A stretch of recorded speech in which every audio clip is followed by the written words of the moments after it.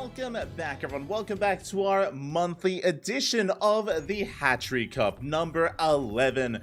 It's great to be here, finally covering this event live. In the past, we've been having to cover this via replays, but we are now able to catch this live in the moment, here and now, with everyone else involved. And let's just jump right into this, because spawning in the bottom right-hand corner of Oceanborn, we have our green Protoss player. We have our Ukrainian Protoss representing Team Hazul. It is Gref. And spawning in the top left-hand corner, we have his opponent. We have the red Terran player representing his new team, the Platinum Heroes. It is Nicaract. Here we go. I just need a moment here to set up the players as well. Unfortunately, they are a different color. I'm shaking my head. But yeah, it's great to be back here. Great to be back here with the Hatchery Cup. For those that are curious, this is an event hosted on a monthly basis by the lovely Hatsu. So big shout out to Hatsu. I believe she is casting over on her own channel in the Russian language. Ooh, as we are about to pop off, because of course we are. We're featuring the Ukrainian Protoss. Gref does one thing and one thing only, and that is cannon rush. And here we go. The pylon is up and running. Boys have been pulled. We have 3 SCVs here towards the north. We have 2 SCVs here towards the south. We have another pylon in the main base. We do wall off. No, we fully wall off, which means cannons are going to get up and running. We do have a Rax here on the way. 2 Rax response by Nicaract. A bold move. We'll see if we can get this up and running. We do have a second probe out on the map as well. 2 pylons are up and running. This probe is getting very low though, and the probe does go down. Big pick off. The probe does fall. We do have a cannon on the way, but the probe is stuck. There is no way out behind these mineral patches, and this probe, or at least 2 cannons, is all that we can afford. It's all that we can get. Never mind. We have a 3rd cannon on the way. A 3rd cannon in production. A 3rd probe is being sent out across the map as well to try to camp the production, try to take control of this location. We have 1 Marine out right now. We're doing quite a bit of damage here to one of the cannons. A 2nd Marine have arrived. We're trying to barely get within range, but the cannons, they do get up and running, and we are denying so much mining in the main. So much mining in the main base. Bunker does finish though. Big pick-off here actually. The bunker completing. Bunker is now done. 1 cannon is going to be going down. A 2nd probe has arrived. More pylons are on the way.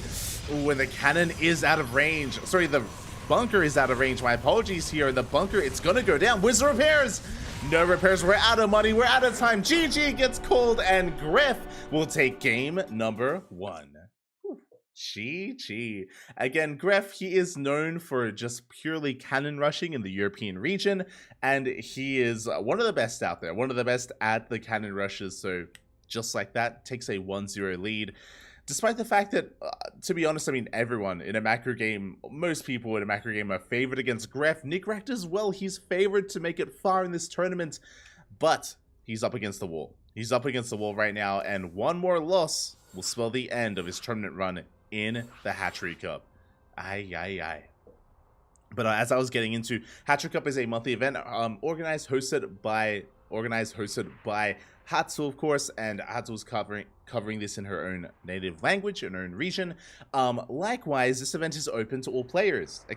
!B in the chat. !B if you guys want to have a look at the bracket yourselves. There's a Wikipedia page. There's a challenge bracket. It's quite stacked, to be honest. A lot of really good players. We can go over the specifics later on down the line. We can go under the specifics once we wrap up this series and get a feeling for where this series is headed as well. Where are we going and who is to come? Again, just some really high quality players here from the European region are going to be duking it out. Even here right now in the first round, some pretty big names, some favorites to make a deep run here. And yeah, already just a bit of a surprising result. I mean, I say surprising, but again, Gref, he's known for cannon rushing, and even if you know what's coming, doesn't mean you can stop it. Doesn't mean you can stop it from occurring. Oh boy. It's already a wild one, and it's going to be a short series. Thankfully, our players are asking for a moment, but here we go. We are ready to dive into this. You can hear the beeps. We are loading into game number 2.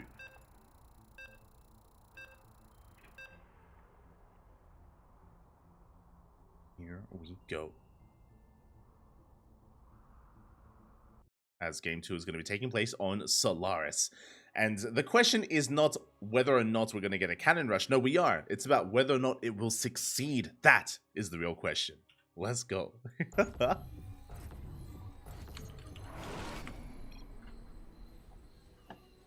And spawning in the top right-hand corner of Solaris, we have, I have to switch our players over. We have our Ukrainian Protoss player, the Green Protoss, leading the series 1-0. The Cannon Rusher himself representing Team Hazu. It is Gref. And spawning in the bottom left-hand corner, we have his opponent, we have his next victim. Can he survive? Can he force an ace match? It's the Red Terran player representing the Platinum Heroes. I would say the highest rated Terran in the entire bracket, but he's down in this series. He needs to fight back here and now. It is Nikaract. Of course, representing his new team, the Platinum Heroes. As I just quickly set up our lovely player here. Bam. Beautiful. Okay. Well, the pylon has arrived. Sorry, the probe has arrived. Boys are being pulled. Pylon has been thrown down. A lot of workers here have been pulled towards the low ground to make sure that there is no low ground cannon rush. Pylons do fully wall off. A cannon is going to get up and running. There is going to be there should be a cannon here, but at the same time, really nice service area on this pylon. We do get a surround. Cannon, though, oh, the probe does get squeezed out. Cannon is on the way. Never mind. Oh, there it is. Cannon in production. That was some slick moves out of Gref. He did squeeze his way over towards left-hand side. Did manage to throw down another wall of pylons. This cannon will finish. Another probe has arrived. Bunker is on the way, but this probe, I imagine, is headed behind the mineral line. Where are we headed from here? There we go. More cannons on the way. Sorry, another pylon even. Throw down another pylon. It's a kill on a pylon. Again, that cannon should complete. Marine is on the way. More cannons here on the other side of the bunker as well. Marine has made it out. There is a gateway. The SCV goes down. More cannons being thrown. Okay, it's going to be 2 cannons in total. That third cannon that did fall, that was not a kill. That was a cancel on that cannon. But it looks like we should have enough DPS to bring this down. Yeah, this cannon does not have a lot of HP left. Ooh, the probe gets stuck. Well, the probe was stuck. Was contained. The cannon does fall. And Nikaract, he has some momentum going his way. Going for the probe. Goes to the probe, does focus it down. The probes have fallen, and that means that this cannon rush has come to an end. It has come to an end here. We can stop the cannons from traversing, from crawling towards the mineral line.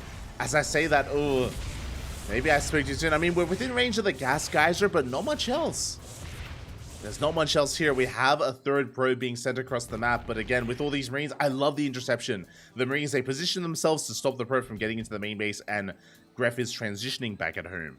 Again, the cannon rush has concluded. We do delay gas mining, but it's back up and running. Factory is on the way. And again, Nikaract, he's looking good here. He's looking strong. He's going for a big counter attack, and there's nothing at home to defend. There's one cannon on the way, but we can always avoid the cannon. The main is too large. We can head around the backside. We can head towards the mineral line. And Nikaract, he should be able to clean this up. He should be able to tie this series up 1-1.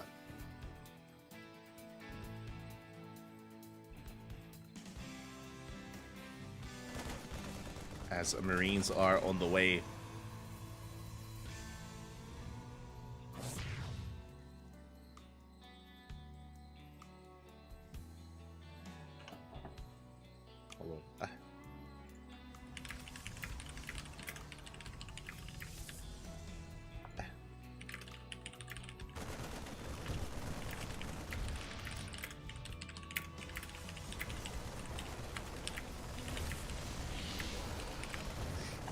So I was just responding to chat. As Marines, yeah, they get behind the mineral line. No mining whatsoever here in the main base. No mining in the main. The pylon is going to be focused down. And with the death of the pylon, that's going to be the death of everything else here in the main base as well. Oh, it does get focused down. And nothing is powered. Probes are dying one after the other. Good drone drilling here to get us surrounding on some of these Marines. But that's going to be 11 dead workers. Ay, ay, ay. Behind this, we have a proxy being set up. It looks like a proxy Stargate, but GG gets called, and Nikaract, he does tie things up 1-1. We're going to the ace match. GG. GG, well played. We are going all the way to game number 3. Let's go. Let us go. We have tied things up here. And again, the question becomes not whether or not we're going to see a cannon rush in game 3, but whether or not it will succeed. And I have to give some props to Gref because he had some slick moves. I love the way he was able to just like push his way across the edge of the main base and actually squeeze his way forward and continue the cannon rush and build upon it as well. It was really cool to see. didn't quite succeed in the end. Again, Nickrat, he did such a great job at focusing down those pylons, focusing on the cannon as well, and shutting them down before they could really become too much of an issue. Again, props to Gref, but again, a stronger defense out of Nickrat. How will the series end, though? How will it conclude as we load in to Golden Aura? Show me your next cannon rush. Show me how this continues. Show me how this story ends. I want to know. As spawning in the bottom right-hand corner of a Golden Aura, we have our Ukrainian Protoss player, the Green Protoss, representing Team Hazu. Forced into the ace match, the cannon rusher himself. It is Gref. And spawning in the top left-hand corner, we have the Red Terran player representing the Platinum Heroes. Tying up the series 1-1, it is Nickrat. Here we go. Nickrat here for revenge, here to try to redeem himself in a game number 3. Forge has been thrown down, of course it has, and the cannon rush is upon us. We have the first and second probe being sent across the map, so 2 probes in total for the time being. Pylons are going to be thrown down. The question becomes where exactly the pylon's going to be. I love that we already proactively pull the boys. We get some damage done here on the probe already. Here, almost burning through its shields. His shields have been stripped away. Whole damage being dealt. The first pylon has been thrown down. Second probe about to arrive. Again, Nickrat, he's already in position here at these low ground locations. Probe taking a lot of damage. Ooh, it goes down. That's a big loss for Gref. 1 probe falls. There's 1 probe left. Tries to go in for the cannon. Does get it down. We get a cannon. We get a wall of pylons as well. But 3 SCVs make it through. And 3 SCVs, I think that may just be enough. The probe trying to force the SCV off the pylon, but it's not going to be enough. The SCV, it looks like, yeah, we shut down the cannon rush. The cannon does fall. The SCVs, they make it out. There's not a single cannon up and running. This probe, it's far too low. The HP is far too low at this point. It goes down. Third probe has arrived, but there are 0 cannons. You can't cannon rush without cannons, puppy. Bunker, it gets up and running. First Marine has arrived, and Gref is transitioning back at home. We have a gateway on the way. It is in production, but still a ways off, and Nickrat has a massive lead. Yeah, salvages the bunker, knows he doesn't need it, not anymore. Pylons are being focused down. And back at home, yeah, we just have to try to work on a gateway. No, we're continuing the cannon, okay. We are going for a bit of a different variation of cannon rush. Now, the problem here is that how many pylons have fallen? 1 pylon, soon to be 3. That is 300 minerals down the drain. When you're on 1 base economy, every mineral is that much more important. It is so valuable to you, so invaluable even. So Gref is having a really hard time pivoting away from this. CC on location, factory already in production here for Nickrat. Soon to be a Cyclone, I imagine. We're walling off with cannons, and I imagine we're going for a proxy Stargate. We could go for a proxy Robo. Both are viable. We are waiting for the Cybercore to finish. And once the Cybercore is done, well, then we can ease into either a Robo or Stargate. We can ease into a Mortal Production or Void Rays, one or the other. Which direction will we go in? Looking at the vision of Nickrat, he has spotted the cannons. He's aware. He does have the vision. And there it is. Stargate is on the way. So it's going to be, I imagine, proxy Void Ray. So again, both options have like uses. Whether it's proxy Void Ray or proxy Immortal, we go for a ninja base. Let's go. We're going for a ninja base right outside the natural as well. Cyclone has arrived. Does outrange cannons. And these cannons are going to be going down one after the other. We just don't have enough time to build up a Void Ray. This is just so delayed.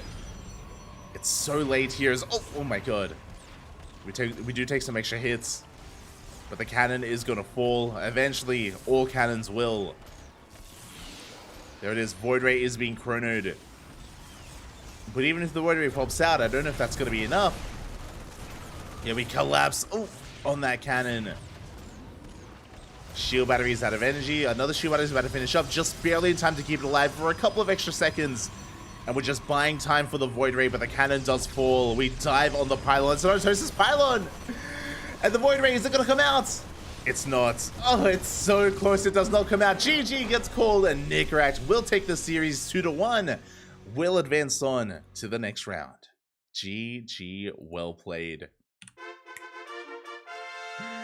Nicaract will survive the cannon rusher, will make it on, and my condolences to Gref, but he made for an entertaining series nonetheless.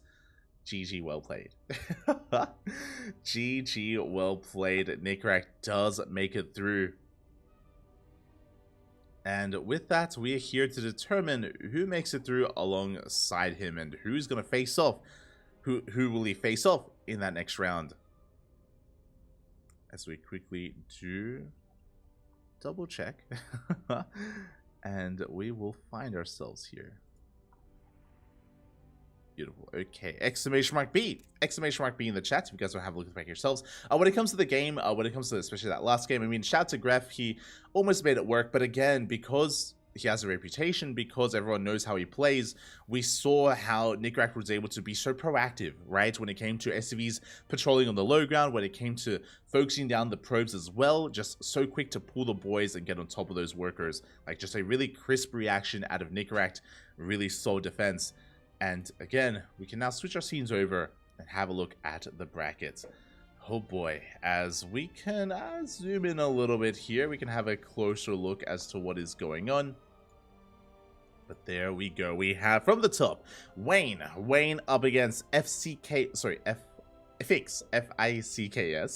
They're currently facing off in a best of 3. Winner advances on to the next round. Wayne is going to be one of the favorite players. He's going to be one of the favorite players here to advance on into the next round, into a deep run. Most likely going to be facing off against UED Soldier. You can see 007 up against UED Soldier just underneath them.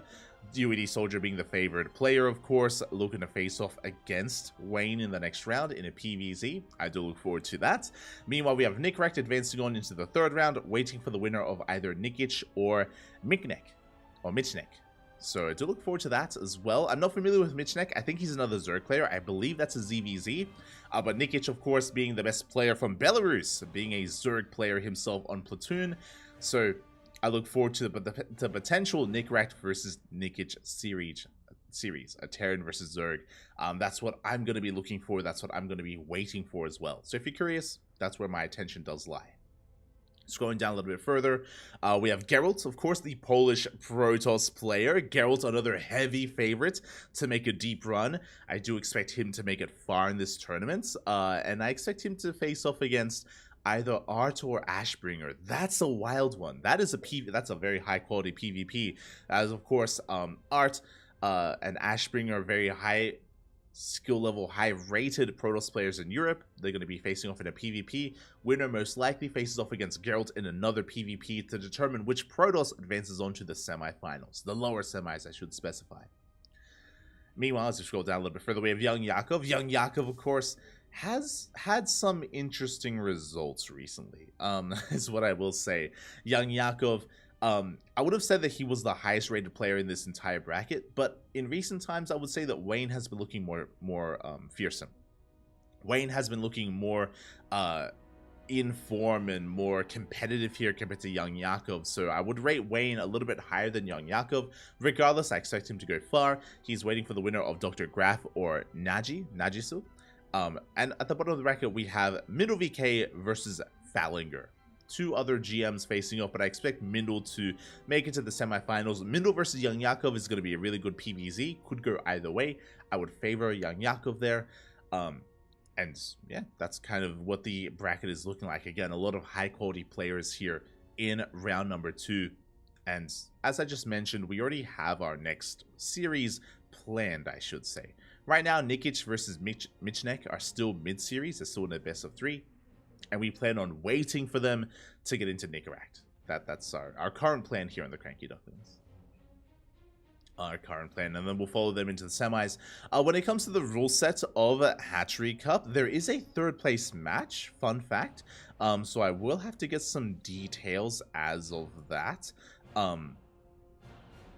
Whether or not we cover both semifinals as well, I'm uncertain. Again, I usually cast I don't usually cast this live.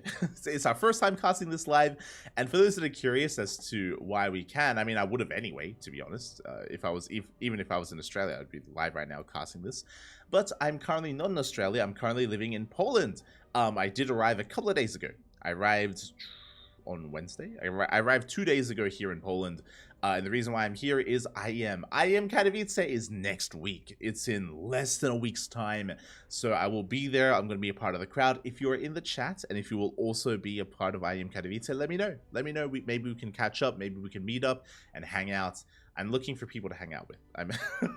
I'm looking for a crowd to latch on to while at IEM. So yeah, I'm more than happy to meet up and hang out and stuff. So yeah, if you happen to be around, do look forward to it. Do look forward to meeting in person.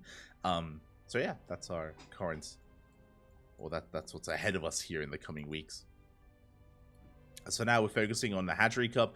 Fun fact, in a couple of hours, another event is going to begin. Another event is going to take place, and that is the Infolet.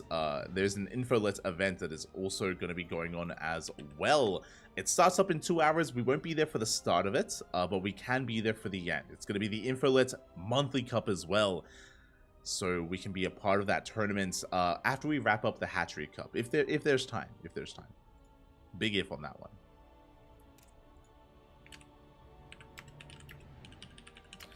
For now, we are going to be going on a short break, and when we return, we will have our next series.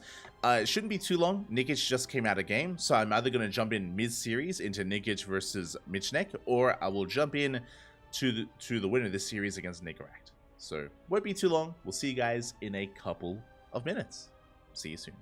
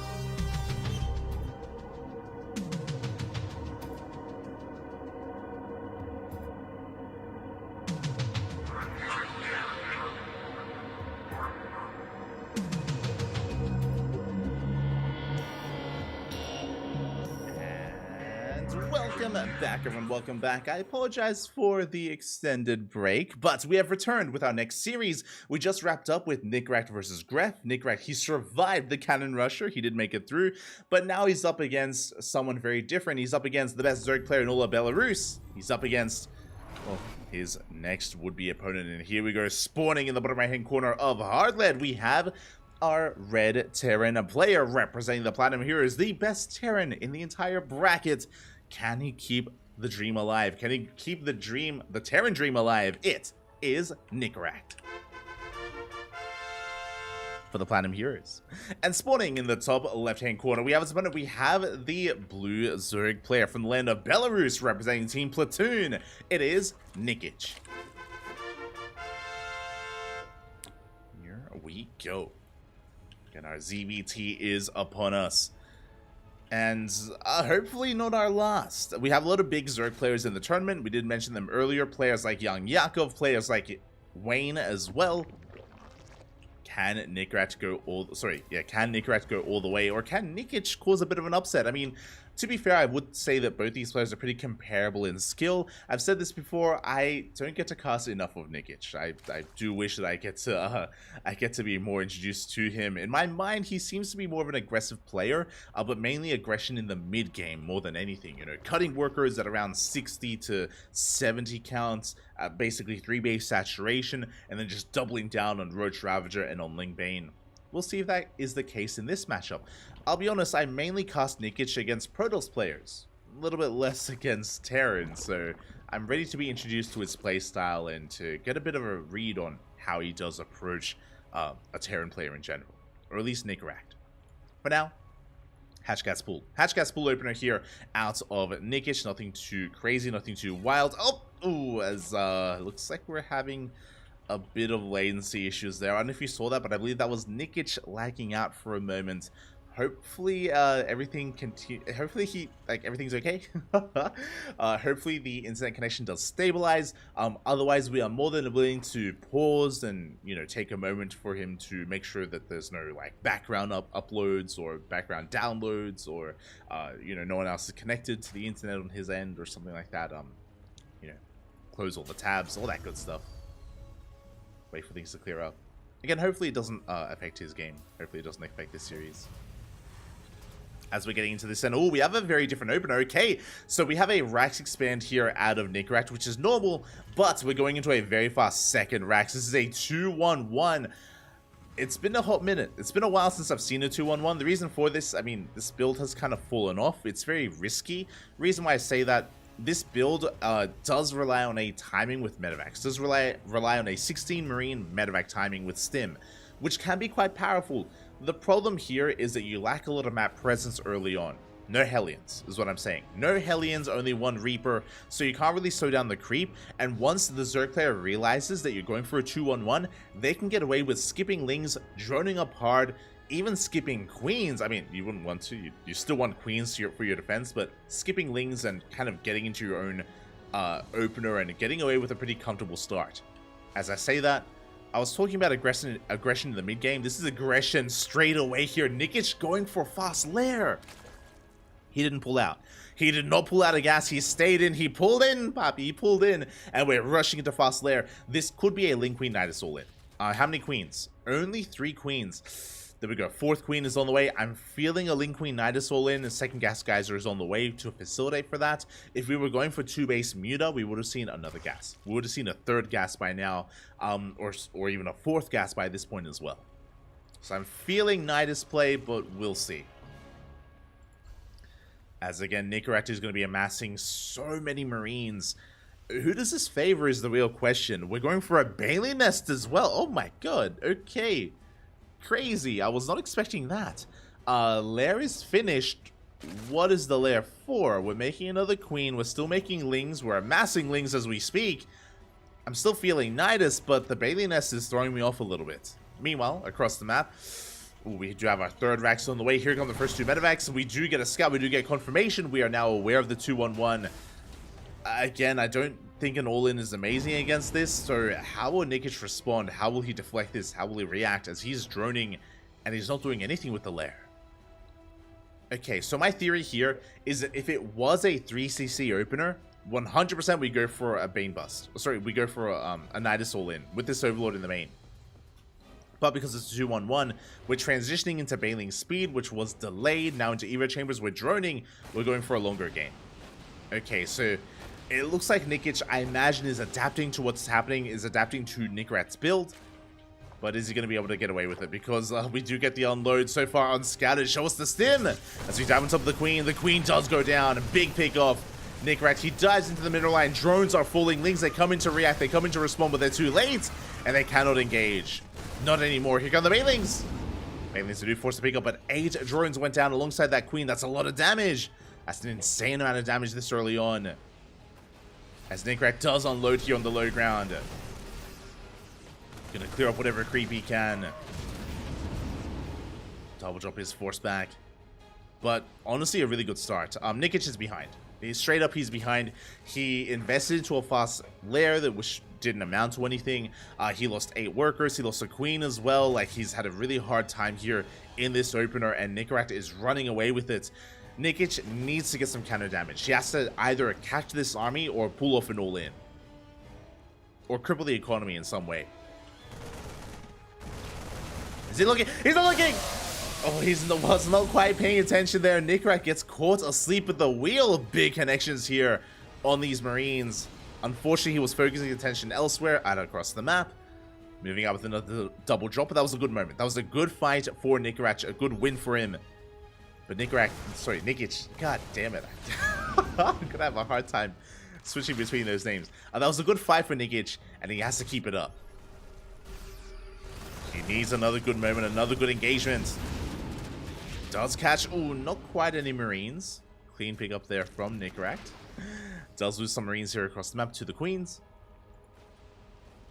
I would say that Nikrat still has momentum on his side, but once again, no!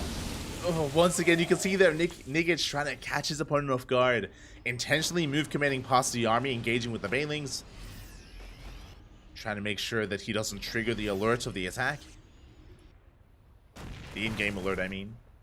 And Nikrat, he is going to be pushing it on 2 bases. And oh my god, this is a 2-base all-in. No third CC, no third in sight. I took it for granted. I assumed there would be. But no, straight up 2-base all-in from Nikrat. At the same time, Nikic is amassing Ling Bane. And cuts workers very early on. Catches the tanks! The tanks, they were caught on siege. Big connections, but the tanks, they barely go down. But doesn't matter because we have a massive amount of Marines left over. We stim on forward. How many Banelings? We have 4 Banelings to our name. 4 Banelings, that's all we have. That's not going to be enough. Good target firing out of Nikrat. Does get 1, does get 2. 1 Baneling does connect, but 1 Baneling is not enough. The transfuse is a clutch, but it's still not enough here to keep this army alive. Oh, as we barely do connect with those Banelings, 11 drones go down. This is game-ending damage, and we have reinforcements on the way. Nikrat, he has done a GG, gets called. And Nikrat will take a 1-0 lead in this series. GG, well played. A solid game there out of Nikrat. Again, Nikic had, unfortunately, a really rough start. Remember, he went for a very early lair. Didn't do anything with it. But again, I believe he didn't do anything with it because it was not a 3cc opener. If it was a 3cc before starport or even a 3cc 2-on-1, I'm sure we would have committed. Instead, we had to pivot away, and we put ourselves behind initially, and we put ourselves even further behind when Nikrat came in and killed 8 drones with his first double drop. He did take a Baneling to the face, that's true, but that was not enough to recover. That was not enough to make up for the deficit that Nikrat was in. Oh, sorry, that Nikic was in. God damn it. They're both Nicks. They're both Nicks, man.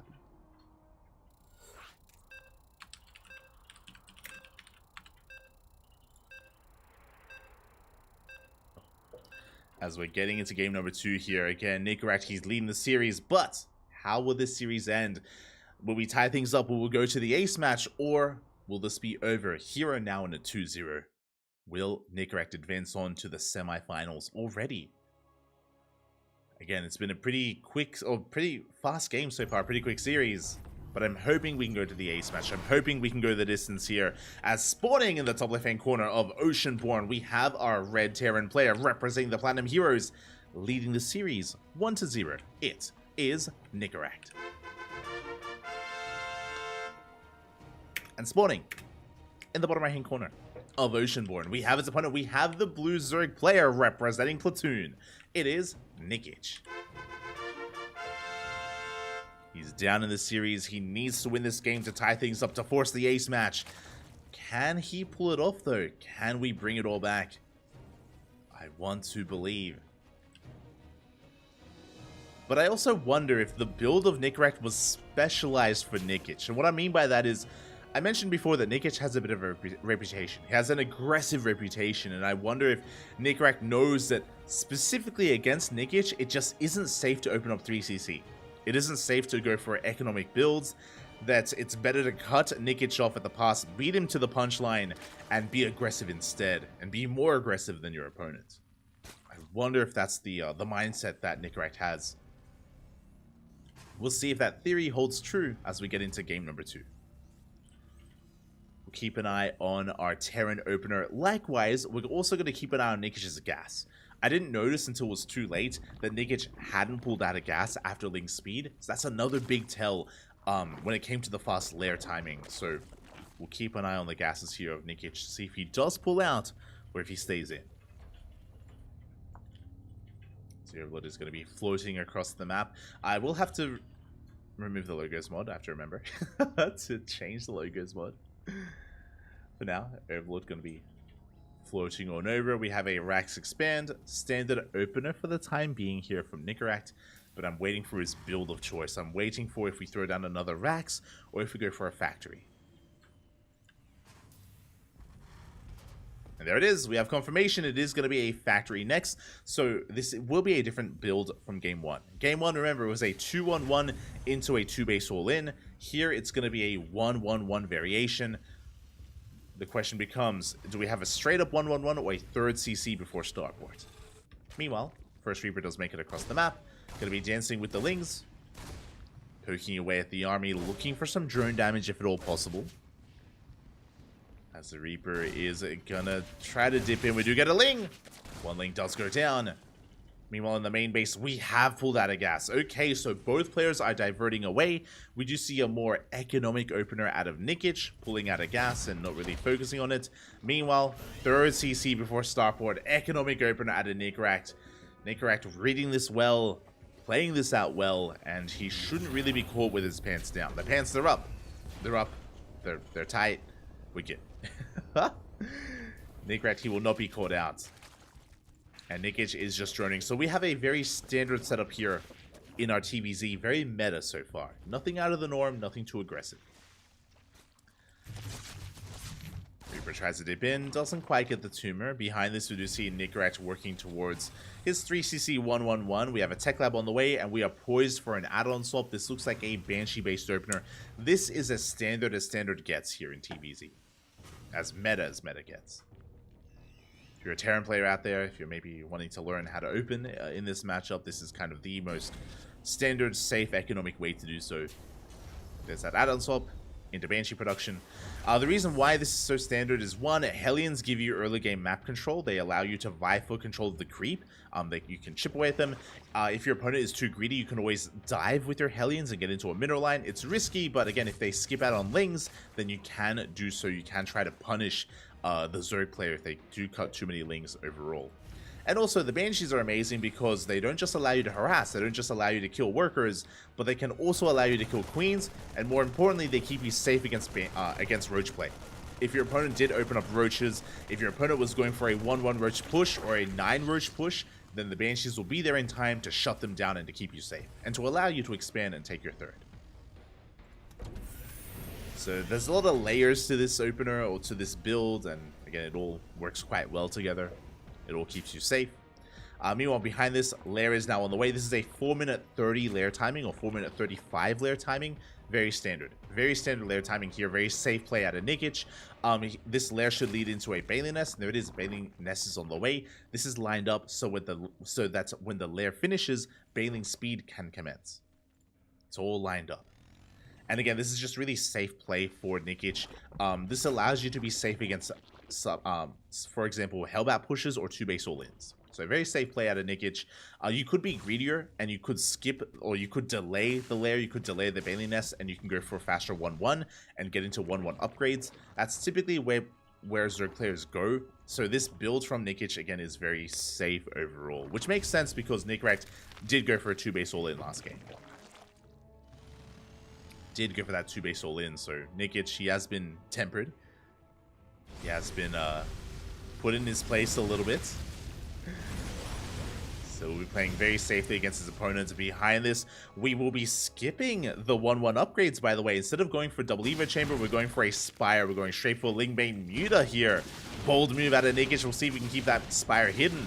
We'll see if we can hide that tech against these Banshees. Banshees, they do rock up. And they get a kill on the Gas Geyser. There is a Spore Crawler, thankfully, but it is barely out of range.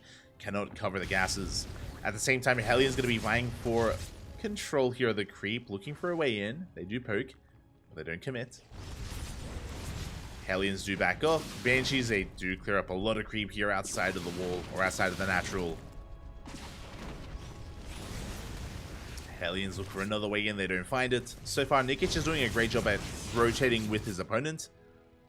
And again, this is just a really risky move to go for these mutas, but as we did mention, Nikrekt has no idea. He hasn't scouted, he did not scan the main, and he's busy in the natural.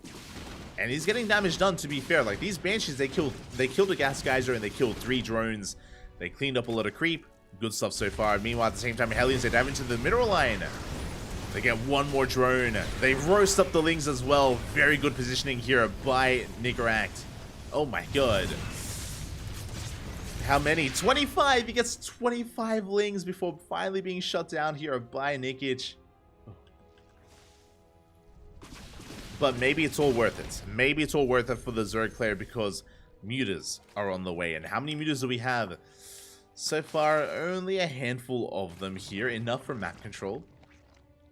4 mutas in total. We got a couple more on the way. Again, because the Gas Geyser was killed earlier, that did impact the amount of mutas we could make. That did slow us down.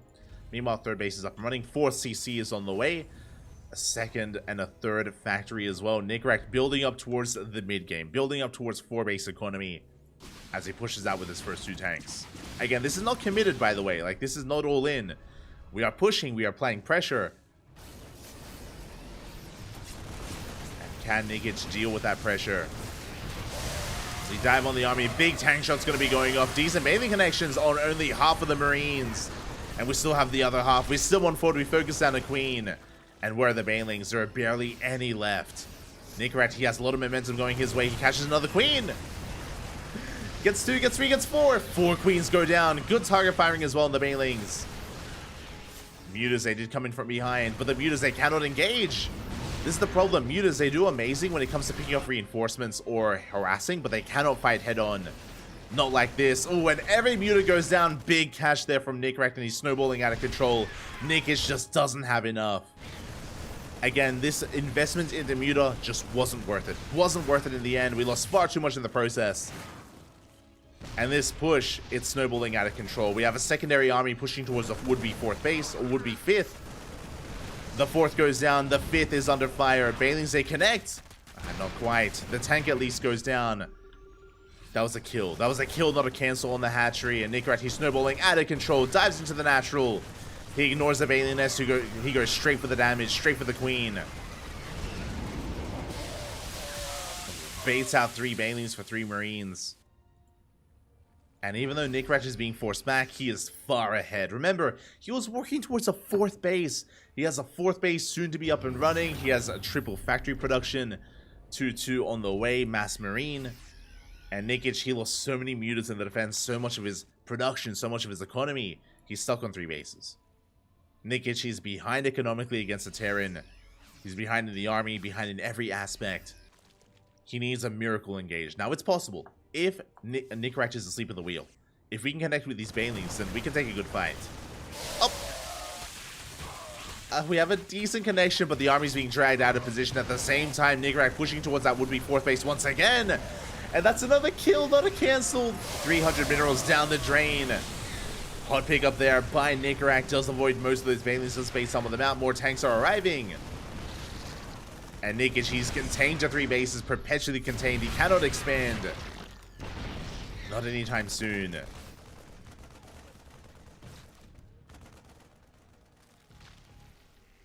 With that, we have Nikic just trying to hold on. He's going desperately for a counterattack, but we have Marine reinforcements. And Widow Mines as well. Speaking of the Widow Mines, they are burrowing. Ooh, decent mine shots are going to be going off. At the same time, Nikic pushing towards the third base. He's already contained to 3 bases, but now he wants to contain to 2. Nikic, he's up against the wall. There aren't a lot of Marines here, so we can collapse on these tanks. Yeah, the tanks are going to go down. This was a bit of an overextension from Nikic. He did overstay his welcome. A nice cleanup here from Nikic. Does get 3 tanks. Meanwhile, 4th base is up and running, fully operational. 5th CC is on the way for Nikic. He's already up a base. He's soon to be up 2 bases.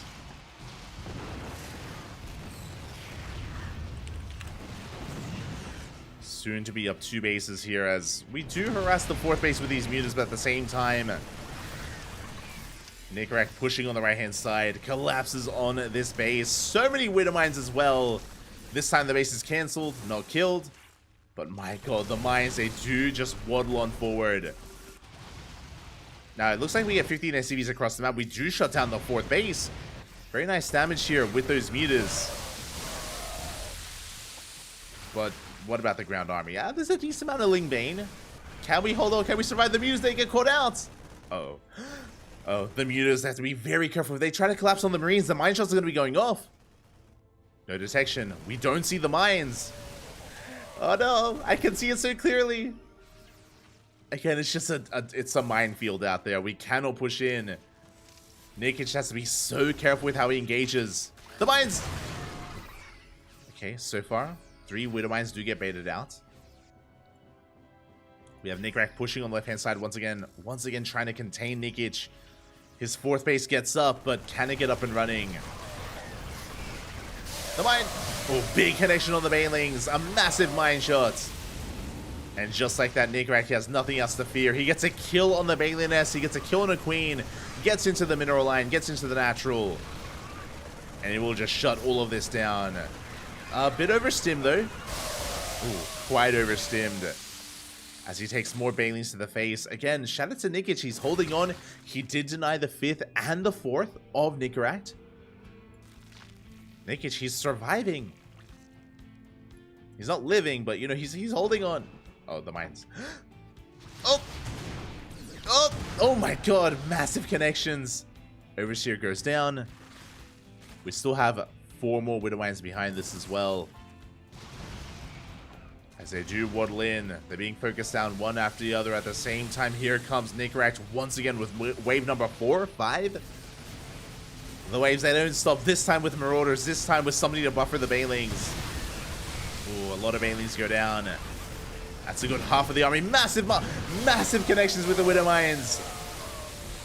We only have a handful of Marines left. We are running out of steam a little bit here. Can the mass mutas survive? Ah, we're barely holding. How many mutas left? 6, 5, 4. 4 mutas remaining here for Nikic. That's all we have left. We focus on 1 more medevac, but here come the reinforcements, and 4 mutas are never going to be enough. We're diving on top of the would-be Banelings. Ooh, friendly fire though. Oh my god. Nikic, we're holding on. The Widow Mines this time working for the Zerg. These Marauders are going to be going down. Without that friendly fire, that could have been it. That could have been game. But Nikic, he's running out of steam. He's running out of money. No minerals here left in the main base. Yeah, we're floating it over towards the 4th. This should have been game for Nikic, to be honest. This should have been game already. But Nikic, he's freely mining from that 4th. He can sustain himself. At least a little bit longer. And 26 more Lings on the way. Nikic has 3-3 on his bio.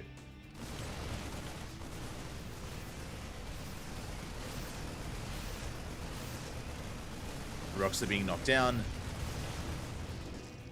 Nikic pushing forward. Scans ahead of time. We have Banelings on the way.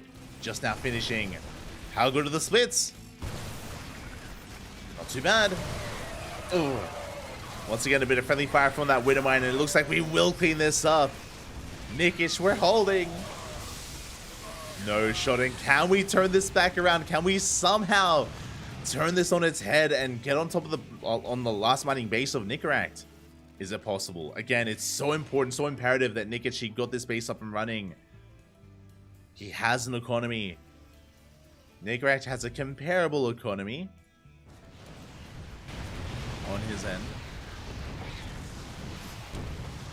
Turret's going to be going down. CC under fire. Nicorakt still amassing an army. Ling run by here, heading towards the third base. There's nothing to defend. Oh. Not much here to defend whatsoever. Boys, they have to be pulled. Mutas, they come in from the left-hand side. We are pulling Nicorakt apart. The Muta Cloud! It's becoming too much. How many mutas do we have? 19. 19 mutas in total here. We're just dancing between the bases. CC's being lifted up to take as a 5th. And you can see that Nikic, for the first time in like 10 minutes, Nikic takes the supply lead. The Zerg player takes the supply lead. The mutas, they're getting out of hand. 22 SCVs go down. 23. Nikic, he's doing it. He's doing it, Papi. And again, really what has won, or what is winning Nikic this game, is the fact that he was able to kill the 4th base earlier. He was able to get a kill on that base, kill on all those SCVs, made sure that Nicorakt did not get out of hand. And this CC, it's going to go down. Nicorakt is all in. Suddenly, somehow, someway, the Terran player is all in. Mine shots are, well, the friendly fire and mine shots are wasted as well. We have 2 widow mines left. Only 2 mines are remaining. Again, they were just 2 bunched up. Too many went off. We have 1 mine left. And it looks like we clean this up. GG gets called and Nikic does the impossible. He ties it up 1-1. He was down 2 bases. Nicorakt was taking a 5th while Nikic was stuck on 3. And somehow, someway, he was able to barely hold on, barely survived. And more importantly, he found the freedom. It wasn't even that many mutas. He sent 6 mutas across the map and he killed the 4th. He killed every worker there. He killed the CC itself. I think it was actually a would-be planetary, but he was able to kill the base because Nicorakt was hyper committed, hyper tunnel visioning on his push. And again, maybe just a little bit too distracted, maybe just a little bit, just a little bit hyper focused, and his attention on that 4th fell by the wayside. And as a result, we're in the ace match. We're going all the way to game number 3. Let's go. Let us go.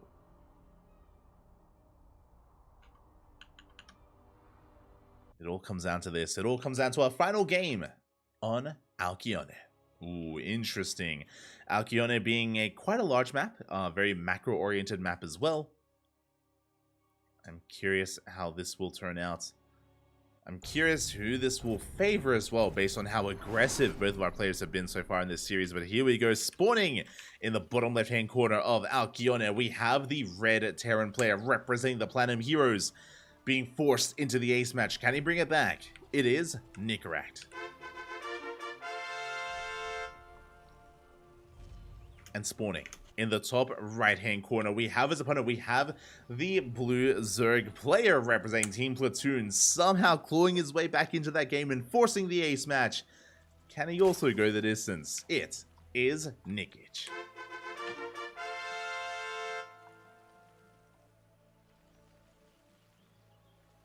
Here we go. Ooh.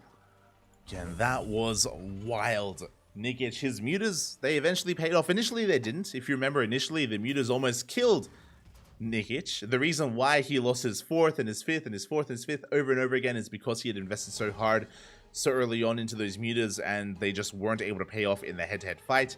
That's why Nikic was losing so much ground and so much of his economy, but he persisted, he committed, and showing how commitment like that can pay off so damn well. But now, we're going to the ace match, and we'll keep an eye on our openers here. We'll keep an eye on the gases, on the production, to see how aggressive our players want to be. Again, we've seen both players go for their own respective all-ins with middling success. And we load into Alcyone. Talking a little bit about the map, and God, I have to remember to delete the logos mod. But talking a little bit about the map itself. This map is more macro-oriented. It is the second largest map in the map pool, second longest rush distance, I should say, second only to Radisson Station, and we don't play on Radisson Station. Like, don't worry about it. Just don't worry about it. But there are a lot of bases to be taken, and not just that, but when you expand on the right-hand side, it's that much more difficult to punish because you have to work through all these minerals, you have to work through all these rocks as well. You can be very safe and secure on a 4, even 5 base setup. That's why we've seen so much late game, specifically on Alcyone. We've seen so much late game, so much split map scenarios. Will that happen here between these two? I doubt it, but possibly. Possibly.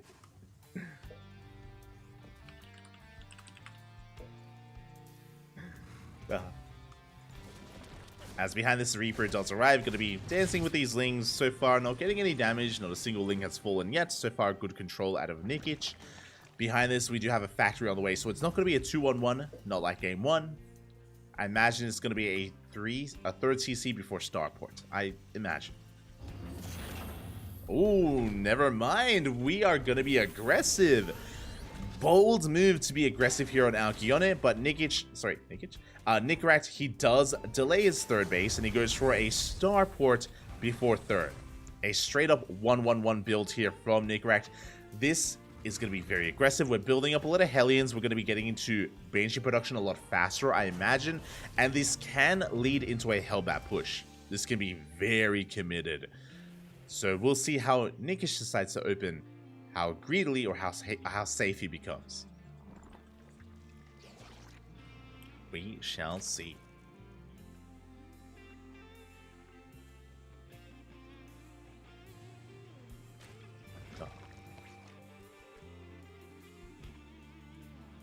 As for now, we have those Banshees on the way. We're producing as many Marines as we can here, even without any add-ons. First 2 Hellions do arrive, just checking the third base for saturation. And we are soon reaching that 4-minute 30 mark. Tech Lab on the way, still no third CC, bear that in mind. Yeah, we're fully walling off here at the natural, which means no CC on the low ground.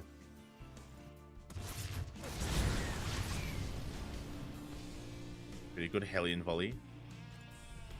With that Tech Lab, we're going for an add-on swap. There we go, third CC now on the way.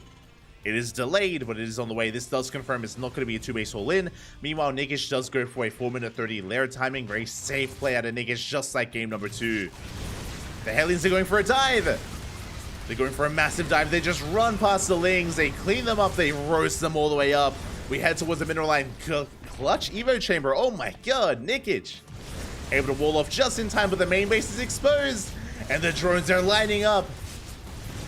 And the barbecue is real. 12 workers go down.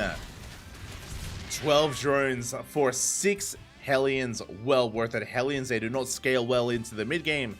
A good amount of damage is done, but remember, Nickrat, he had to deal damage because of how late his third CC is. So it's not over. Here come the Banshees. And we're looking for even more drone kills. Here we go. The Banshee has arrived. Gets, chips away at the mineral line. Gets a shot in. Meanwhile, the Lings have arrived for a big counterattack. Ooh, and this depot, it's going to fall. Can we get the wall up and running? Just barely we can. The wall does get... Oh, no! The wall is not a wall. The Lings, they flood in. The Marines, they get surrounded. That was a big misstep there by Nickrat. A big mistake, and boys are going down. So much economic damage. The Hellions may have roasted some drones, but these Lings, they're just munching away at these SCVs, and this is just far too much damage. 17 SCVs go down. Ay, 17 workers, plus lost mining time, plus some mules. And that was some crippling damage dealt to Nickrat. His economy is struggling. We do have a third CC, but it's still not even an orbital. And Nikic, he more than makes up for the damage he sustained. More than made up for all those dead drones. And behind this, he's working towards a 4th base, Bailey Nest. And just like game number 2, we delay 1-1. We delay our Evo chambers, and we're going for a fast Spire. Spire is on the way. And honestly, this is a really good way to keep the momentum up. This is a really good way to gain map control, to shut down these Banshees, and to harass the minerals, to harass the economy that is already struggling to get up and running. Nikic is in control. He's in control of this game. Nicorette, the pressure is on the Terran to somehow bounce back. The problem is he also lost his Marines. It wasn't just economic damage, but his Marine count was reset. His Marine count was delayed because of course, the 1-1-1 opener. And now we're getting into all of our bio production. Now we're getting into a decent army, but it's going to take quite some time to actually move out. By the time we do, mutas are already going to be harassing. Speaking of, Banshees do get a drone kill. Not bad. They do get a worker, but still being forced back. Marines are getting caught out. Not like this. A bit of a miss rally there. Or just a rough rally point in general from Nicorette. Even without Banelings, you can see how formidable these Lings are. You can see how few Marines there are here for Nicorette. He exposes the base. We dive on top of the tank. Tank is going to be going down, and Nicorette, he loses control of his third base. Ay, ay, ay. The third will fall. Or control of the third is going to go in favor of the Zerg. As we are forced to unload, or forced to lift up, forced to evacuate. Marines, they find an Overlord. As we retake control of the third base, but again, Nicorette, he is hurting so bad right now. Banshees are coming back in, Mutas looking to shut down those medevacs, looking to shut down the drop play. The Banshees, they killed 2 queens. Not bad. 2 queens did fall. Mutas are amassing. Now, the Mutas have been scouted. They have been seen. They did reveal themselves, so turrets are already on the way. Turrets are in production. But again, Nikic, he's happily mining from 4 bases. He's on 74 workers. Decent economy. Catches the medevac. Oh no! Okay, the medevac does escape. So we're going for a split push. We have a single Marine drop on the right-hand side that does delay the 5th. We also have a double Marine drop here towards the left. Mutas, they get a couple of SCVs, but they don't get much damage done. Drop does get into the main. A double drop here towards the left-hand side. Nikic out of position. Under attack. Yeah, he's being dragged completely out of position at this point. Nicorette, he needs to get some damage done. He needs to kill some of the economy. Ooh, but the Banelings, they do close the gap. They get some connections, but the Marines, they stand strong. Meanwhile, the drop in the main base still not dealt with. Nikic having a very hard time splitting up his army, and he will lose the 4th base. Nikic, he had the tools to defend, but the execution, it wasn't there. Nicorette fighting back. Kills the base, doesn't kill the workers, but did at least kill a hatchery. Mutas, they do threaten the medevacs. Queen barely does survive, and Nicorette does rotate over towards the right-hand side.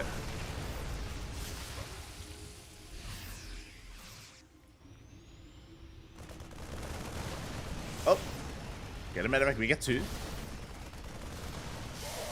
2 medevacs will fall. Good catch here on the reinforcements. Lingbane is amassing. We do deny the 4th once again. Nikic stuck on 3 bases. I'm getting deja vu. We've been here before. But it's a bit of a different scenario. Here, yes, Nicorette, he is shutting down bases, but there's so much pressure on him to do so, to shut down these bases. And the reality is that he cannot fight head-on. In this scenario, Nicorette, he cannot take a head-on fight. He's reinforcing, but again, his goal should only be to deny the 4th. Should not be to push in for the kill. Because Nicorette, he may just kill himself. Lingbane going for a counterattack. Nicorette pushing towards the 3rd base. There are some Banelings to defend. We cannot commit. Some Banelings will connect at the same time. A big Ling counterattack. There's nothing at home. There's not enough at home to defend. SCVs are going down, and Nicorette, he turns everything back around. The Banelings. Oh, they head towards the main base. They do crash in. They shut down the wall. And we get 20 SCV kills. Nicorette doing whatever he can here to try to bounce back. But alas, the whole position here in the mineral line. More SCVs are going down. 27 workers in total. And Nicorette, even though he makes it back home, what is he really saving? What is he preserving? Everything has died. Everything has been cleaned up. And the Mutas, they keep on pushing. They camp the production. They get into the main base. Nicorette, he's all in. Completely all in at this point. Nikish, all he has to do is survive. Survive the counterattack, which is easier said than done. He's amassing Ling Bane.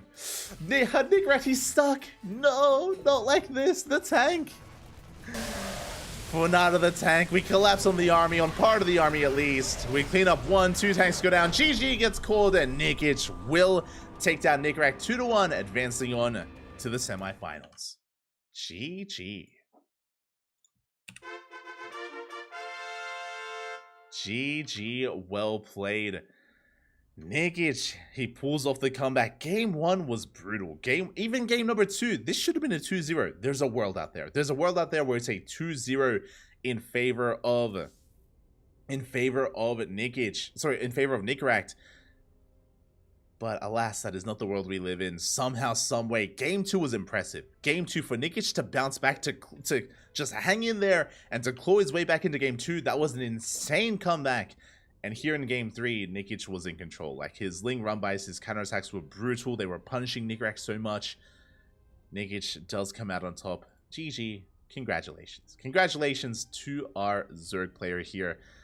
And with that, Nickrat does bow out. He is going to be eliminated from the tournament. My condolences. Again, he is the highest rated Terran player here in this tournament, but unfortunately, he will not continue his run. His run will end here and now. GG, well played. And we can take this moment to head on over and have a look at the bracket and catch up on everything that's been going on. Exclamation mark B in the chat if you guys wish to have a look as well. Have a look yourselves. As from the top, we have some updates. Wayne, of course, did 2-0 fix. And Wayne, he's up against 007 in the 3rd round. I'm impressed. 007 Matt V here, he took down UED Soldier 2-1. I favored UED Soldier in that series, and he did take a game, did go to the ace match, but I'm very impressed that UED Soldier did not make it through. That 007 Matt V did advance on to face off against Wayne, and they are currently mid-series. They are currently in-game. Wayne is still going to be the favorite player there, but, I mean, clearly anything can happen. Clearly, anything can and will happen. As we head on a little bit lower here, we do have, of course, our series. Nikic, he's waiting for either Wayne or 007 in the semifinals. Waiting for either one of those players. As that's most likely going to be our next series. That's most likely where we're going to be focusing our attention on. We're just going to be waiting for Wayne or 007. As we scroll down a little bit further, we have Geralt versus Art. Art did take down Ashbringer. As you can see, it was not an easy series. As you can see, it went all the way to game 3. Art did bring down Ashbringer in the ace match, advancing on to face off against Geralt in another PvP. I would favor Geralt there, but it's a PvP. Honestly, anything can happen. Anything can happen in that matchup, so I wish best of luck to both of those players. They're both amazing at what they do. They're both amazing at who they are. And at the very bottom of the bracket, we have Young Yakov versus Middle VK. Middle VK did take down Fallinger 2-0. And he's now in the midst of a PvZ against Young Yakov. I do favor Young Yakov in that series, but Middle VK has been putting in a lot of work. He's been a very active player. He's been a very active streamer as well. That series, likewise, could go either direction. So even though I favor Young Yakov, could be Middle VK as well. And as we just went over all the scores and all the updates, again, Nickrat, he was the Terran Hope. He was meant to be the Terran Hope, the chosen one to go far, to at least make it to the semis. But the last Terran player has been eliminated, and now we only have Protoss and Zerg. Oh boy. Only the Protoss and Zerg do survive, so we'll see who will make it to those semis and those grand finals. Again, we just have to lie in wait to find out. As I mentioned before, we're going to be going on a short break, and we're going to be waiting for Wayne. We're going to be waiting for Wayne and Matt V to finish up their best of 3. We're either going to jump into the upper semis, or we will jump into Wayne versus Matt V mid-series, either in Game 2 or Game 3. I know they're at least in Game 1. So that is the current plan. That is our current goal here. So yeah, until then, we're going to be going on a short break. Hope everyone in the chat has been enjoying themselves.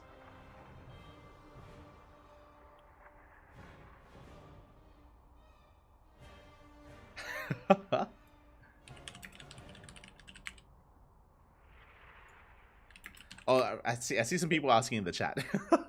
Some people asking like, "Oh, fix the camera." The camera is a screenshot for it's not frozen. So I should clear that up. It's not frozen. It is a screenshot for a reason. I did mention before, so if you're just tuning in, I'm of course native to Australia, and I'm casting in Australia. I'm not at home though. I don't have my home set up. I'm currently traveling. I did fly, and I'm now in Poland. I arrived here a couple of days ago. For the past couple of days, I've been casting from Poland, and I don't have my cam set up here. So that is why there's no webcam going. Don't really have the means for it. Maybe I can set it up in a couple of days, possibly, depending on how things go. Basically, my lighting is a little bit brutal.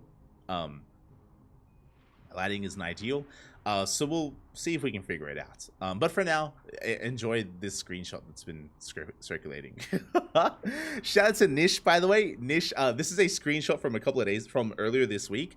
Nish screenshotted me, and he made it transparent, and he's been having fun. And this is in dedication of Nish. Nish, he's an animal. He's an animal. He likes it. He likes it, Pappy. Maybe I'll rotate between other screenshots if I find any, but yeah, that's my current image. It's beautiful.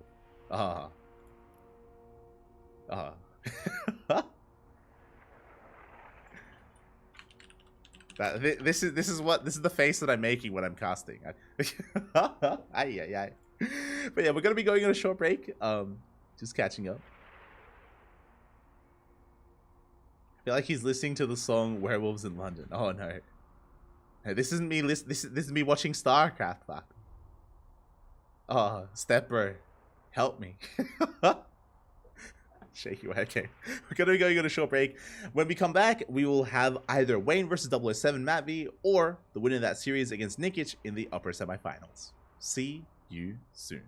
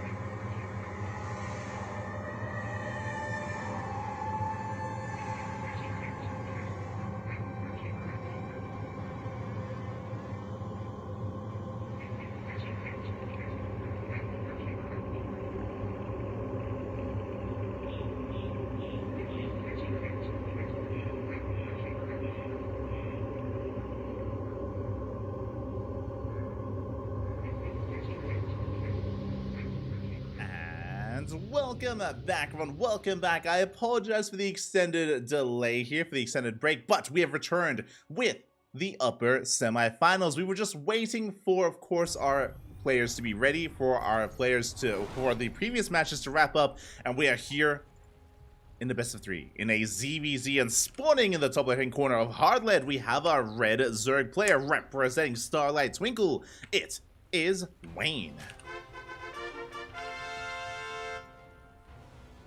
And spawning in the bottom right-hand corner, we have as opponent, we have the blue Zerg player representing Team Platoon. It is Nikic. Here we go. The ZVZ has commenced again. To catch you up, Wayne did take down Matt V 2-0. It was a 2-0 score.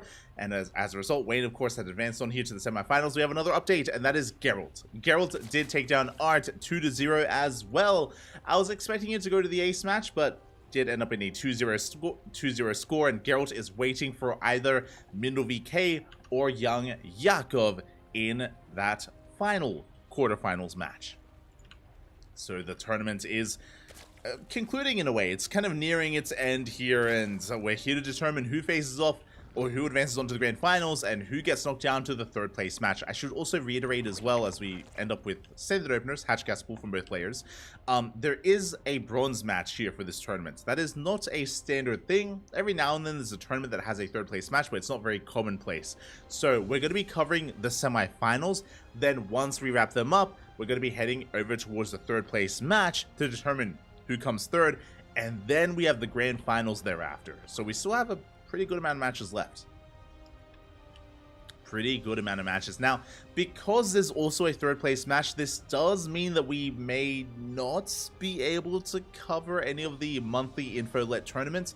We'll see. We'll keep you guys updated when it comes to our next broadcast and whether we can cast our next event. For those that are curious, there's a tournament that's starting in half an hour.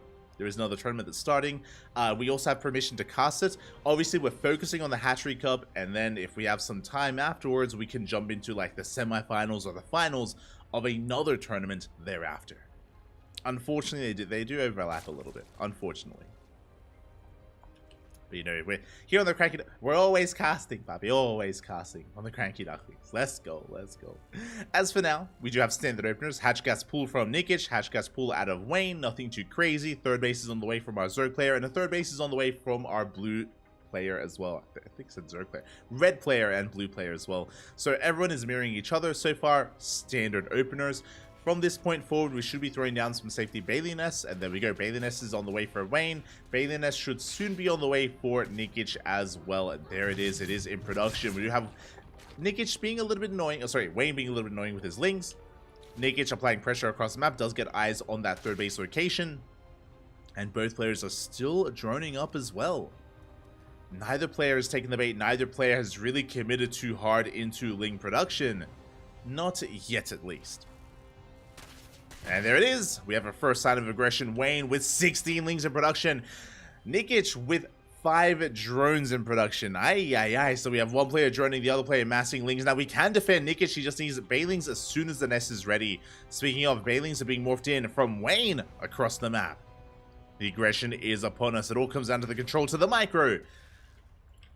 To how well our players can, of course, respond to this. There we go, 3 Bailings in production here for Nikic. Roachworld on the way behind this as well. Wayne, he's not running, not anymore. He has no intent. I mean, he's running now, but wants to take down this third base.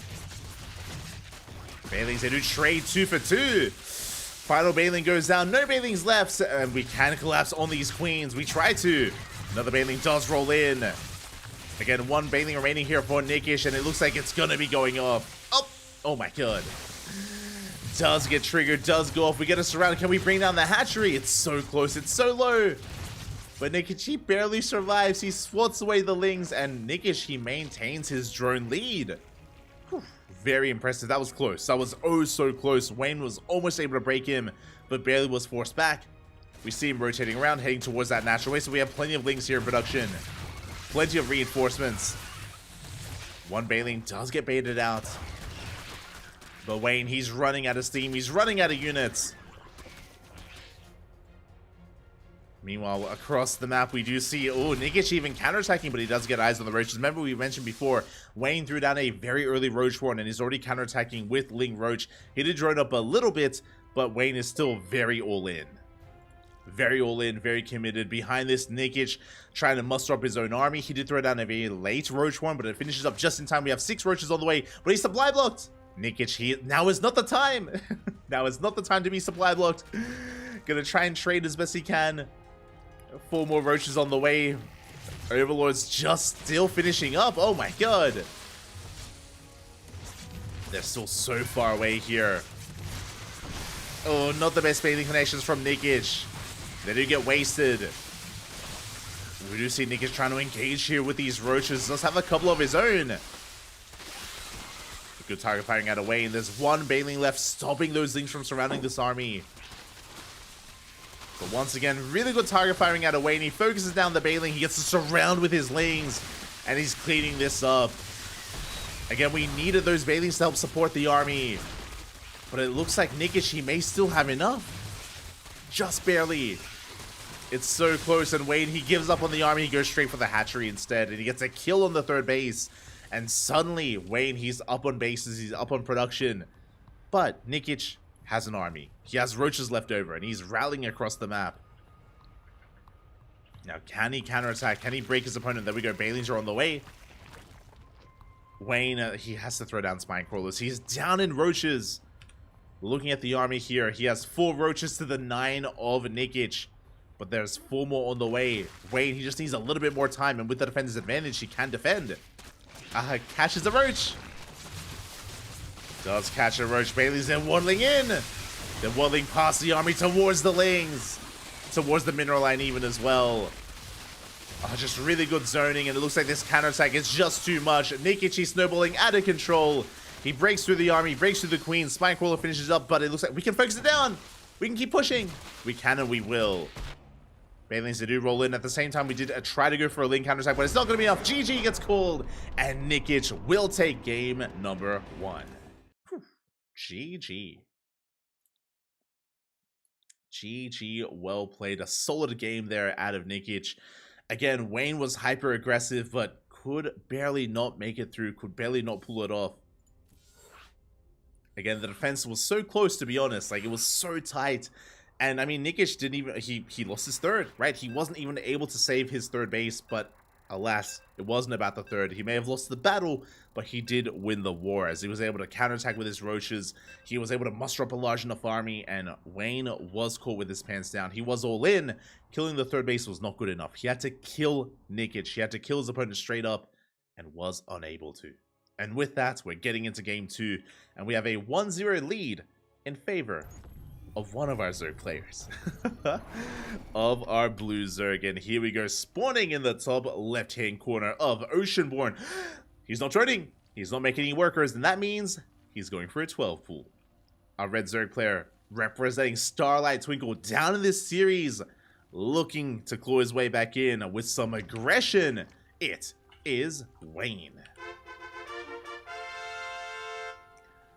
And spawning in the bottom right-hand corner, we have his opponent. We have the blue Zerg player from the land of Belarus, representing Team Platoon. It is Nikic. Uno mas. One more game is all he needs. Meanwhile, Wayne opening up with a 12 pool. Now, this is not all in. This is an aggressive opener. That is true. He has to get damage with this, but he does not have to end the game, depending on the variation of 12 pool. What I mean by that, there are macro 12 pools where you expand behind it, where you take your natural base, or there are 12 pool drone pools, where you make Lings and you pull the boys. You pull the boys, you go across the map, and it's all or nothing, and you go for a spine rush. What do we go for? That is the question. What do we have in store for us, as it looks like the drone is being sent down, and we are expanding? So it's a aggressive build, yes, but it's a quote-unquote macro build here, as Lings are amassing, they're being sent across the map, and Wayne is taking his expansion. So he's not all in. Not all in. Now, the goal here for Wayne is, 1, he has no gas, his hatchery is late, right? His economy is delayed. He needs to kill drones. He needs to kill workers with this. He's going to be applying pressure to the natural base, and this is going to force Nikic to pull the boys. And it's going to come down to Nigic to micro well enough to preserve his drones, to pull back the weakened workers, to preserve them, to keep them alive, and to minimize casualties. As the Lings have arrived.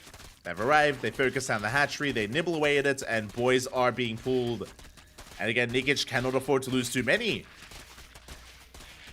Oh my god, already one drone does go down. Good start here for Wayne. He gets one. Good drone drilling here from Nigic, but oh god. As some more workers do get quite low, but only one worker has fallen so far. Good control, pulling back. Oh my god. The weakened drone even further behind the mineral line. And we get a surround here. The Lings, they collapse on this army. The drones, they go ham as well. Looking at the units lost tab, 2 workers fell. And Nigic maintains his worker lead.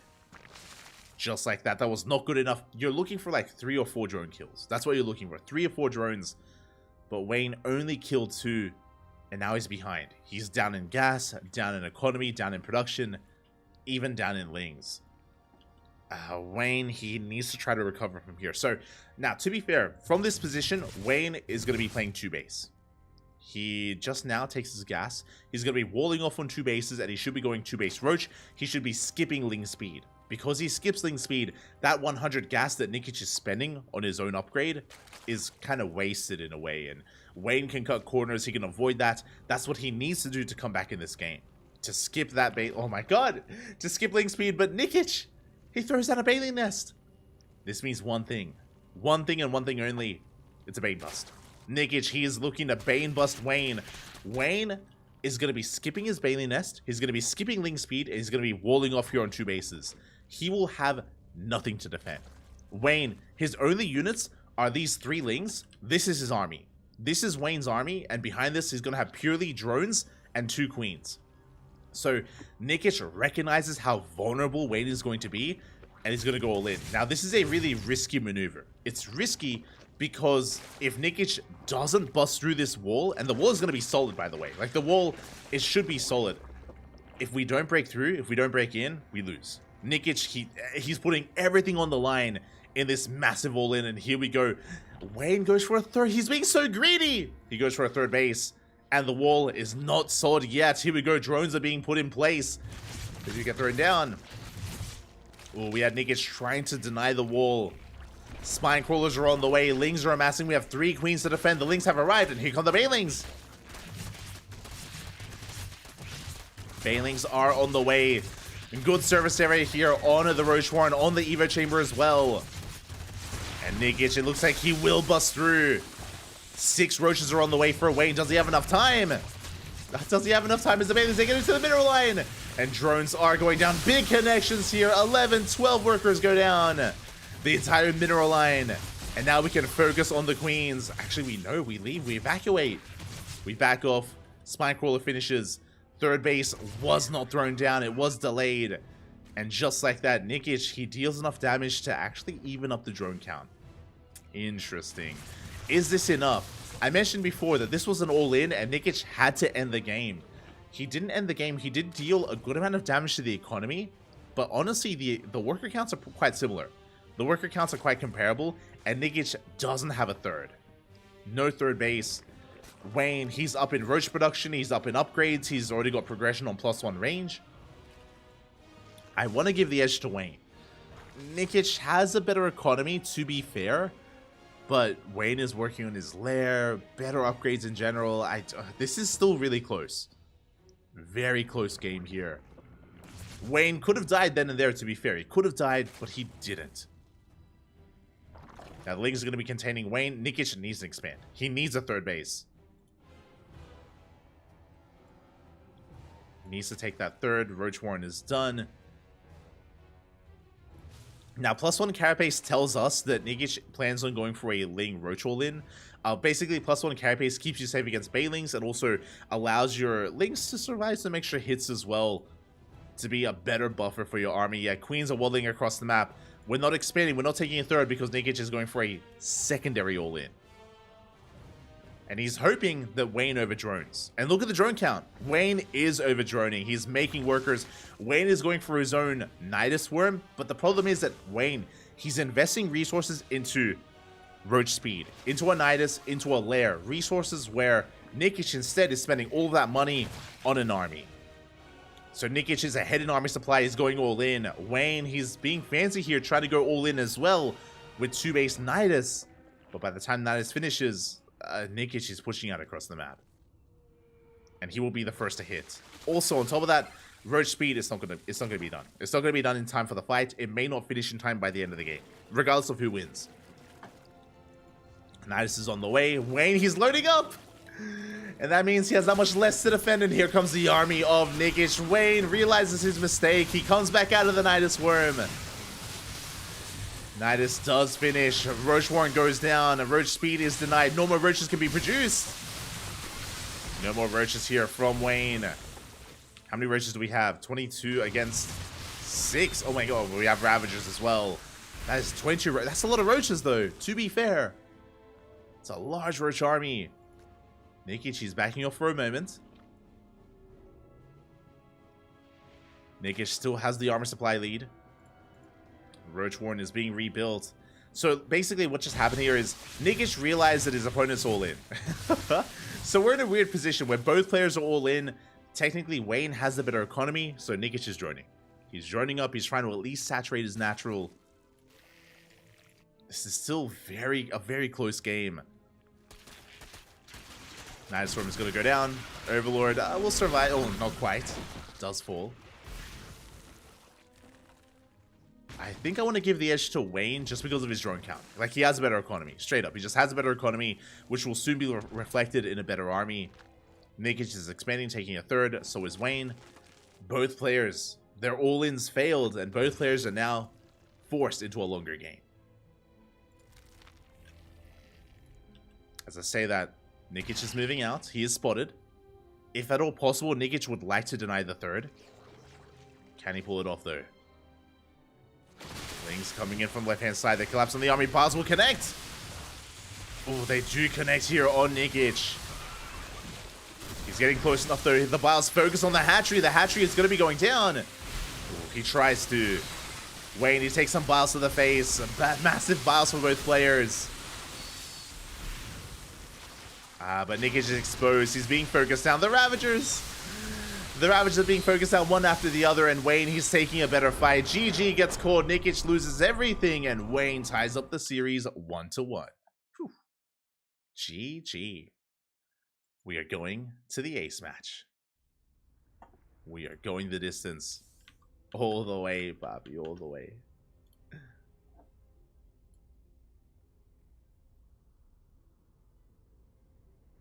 Catching him in the chat. Oh, right, of course. And before I forget, a big shout out to ARJ Skater for resubscribing with Twitch Prime for 29 months. That's a lot of months, Bobby. That's a lot of months. Thank you so much for the support. Thank you so much for resubscribing. We appreciate it. We do appreciate it. Gracias, Bobby. Gracias. As we are diving into Game 3. And again, this can go either way. This can go either direction. Let's go.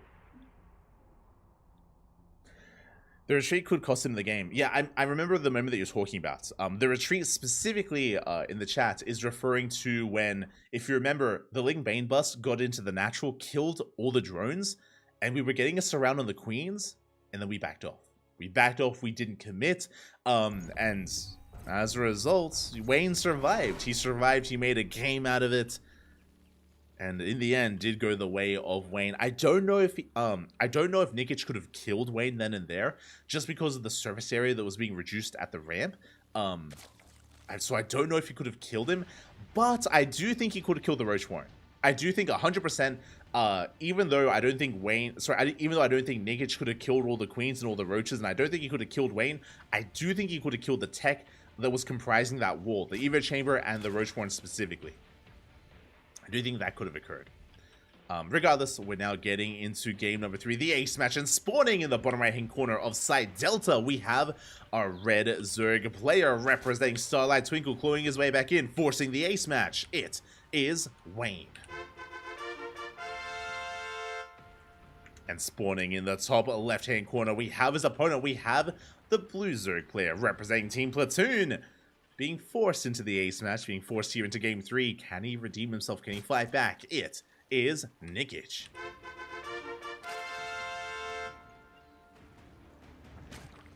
Here we go.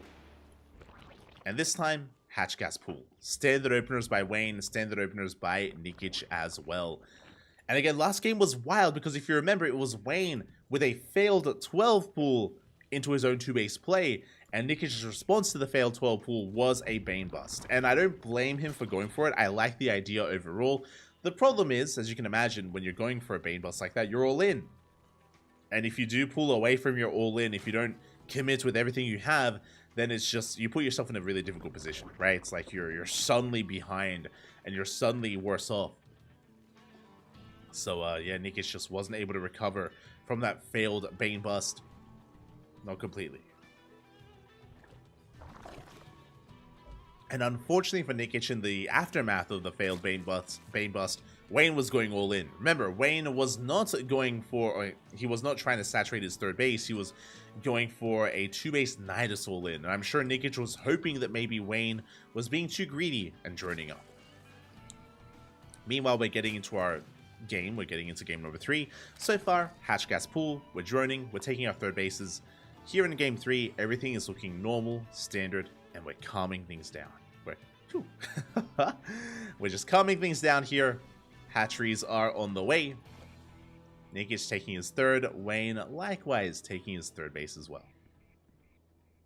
From here, we should both be working towards Baneliness. Both Wayne and Nikic, we should be seeing some Baneliness on the horizon here. Into droning, and we'll keep our eye on our opponents to see when the Baneliness gets thrown down if anyone decides to be hyper aggressive and make a wave of lings. So far, we're just droning. We do have a pair of lings on the way for Wayne, but only a pair. Oh, never mind. That pair suddenly turns into 20. My god, even before the Baneling Nest. Wild. A very aggressive build here. Okay, so Nikic got his Baneling Nest on time. Wayne delayed his Baneling Nest in favor of 20 or a pair of 20 lings. The problem here is, of course, Nikic will have Banelings to defend. Wayne will not have Banelings to attack. Not with the first wave. Lings have arrived. They apply pressure to the third base. Can Wayne break through? Ooh, he may be able to force a cancel. That's a lot of progress. That's a lot of damage done to the third base, and Nikic, he is not responding. He cannot respond. Forces a cancel. Very nicely done.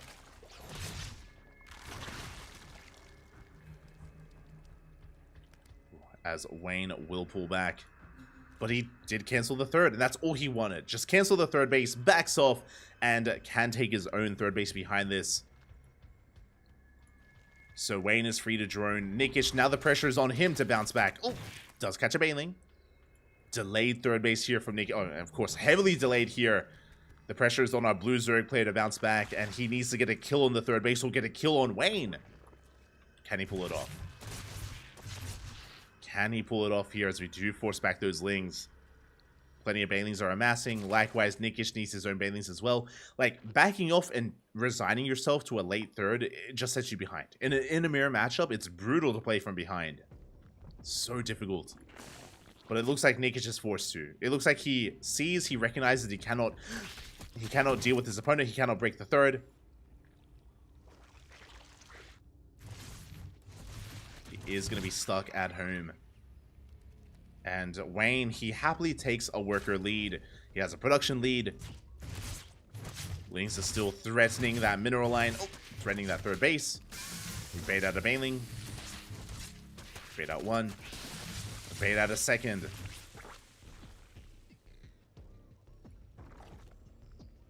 And Nikic will pull back. Oh, sorry, well, Wayne, sorry, pulls back. I mean, he does bait out some of the Banelings. And Nikic hasn't been droning. What's important, I do like this. Based on the killed third, I feel like playing macro is not the play. I feel like we cannot play macro from here. So Nikic, he is investing into roach speed and he's massing roaches. He did cut workers a lot earlier, but the Link Scout does get in, does confirm the roach production. Wayne is aware, Wayne is preparing back at home. He did overdrone though. Oh my god, he's up 24 drones. Wayne, a little bit too greedy here. He droned up so heavily. But it looks like it's paying off. The reason why I say that, look at Nikic here. He's droning. He's making workers. He is pushing with a couple of roaches, but it looks like he's trying to fake aggression or feign aggression as he's droning up behind this. He is applying a lot of pressure, though. He does kill the queen. Nikish, he has double the army supply. He may be droning up behind this, but he has more than enough to break the third. Wayne was too greedy. He droned up, again, 20 workers on his opponent. Far too greedy, far too much. The game is EVZ. Sometimes when you drone, you die, and the third base does fall. And suddenly the pendulum swings from one player to the other. At first, Wayne was ahead. Now Nikish. Wayne even invested into a spine crawler that's not really going to be paying off. And look at this! The Spire. The Spire is on the way, and looking at the vision of Nikish, he scouted it. He saw the Spire, and what does he do? He throws down a Hydrogen. Nikish, he sees all, he knows all, and he's responding. He's getting ready for the mutas. He has a base lead. Now he has the worker lead instead. And Wayne is in a lot of trouble. Again, his Hail Mary play is the Spire, but the problem is he got scouted.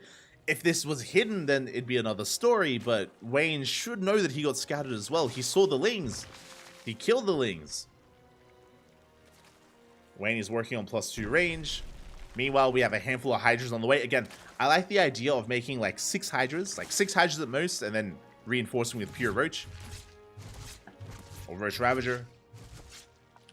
Overseer Scout is coming in.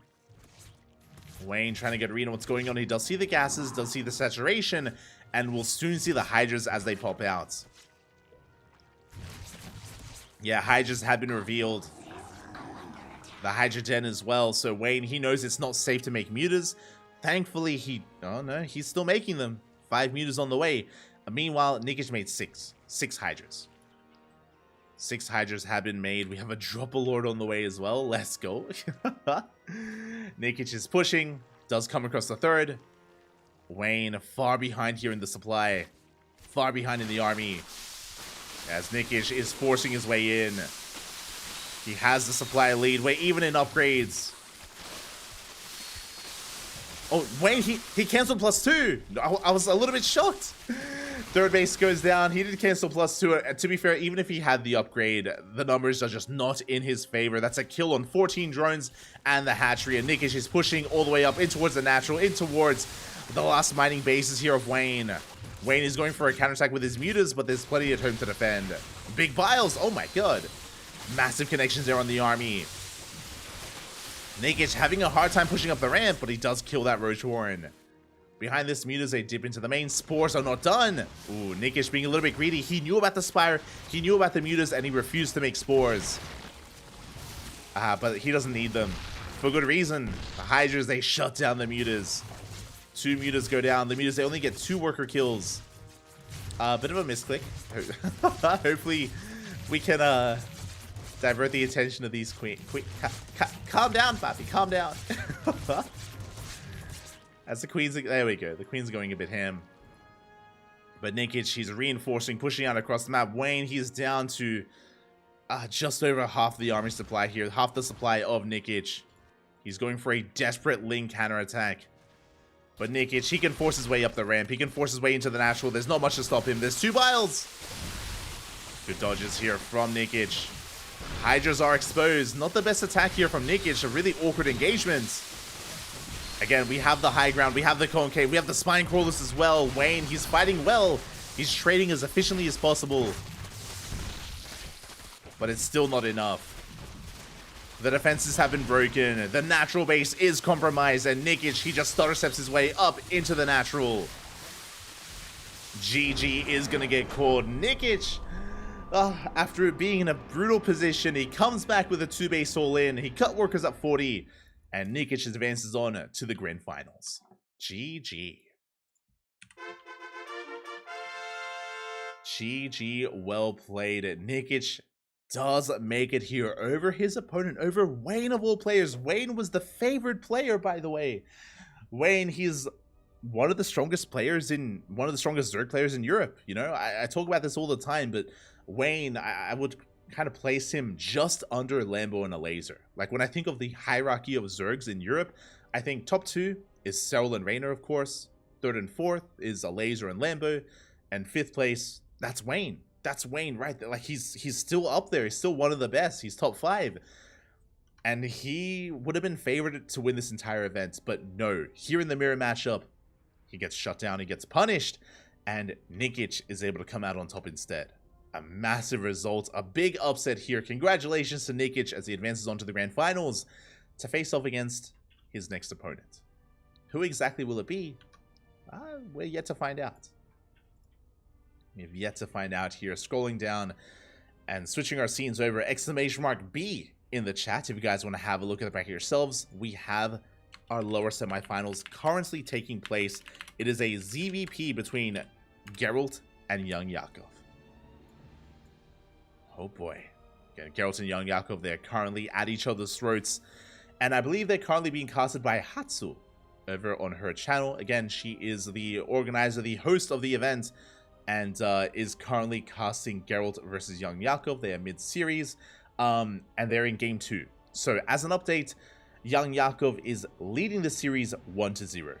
He's up 1-0, and they're currently in game number 2 to determine who advances on to the grand finals, which means we will either jump into game number 2. We will either jump into the ace match. If Geralt wins this, we're getting into the ace match between Geralt and Young Yakov.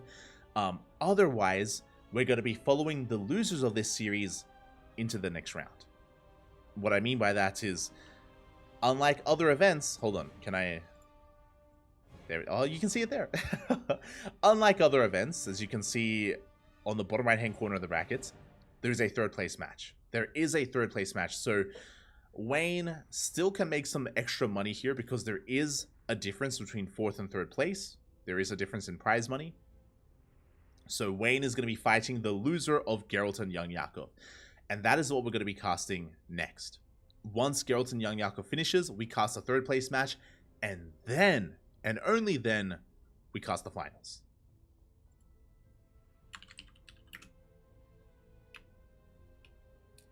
Then and only then. I'm catching up with the chat. You don't think Bly is better than Wayne? I love Bly. Don't get me wrong. I'm a big fan of Acer. Like I used to watch a lot of Bly back in the day, back in Heart of the Swarm when he was on Team Acer, Team Expert. After that, I was a big fan of Bly. But Bly is very inactive, and I would say that Young Yakov and Wayne are currently...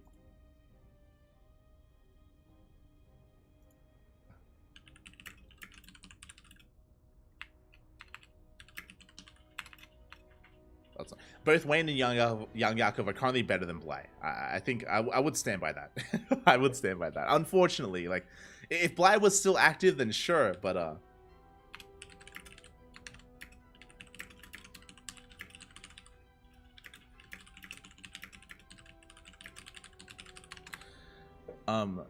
if Bly was active, then sure, but unfortunately Bly, he only comes around for these major events. He only comes around for dream hacks, essentially, like dream hacks and dream hacks and dream hacks. So unfortunately not the most active player. I may even place... Would I put Mixu above Bly? I think Mixu is still finding his footing. I think he's still up and coming. But 100%, I would say I would rate Wayne and Young Yakov above Bly currently. You know, maybe one day Bly can come back to us like full time. Maybe. I would hope that. I would hope for that. See the chat. In the Game of Jones, you either win or you die. Exactly. Couldn't put it better myself. But yeah. So essentially, we're going to be getting to the 3rd place match after this, or the ace match between Geralt and Young Yakov. Again, we're going to be going on a short break, hopefully a short one, and then we'll have our next series before us. Well, we'll get there. Until then, let me just quickly fix some things up, and we will see you guys momentarily for our next series. Until then, take this moment to hydrate your hydras, set your roaches, massage your marines, and drain your disruptors, and we'll be back with some more Hatchery Cup 11. See you soon.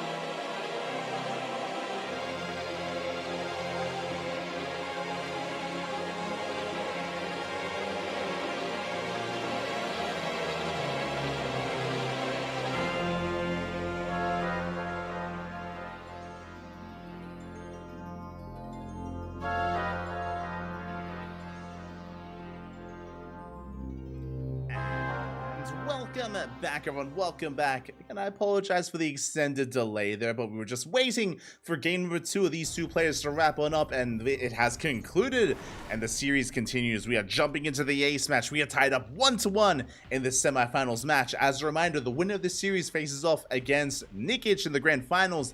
The loser of this series faces off against Wayne in the bronze match, in the third place match instead. So they both still have series ahead of them. And spawning in the top right-hand corner of Hatchery, we have our Polish Protoss player, the red Protoss representing Storm Gaming. It is Geralt. And spawning in the bottom left-hand corner, we have his opponents. We have the blue Zerg player representing, his new, oh my god, I did not realize this. Representing his new team, the Platinum Heroes, it is Young Yakov. Okay, so earlier we did see that Nikic did join the Platinum Heroes. Looks like Young Yakov as well. Again, the Platinum Heroes, they have been shifting up their roster quite a bit. It looks like Twisted Minds did let their players fall by the wayside, as Twisted Minds did have, if I'm not mistaken, Young Yakov, Nikic, and Aristory. I believe the three of them were on Twisted Minds. It's very possible that three of them have been since let go. And Platinum Heroes, alongside other teams, have been picking up players in preparation for WTL, for the next round of World Team League. There are a bunch of players that have been picked up and traded and swapped around, and players are just teams are just refining their rosters, and we'll see where everyone does lie. But it is I love to see that Young Yakov is getting the support that he deserves, the support that he really does deserve here, because he's an amazing player. He's good at what he does, and can he go further in this tournament? Because we're tied up. We're here in the ace match. This could go either way. Both these players are amazing in their own right. They're both some of the best in Europe here. Geralt, he has been rising through the ranks when it comes to the Protoss players in Europe. And yeah, I would say that he has improved quite a lot over the past year of StarCraft. Likewise, Young Yakov, not so young anymore, but over the past couple of years has also been really making a name for himself and making him more known amongst the European scene. It is great to see him here as well. As we're getting into the ace match. Now, we missed out on game 1. Game 2 was on Oceanborn. Game 2 was on Oceanborn. It was a long macro game. It was 20 or so minutes, around 18 or so minutes of just a back and forth between the two of them. It was quite close. And we'll see how the story ends. We'll see how this story does end. For the time being, Hatch Gas Pool. For the time being, standard opener out of Young Yakov. Nothing too crazy. Likewise, a gate expand into Cybercore from Geralt. Standard opener here, leading into a Stargate. Again, we have been casting a lot of Geralt recently, just because we've been focusing a lot on the Polish scene. We've been casting a lot of the Howl's Galactic Battle, and Geralt did quite well for himself. Overall, did quite well for himself, and we saw a lot of his Protoss versus Zerg. We were able to bear witness to how he played out the matchup quite a bit, and honestly, he thrives in the mid-game. We saw a lot of Oracle openers, a lot of Oracle play. We saw a little bit of Void Ray opener out of Geralt during that event, just a little bit of it, but mainly Oracle based play into a 3-base setup, then into some 3-base aggression. From there, Geralt could try to go in towards the late game, or more often just embrace the mid game instead, and he'd be hyper aggressive from there.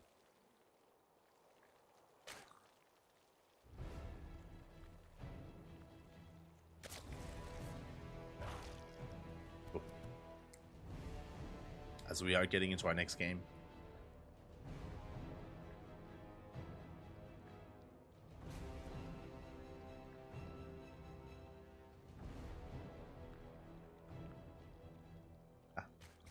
But here we go. The first Oracle does get into the main base, and the Spore not quite ready, catching Young Yakov off guard. 6 workers go down. I apologize, I was just dying a little bit. So good, we are back. But yeah, the first Oracle getting a lot of damage done across the map. Does take quite a bit of hull damage, but well worth 6 drone kills. Oh my god. At the same time, we do manage to get our Lings across as well, just to harass, just to poke and prod. But Geralt is looking quite solid back at home. He has both of his Adepts in position. Oracle looking for another way in. Once again, no Spore at the natural either, and we get another 2 drones. 8 workers in total. Not a good start here for Young Yakov. The Queen's not quite in position either.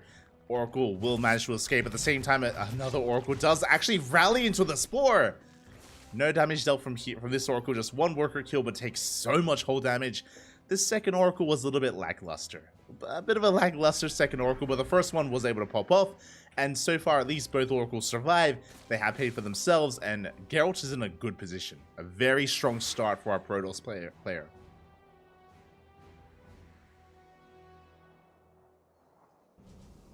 A very strong start. From here, of course, we're getting into our follow-up. It's going to be Twilight Council with a Forge. If they do get across the map, we do get surrounded, though. A bit of a move command. Yeah, rough positioning there from the Adepts. They do get caught out. 4 of them do fall. So a much better cleanup. A much better cleanup here from Young Yakov. And Adept does shade in towards the natural and towards the main even as well. Gonna get an extra 2 drones before being cleaned up. And that does trigger a counterattack. Lings, they do get across the map, but we have plenty at home to defend. And again, Geralt, I would say is still ahead. He killed 12 drones in total. 12 workers have fallen so far this game. And we're getting into +1 and Blink Stalkers. Again, Forge is done. Twilight Council as well. We have the Gateway Explosion. It's going to be 6 gates in total. With the completion of this 5th and 6th gateway, Geralt is going to be aggressive. He's going to be pushing out. Oh my god, we're not done! Did I say 6 gateways? I should have said 8 gates. 8 gateways are finishing up here. Massive aggression on 3 bases. Stalkers will be pushing, and we will have Oracles to support. The role here is that the Oracles are going to be able to fend off any Lings and keep these Stalkers safe and sound. What I will say, though, is Blink is late. We had the money for it. Blink is heavily delayed here for Geralt. I don't think that was intentional, so do you think that was a bit of a misstep? That is going to delay the push. Geralt ideally wants to wait for Blink before he moves out. But he's going to have to try to move out without it. And again, he's quite vulnerable as a result. 4th base behind this. We are pushing. And can we deny the 4th? 4th base is well underway. We have plenty of Lings in position as well. Plenty of Lings, and yeah, there's no Blink. We get a full surround, and we do not get a kill on any of those Stalkers. Thankfully, they were quite beefy with plenty of shields. They do escape, but recall was wasted, and Geralt didn't really get much for it. He picks up a couple of Lings here and there, but again, not quite worth it in the end. As he has to retreat, take the 4th base, and he's taking up into Storm. Storm is on the way. Young Yakov, gonna be investing quite heavily here into these mutas. They throw down a Spire. I believe the Spire was not scattered, so this is a bit of a Hail Mary play from Young Yakov. Going for a hidden Spire into Mass Muta. Looking at the vision here, we have yet to see. We did not scout the Spire whatsoever. So this is gonna catch Geralt off guard. Geralt has got cannons and shield batteries on the way here at the 4th base location. The 3rd is exposed. The natural, likewise exposed. The main base, a bit more fortified with 1 cannon, but still that's not going to be enough. As Lings, they do hit the 4th base. Geralt out of position. Forced to turn back around. Big stasis, though. Big stasis here on the army. We do collapse here on the Lings. Overall, a good trade for Geralt. Doesn't lose too much. Mutas are now revealed. Phoenixes are on the way, and Geralt, he needs a little bit more time to prepare. Does need a little bit more time here. As Mutas, they do get behind the main base, behind the natural as well. Oh, 9 probes get picked off. We are bleeding out some of these Mutas. Did I say 9? I meant to say 12. Oh my god, 12 probes go down. But at what price? What was the price? Looking at the resources lost tab here, it was 12 probes for 6 Mutas. Not the best trade. That was okay for Young Yakov, but we're trading gas for minerals. Like, Mutas are quite expensive gas-wise, and yeah, that is 600 gas down the drain. 5th base is on the way. Young Yakov's economy looking strong. What I will say is that he has recovered economically. He's joining up to 84 at this point. The Mutas, even though a lot of them went down, he has bought map control. He has bought time with this. As he's forcing Geralt to stay back at home, to stay contained, more importantly. As the Mutas, they do get into the main base, we do focus on a pylon. Pylon goes down. We keep up with, or we keep these Mutas, sorry, the Stalkers busy. Storms are forced out. Big catch here from Young Yakov. Very nicely done. We killed 2 High Templar and we forced 2 more to morph into Archons. No storms left. Every storm was wasted on Lings more than anything. So very nice catch from Young Yakov. Ooh. Gas is going to be Mute is going to be pulling back.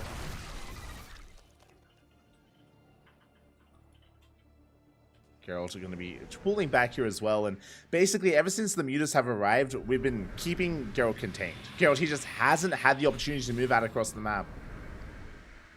Hasn't been able to be quite active whatsoever.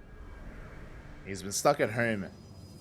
And as a result, I love that Young Yakov is taking this opportunity to tech up, to head towards Hydra's Lurker tech. Hydra Lurker Viper is on the horizon. Hive is in production as well for Young Yakov, so he's transitioning out of Mutas into Lurkers. As he's moving into Lurkers, though, I love this out of Geralt. Skytoss. You know, on the one hand, sure, Young Yakov is working towards the best anti-ground toss army he can muster. That is true. But he's going to be going up against Skytoss instead. Or what looks to be Skytoss. For now, we're going to Mass Phoenix. We have Anion Pulse Crystals in production. I was hoping we would actually work towards something like Carrier production, but it makes sense because there are so many Mutas. We have to respect them. We have to head into those Phoenixes instead.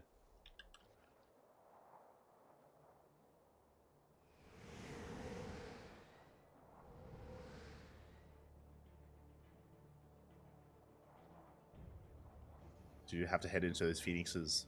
Charge on the way, +3 attack as well. The Mass Muta has been revealed, but thankfully for Young Yakov, we were already transitioning out of Muta.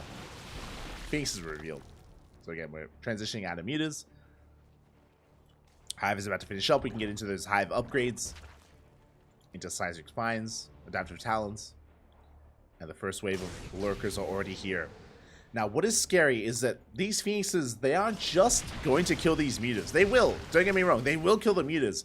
And against a low amount of Lurkers, we've seen it before where Geralt, he can't just pick up the Lurkers. Just like you do against Siege tanks, you can just lift and CC every single Lurker and you can still take a good fight. Geralt still can make use of these Phoenixes even after the death of the Mutas. And behind this, Carrier production has commenced.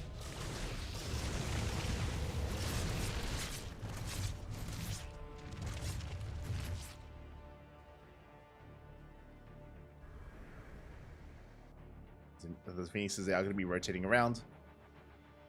He is headed up towards the northern portion of the map. More hatcheries on the way. More hatcheries are on the way as we're going to be able to catch a couple of transferring workers. 3 of them do go down. Oh my god, where are the spores? No spores. Young Yakov a little bit too greedy here, and the Phoenixes, they just can't be engaged. They get a worker kills the Mutas. They cannot touch them. They try. Oof, but so many Mutas go down in the process. Very efficient trade. At the same time, Young Yakov, he dives on in, but he's running into carriers. He's running into the army. Hydras are going down. The Lurkers are exposed. Where's the detection? We have it. Big revelation here on the Lurkers, and Young Yakov, he loses so much here. You can see that he's still maxed out. He remaxes with 31 Hydras, but that was an expensive loss. He lost 6 Lurkers, 9 Hydras, and most of the Mutas. And now we trigger a big counterattack. And what's scary about this counterattack? The soup does lie. Young Yakov, he's maxed out. No Lurkers. 3 Lurkers are currently in production, but he has 0 Lurkers left right now. 0 Lurkers ready for this, so we lose 1 base, and Young Yakov, he will lose another. We just keep on pushing, knocking down base after base. And can he be stopped? Oh my god. No observer with the army. Is what I will say. No observer. No, sorry, my apologies. 2 observers. And we can keep pushing. We can send it, Bobby. We do get a revelation of the army. We have the observers in position. Show us the storms. So depending on the storms, we can take a beautiful fight here. High Templar pushing in. Storms on the Lurkers, not on the Hydras. High Templar are forced back. Young Yakov pushing up the ramp towards that carrier.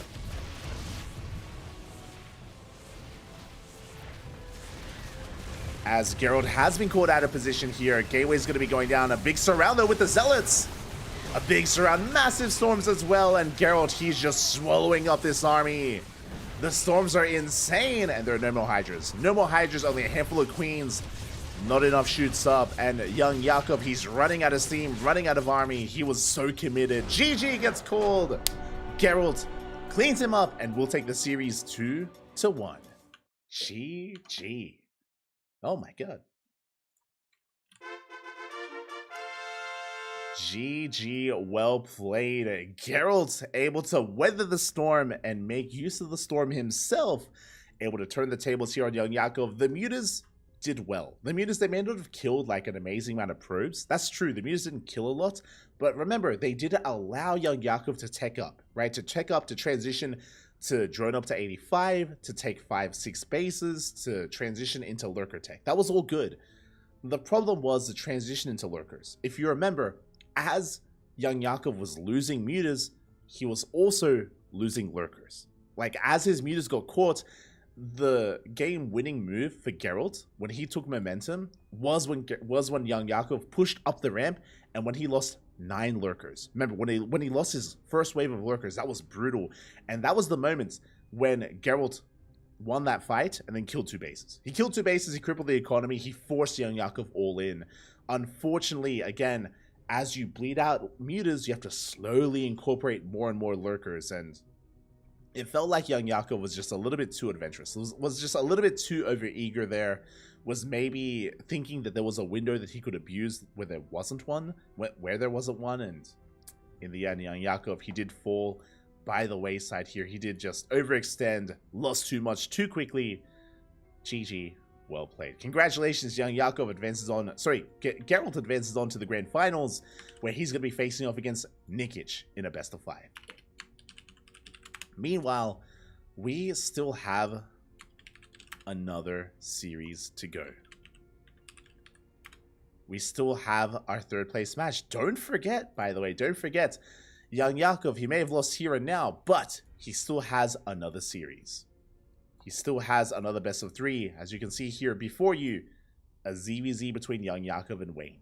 And I was not expecting, at the start of the night, I was not expecting these two to be fighting for 3rd place instead of 1st place. Crazy. A turn of events. A wild turn of events here between these 2 players. Also, I apologize if my voice is feeling a little bit rough. Basically, in the middle of that game, I swallowed some dust.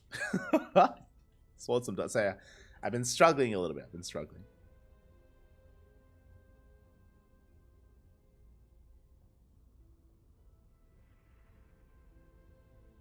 But Vitas are underway. Vitas are currently underway, and we will be getting into young Jakob versus Wayne momentarily. The finals will be taking place after this. So first, young Jakob versus Wayne, followed by Geralt versus Nikic. So we will get there. For the time being, going to be going on a short break. I'm just going to try to get some water and clear up my throat because I'm dying a little bit. Dying a little bit, Papi. So, going to be going on a short break. When we return, we will have our 3rd place match. See you soon.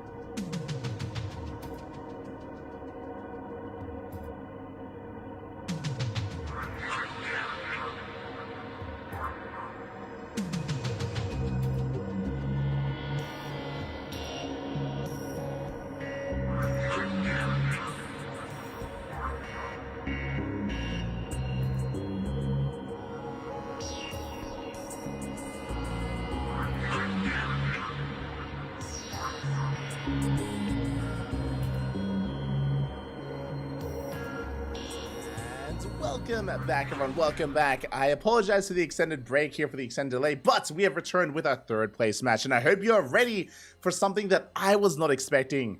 We are getting into a PvZ, not a ZvZ, something that I have never seen before, but we have a player, this player specifically, off racing and spawning in the top right-hand corner of Solaris. We have our red Protoss player representing Starlight Twinkle, typically Zerg, but here he is as a Protoss player. It is Wayne. And spawning in the bottom left-hand corner, we have his opponent. We have the blue Zerg player representing the Platinum Heroes, not off racing. It is Young Yakov. Oh my god. Okay, so I was a little bit concerned. I thought we were going to be remaking, but yeah, I mean, we have had players off race before, you know, Raynor famously. We've seen Dark off race. We've seen Hero off race. I have yet to see Wayne's off race. I mean, we've seen Estrella play Terran and Protoss. Sorry, of course he plays Protoss. We've seen Estrella play Terran. We've seen Future play Protoss. We've seen a decent amount of players off race before, but not quite Wayne. This is my first time. This is going to be my first time witnessing the Protoss of Wayne. What do you have in store for us? Show us what you got. Meanwhile, we have a 15-15. 15 hatchery into a 15 spawning pool. A very safe opener here out of Young Yakov. It is a little bit less economic, but with this opener, he gets his natural up and running. Gonna be able to expand here on location without being disturbed, without being disrupted by this probe. So far, a very safe way to open up. Meanwhile, Wayne across the map going for a gate expand. Now, again, I don't know what to expect. I don't know the skill level of Wayne's Protoss. I don't know if he's 6k or 5k or 5.5k. I'm not certain. So we can all judge together. And if you're in the chat, if maybe you've seen Wayne's off race before, let us know. Let us know. Give us a little bit of insight, because I'm assuming he wants to play Skytoss. I'm assuming he's going to go triple Oracle. No, actually, he should go Void Ray first, right? Void Ray first would be a lot of fun. As a Zerg player off racing, but we'll see as Young Yakov does push out with a handful of links. Ooh, does get some good surface area here on the gateway already. We skipped the Zealot. We did end up skipping the Zealot. We have an Adept on the way, but the attack rate is quite low. This gateway is going to go down. Wayne, he's in a lot of trouble here. The gateway is under fire. Probe does come down to the low ground. We can fully wall up. We can try to at least. Oh, we barely do wall off. No! The wall is not a wall. The Adept, it's gonna be going down. It gets surrounded. And Wayne is in a lot of trouble right now. There's nothing else in production here. The gateway did fall. The pylon is under threat. The boys, they have to be pulled. The probes, they're off the line. They're chasing down these lings, but so much lost mine time. This is already paying for itself. This is already achieving so much damage. And we get a surround here on the pylon. The pylon is so low. A couple more hits. Just a little bit further, and it does go down. A big pick off there for Young Yakov. Wayne in a lot of trouble. Before he could even get into his game, before he could even get into his opener, he's at death's door here. He's chasing down these lings as best he can. More lost mining time. It is going to be an Oracle opener, not a Void Ray.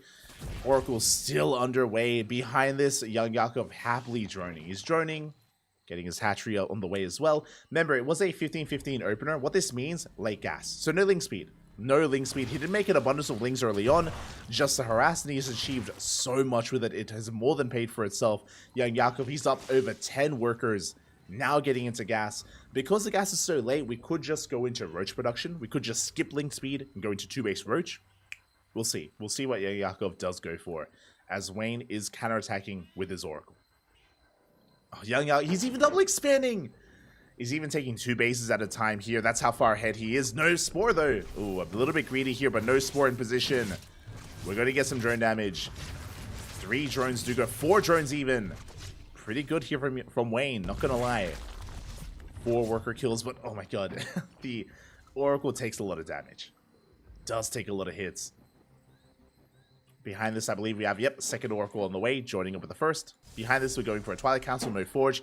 This looks like Glaive Adepts, and it looks like it because it is. There we go. Glaives is on the way. It makes sense. I mean, Wayne has to be hyper-aggressive. A long macro game is not going to work in his favor. Once again, no Sport the third. Once again, lost mining time. Adepts a shade into the natural. Wayne, he's achieving a lot of damage here. But he's being shut down. Looking at the units lost tab here, he kills 8 drones in total. Not too bad. Not bad whatsoever. But he still needs more. He still needs more.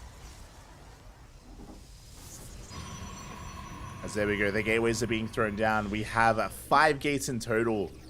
I know that there is a third base on the way, but based on what we're seeing right now, it looks like this third is a fake out. It looks like the third is a fake out here.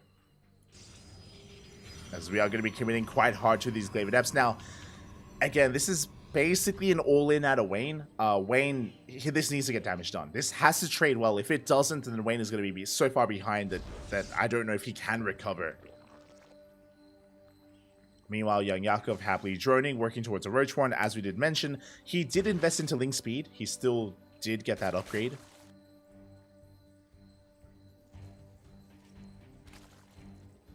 And there we go. Roaches are amassing. Cutting workers at 61. That is 3 base saturation. Just under 3 bases. As we pick off another 2 drones. Again, so far the harassment from Wayne has been solid. Like his Oracle control, his Adept control, his harass has been on point. But he's still playing from behind. That's the problem. He's still playing from a deficit. And we now have hit with Adepts or with Glaives. Glaives is now wrapped up. It's now done. We don't have a lot to work with. We have what? 7 Adepts? 9. We have another wave on the way. Another wave of Adepts here on the way. We're zooming across the map. It's going to be on these Adepts to deal critical damage. But they get scouted. They do get scouted. They get confirmed. Young Yakov, we've got 9 Roaches in production. He's getting in position as well. And young Yakov, he should not take damage from this. He should be able to deal with this. Should be able to shut it down. There we go. We commit to the shade. We have a good amount headed towards the natural. 4 Adepts working towards the third. Drones are being targeted. We are getting damage done. 6 drones go down. 7 drones go down in total. But that's not enough. That's not enough. We're going for a massive counterattack. As you can see here, look at the supply. We have 18 Roaches. We have 31 Lings. And Wayne has very little to defend. Remember what I said before. When we invest into Glaive Adepts, we put everything else behind. Blink is late. +1 is late. The Stalker count, it's getting up there, but still struggling. Young Yakov trying to pull apart his opponent. Does get on top of the shield battery. Does force the overcharge. And we have 20 more Lings in production. Young Yakov, he's doubling down on this aggression, on this push. He has drawn up to 4 bases. He has 70 workers, which is good. But again, he's still focusing on his army.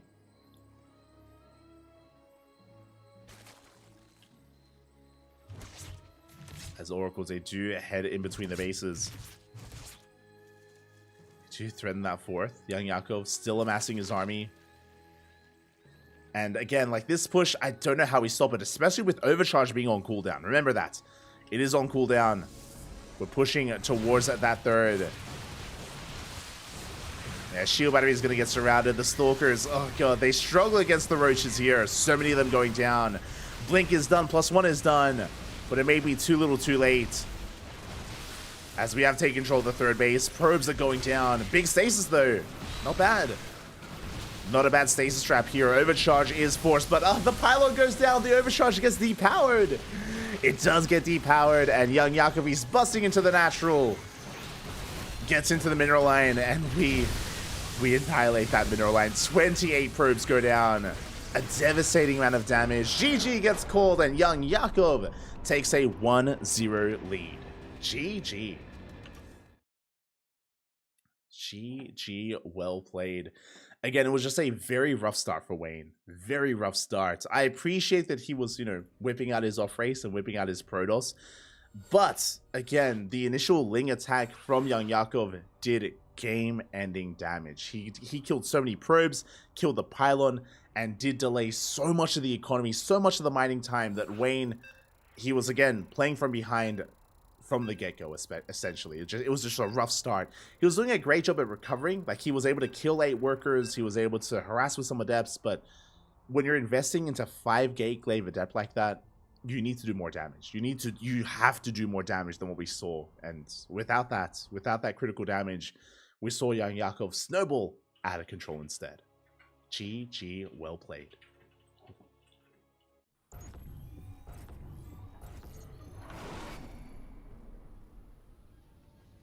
And here we go. We're getting into game number 2, and spawning in the top left-hand corner of Oceanborn, we have our red Protoss player, typically Zerg, but whipping out his Protoss here in this series, representing Starlight Twinkle. It is Wayne.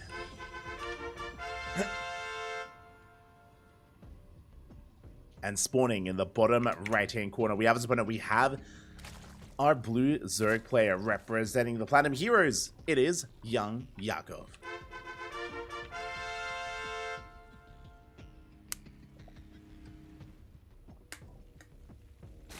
Here we go.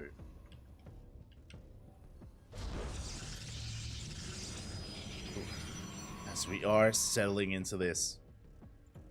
Oh, be careful if you're in the chat. Don't get baited, Papi. Don't get baited. Protoss haven't been winning tournaments in years. That's just not true. Hero won a GSL. Unless you're referring to that being the last big win.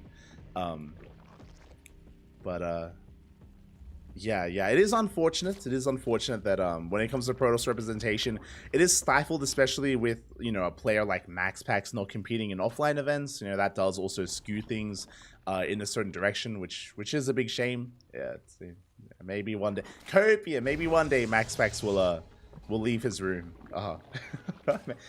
Maybe one day. Oh, but yeah, I mean, shout out to Wayne, by the way. He's sticking to his guns. He is sticking to his guns. He is, of course, going to be competing and continuing to compete here as Protoss, not switching to Zerg, not switching to his main race.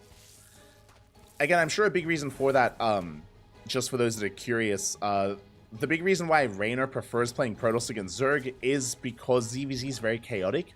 In general, mirror matchups are very chaotic, and Raynor, he does fare his Protoss better than his Zerg in that matchup specifically. Like, his PVZ is better than his ZVZ. That's why we see Raynor. I mean, we just casted him against Scarlet. Like, he played Protoss against Scarlet. He played Protoss against, or in At Home Story Cup.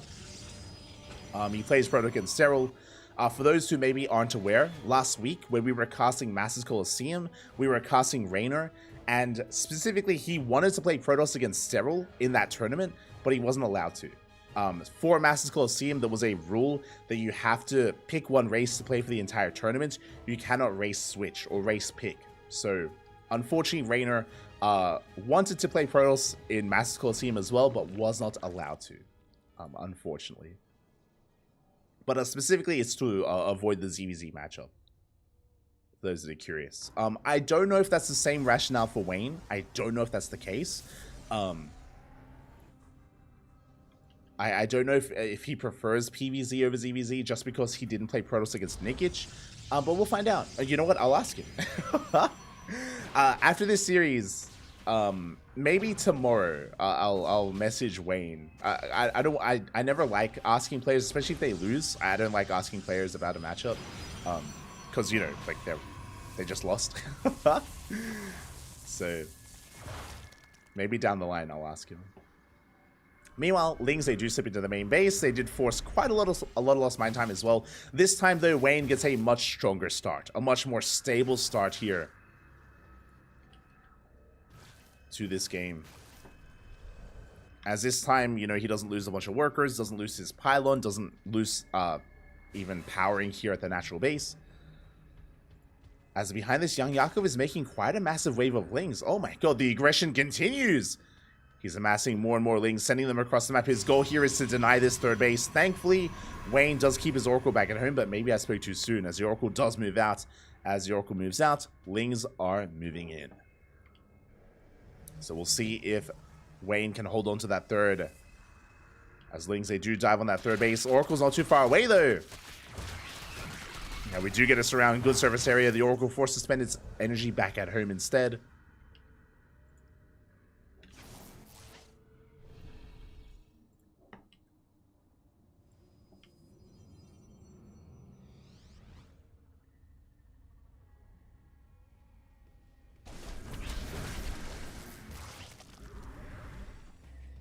As Young Yakov, he's just continuing to threaten this, and basically because he's threatening this this Nexus, he's just forcing these Oracles to stay at home. The Queen Walk is upon us. Young Yakov is going for an all-in. He cuts workers at 42. It's going to be a Ling Bane all-in, or Ling Bane Queen all-in. As we're waddling everything across the map, the aggression is continuing, and Wayne just now realizes what's going on. This third base, it should be forfeit. As I say that though, young Yakov is droning. He's faking it out. Interesting. Okay, so basically, I mean, I say he's faking it out. He's still making more. Never mind. He made a handful of drones, but he's still committing nonetheless. Just a little bit of two minds, a little bit of indecision out of young Yakov, because he continues to squeeze out a couple of drones whenever he can. But the Bailings are done. We're looking to collapse on top of these adepts. Oracles are doing what they can. And here we go, Wayne. A decent split here, avoiding those Bailings. Oh my god. Does avoid the Bailings. Good connections here from these pulsar beams. Does focus them down, but we are zoned away from the third base, and this third should go down. As I say that, young Yakov getting greedy, goes for a surround. I'm not too fond of this. He goes for the surround. He doesn't kill the army, which means this hatchery may live, or this nexus may live. It's going to be close, but yeah, it does get focused down. Does barely fall. And with that, young Yakov, he backs off. He's droning. He's transitioning out of this, working on his lair. Bearing in mind, his lair is very late. His lair is insanely late. Here at the 6-minute 30 mark. Going to finish up by 7 minutes. And with that, it means that Wayne, tech-wise at least, is ahead. We've got Charge, Temple Archives finishing up. Charge of Archon should be on the horizon as well. And Wayne has 5 Oracles. My god. The Spore may be done, but we can focus it down. Yeah, the Spore does fall. The Queen soon thereafter, but we're losing Oracles. Not the best trade here from Wayne. Yeah, did misjudge this. Loses 3 Oracles. 4 Oracles go down. Ay, ay, ay. And Wayne does have to pull back. There was potential. There was so much potential there for those Oracles to deal damage, but young Yakov, he's able to stabilize here economically. He's getting into Roach production. Roach speed is on the way with the completion of that lair. And Wayne, can he stabilize from here? If he still had his Oracles, then I would think so. With his Oracles, he would be able to deal with those Lings and even deal with a small amount of Roaches. But Wayne, he's going to be on the back foot here. And young Yakov, he has map control. That's what's important. He has map control. He's taking 4th base, taking up, droning up, getting further ahead. I do think that the best chance for Wayne is that if young Yakov is too greedy, if he drones up too hard, if he drones up to 80, for example, taking up into Hive Tech, then maybe Wayne can take advantage of him. But that's going to be a big if.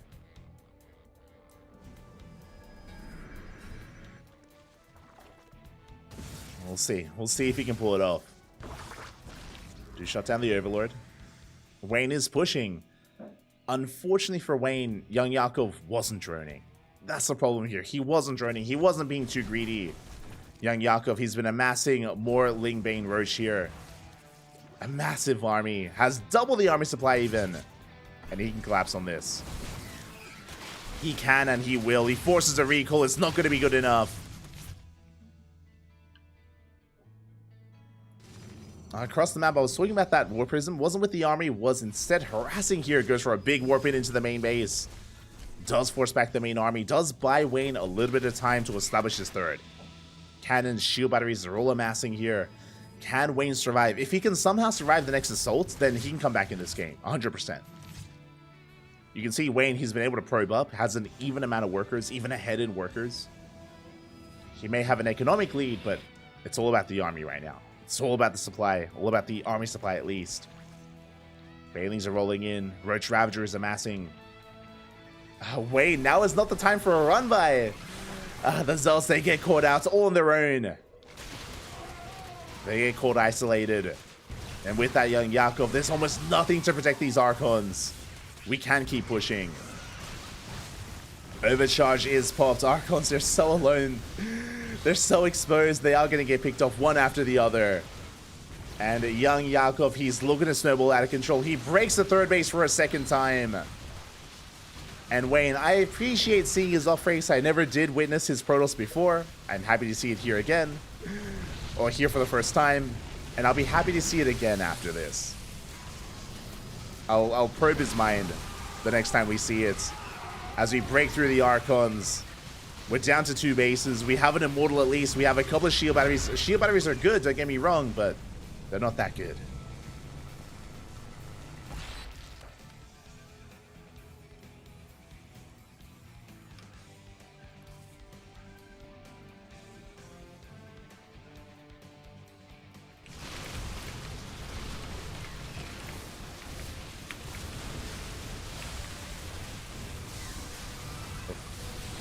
As, yeah, we collapsed on the 4th base. I mean, it was up and running, but then we go 31 probes go down. The Nexus as well, and we barely have a standing army. GG gets called. And young Yakov will take the series 2-0. We'll be taking that 3rd place spot. GG. Oh.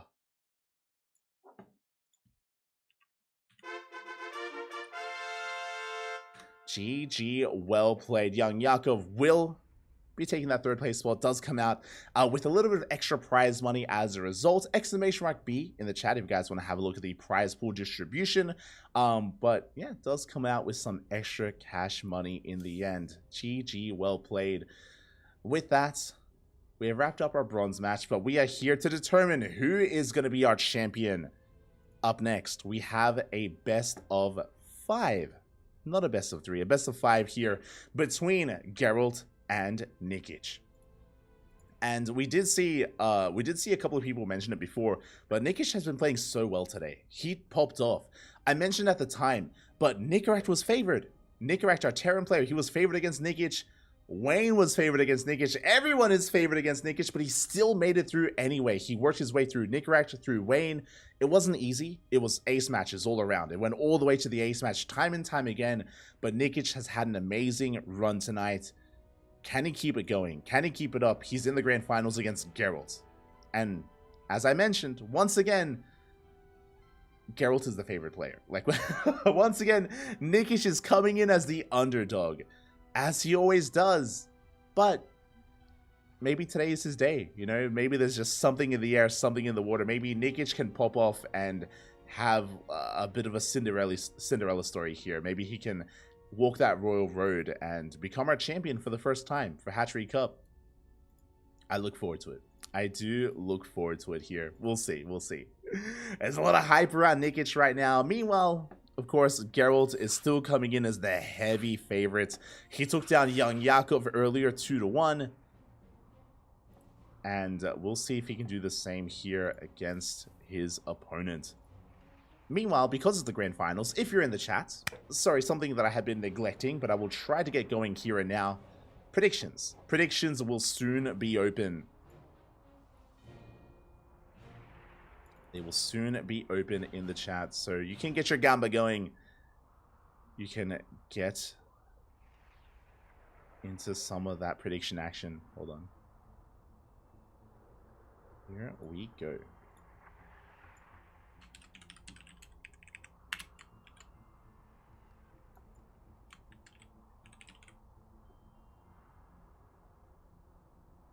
As it looks like the vetoes have concluded, and we are getting ready for said finals. Shout out to both Nikic and Geralt. They have been patiently waiting this entire time. They have been patiently waiting, and we are soon about to dive on into this. Oh. Also, before we get into the finals, a big shout out to Hatsu. Big shout out to Hatsu, of course. She is the organizer, and she's been casting over on her channel in her native language. Without her, this event would not be possible. And again, it's our first time casting this live. Usually we cast this via replays, but from here on forward, I will do my best to try and cover this live as often as possible. And it's been a great tournament so far, especially with all these unexpected results, right? For Nikic to pop off and to blaze his way through both Nicorect and Wayne, for even the surprise bronze match where we had Wayne off racing. Like, I was not expecting that at all. I was not ready for the off race, so I'm ready for what shenanigans occur here in the finals. It's a lot to live up to. It is a lot, but I'm ready for it. You can hear the beeps. We are loading on in, and game 1 going to be taking place on hard lead.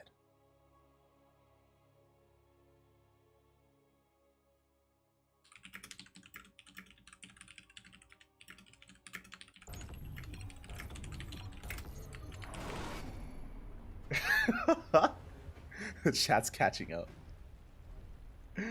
And here we go. We're loading into game 1 of the grand finals. And if you are in the chat, predictions are open. Hold on. Predictions open. So you can place your bets for the next couple of minutes on who you believe will be this week's champion. Sorry, this month's champion. As a reminder, if you are maybe unfamiliar with this tournament, the Hatchery Cup is a monthly tournament here. Every single month, we bring you live with some lovely European StarCraft. And spawning in the top left-hand corner of Hardlead, we have our red Zerg player representing Team Platoon, the underdog. It is Nikic. And spawning in the bottom right-hand corner, we have his opponents. We have arguably the best Protoss player in all of Poland. We have the blue Protoss representing Storm Gaming. It is Geralt. Here we go. Again, we've been casting a lot of Geralt recently, especially we've been covering a lot of Polish events like the House Open Cups and the House Galactic Battle as well. It's been great to see Geralt really thrive and grow over the past year of StarCraft. And can he keep that run strong? Can he keep it going? As for now, it is going to be a Hatch Gas Pool standard opener out of Nikic, going for the unnatural natural. So far, Geralt's doing a great job at just disrupting the opener here of Nikic and making him that much more uncomfortable here in the early game. Outside of that, though, standard openers from everyone, both our Zerg and our Protoss. Behind this, of course, Geralt's going to be forcing some inefficient mining, being as annoying as possible with that probe.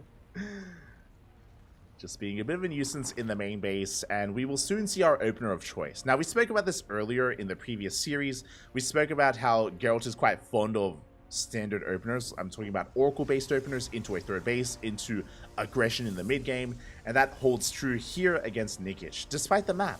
Speaking about the map, we are loading into Hardlead, and of course, this is the shortest rush distance map in the map pool. This does favor a lot of aggression. This does favor all-ins, and when I think all-in, when I think of aggression, I think of Nikic. You know, Nikic, he thrives here in chaos. It's what we saw against Wayne. It's what we saw against Nikirat. At any moment, he is willing to cut workers, to cut drones, and to just double down on aggression. Will he do the same here? We'll keep an eye. We'll keep an eye on his gases and his drone count as well, as he has pulled out a gas. So he's gone ling speed, and he isn't rushing into a fast lair, for example, or fast roaches. So very important to keep that in mind, that we aren't getting into any fast tech of any kind.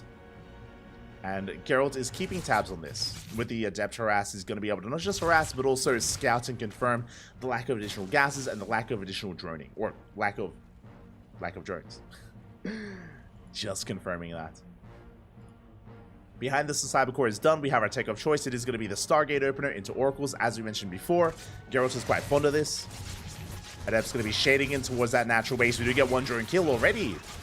One worker goes down. We do shade away, but one drone for one Adept, not the best trade for Geralt. This will weaken his defenses at his third base. Nikic, he should recognize that.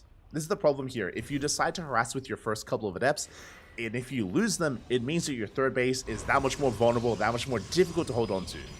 Speaking of, third is on the way, and that singular Adept does have to come back home. Meanwhile, the Oracle does get across the map, and we don't get much done yet. We pick off some larvae at least, some would-be workers, but not much else. So far, good positioning out of Nikic. He does avert disaster, does maintain control of his third base and his main as well. Spores are on the way. The first Oracle is joined by a second, and Geralt is headed towards that natural. Again, two Oracles do one-shot drones. We are making our way towards that mineral line. We go for the Queen. Oh my god. A bit of a greedy move. The Queen survives as well. Good control out of Nikic. He does pull back in time. But there's no Spore at the third base, and we do wreak havoc. Nikic dragged out of position. He was dragged away. The mineral line was exposed. 3 workers go down, and so far, not a single Oracle has fallen. Good trade so far out of Geralt. Just creating these opportunities for himself. Forcing those Queens to respond and creating an opening, and not too bad for now. Meanwhile, looking at the units tab here, interesting. We have actually cut Oracles. Okay, we did not make a third Oracle, which is a little bit peculiar. Twilight Council was thrown down. Forge is delayed. So Geralt, he does preserve his gas with not making that third Oracle. He does prioritize Blink. And will be quite active here with his Gateway army. He is going to be pushing. Blink isn't done yet, but these Stalkers are relatively safe due to the Oracles. The Oracles, they're there to support, they're there to clean up all those Lings, and to make sure that the ground unit, the ground army, doesn't get abused, doesn't get surrounded. And you can see Geralt just dancing with the army, dipping onto creep, clearing up whatever he can. Can he get the Overlord? He will. Overlord does go down. Behind this Nickage, he is cutting workers, by the way. Cutting workers at 58, that is just under 3-base saturation. Amassing Lings, committing into Roaches. So Roach Ling Ravager is going to be the composition of choice. No Bailey Nest yet. Geralt, he rotates around. Head towards the 4th. Lings, they come in for a surround, but the Oracles, they activate the Force Beam. And the Oracles, they have their way with these Lings. We're committing. We do commit to the fight. We clean up a couple of adepts, but we do get forced back. That was a brutal trade for Nickage. That was 30 Lings. Again, that goes to show the power of the Oracles. That's why you cannot engage the army. Even if you have a lot of Lings, the Oracles, they just trade so efficiently. They kill Lings so quickly. And now Geralt is reinforcing. And now suddenly, where are those 30 Lings? They would have been so useful here in the defense. We need them here and now, and then they're not here. Not with us, not anymore. Geralt is pushing in. The Roaches, the Ravagers, they're so exposed. Clutch Transfuse. Transfuse does keep a Queen alive, but two more get focused down. Nickage, he's struggling to hold on. Amassing more Roaches. As Geralt does push forward. Good target find, good blinks as well. Does preserve his Stalkers. And again, he's just trading so efficiently here. Looking at the unit slots tab, that was 1 Stalker for 6 Roaches. Behind this, we're getting our 4th base up and running. We have a bit of a Gateway explosion, getting up to 8 Gateways, and Charge is on the way to help reinforce. We're sticking with a bit of a Swarm Toss army. Just pure ground toss. Stalkers, Zealots, nothing but Gateway units. There's no finesse here. We're not reinforcing with Colossus or Immortals or Archons or Storm. Just purely a Gateway-based army. And the pressure is becoming a bit much. At the same time, we do see Nickage going for a big run by. He does barely break through. I spoke too soon. Does not break through. He's being cleaned up, which means Geralt doesn't have to come back home. It does distract him for a moment, but he can focus on his push. The Lings come in, but a big stasis trap. A massive stasis trap does go off. Lings get caught. They create a force field, essentially. And Geralt, he can just keep on pushing.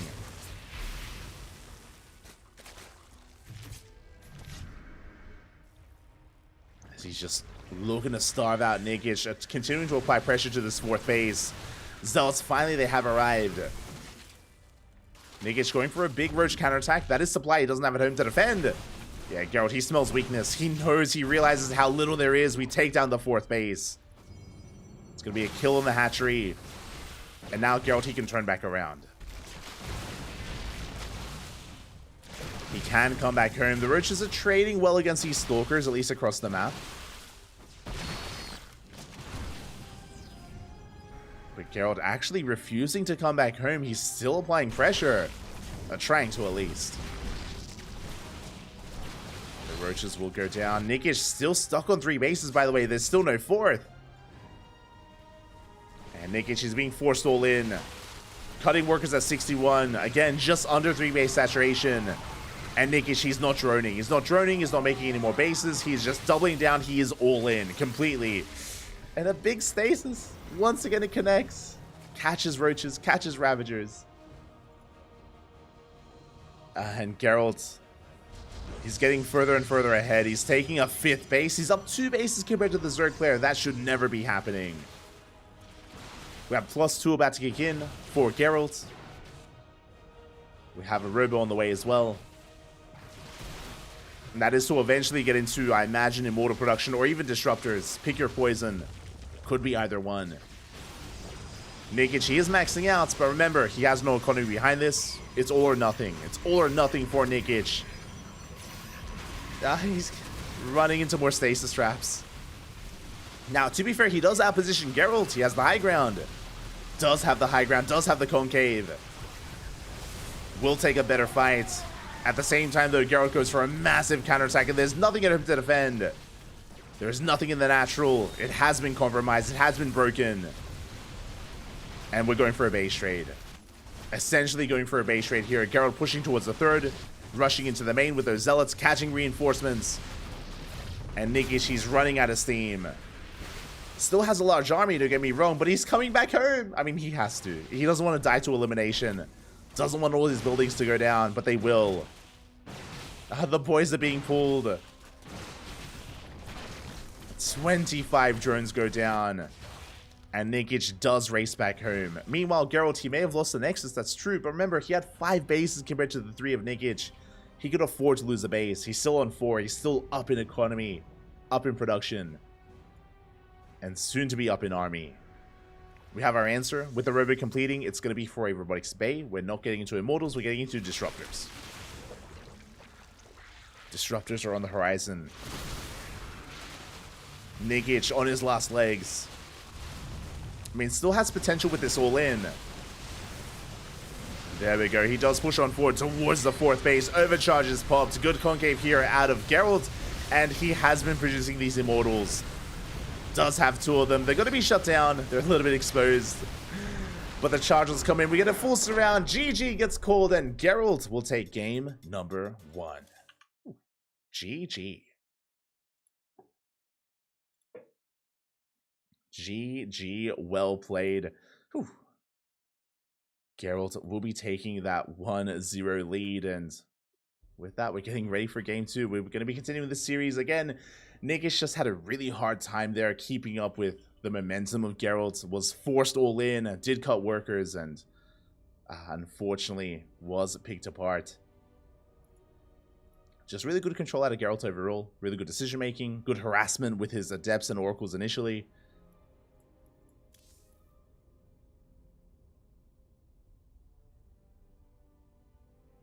And we'll see if he can continue this reign here as we get ready for game number 2. Of course, Vitos are done, and game 2 is going to be taking place on Alcyone.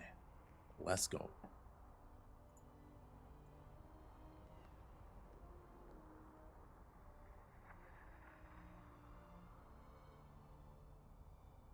Yeah, getting into our next game.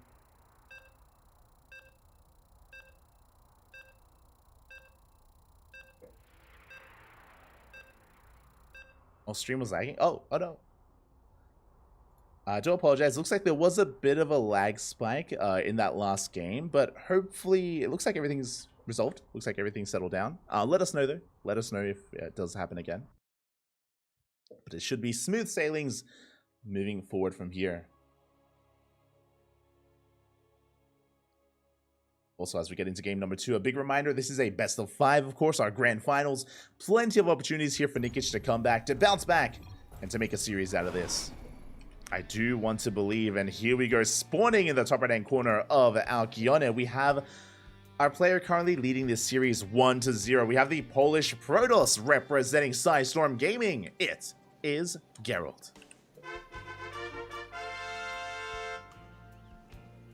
And spawning in the bottom left-hand corner, we have his opponent. We have the blue Zerga player representing Team Platoon, down in the series, but not out. Not by any means. Not yet. It is Nikic.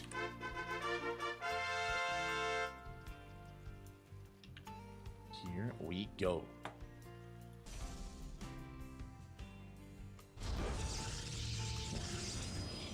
Again, Geralt just had a very strong start in that last game. Did end up snowballing out of control as well. I mean, honestly, things were relatively close until the moments when Nikic dove on those Adepts. Remember there was that moment at the 4th base location when Nikic dove off of creep onto the Adepts and Stalkers, and when he lost 30 Lings. He lost 30 Lings for 3 Adepts and 1 Stalker. That was a brutal trade, and it was right after that trade when all those Lings died, when Geralt reinforced with more Stalkers, and when he hit his +1 timing. He was able to hit his, or he was able to push out, reinforce with his oracles, and apply so much pressure to that 4th base. And he killed so many roaches in that fight as well. That was the moment when Geralt gained momentum and when he never quite let go.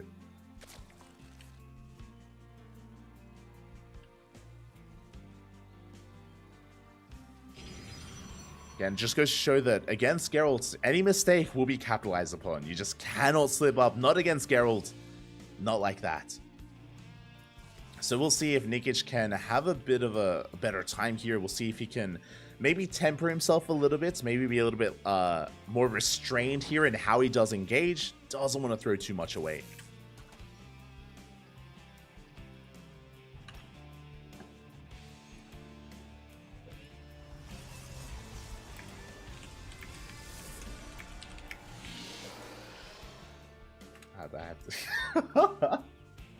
The chat's getting rowdy. It's okay, I like it. Oh god.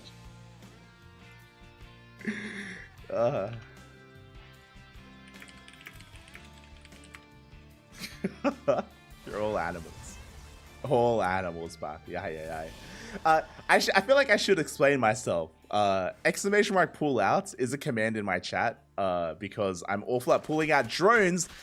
Drones, by the way. I'm awful at pulling out drones from gas geysers.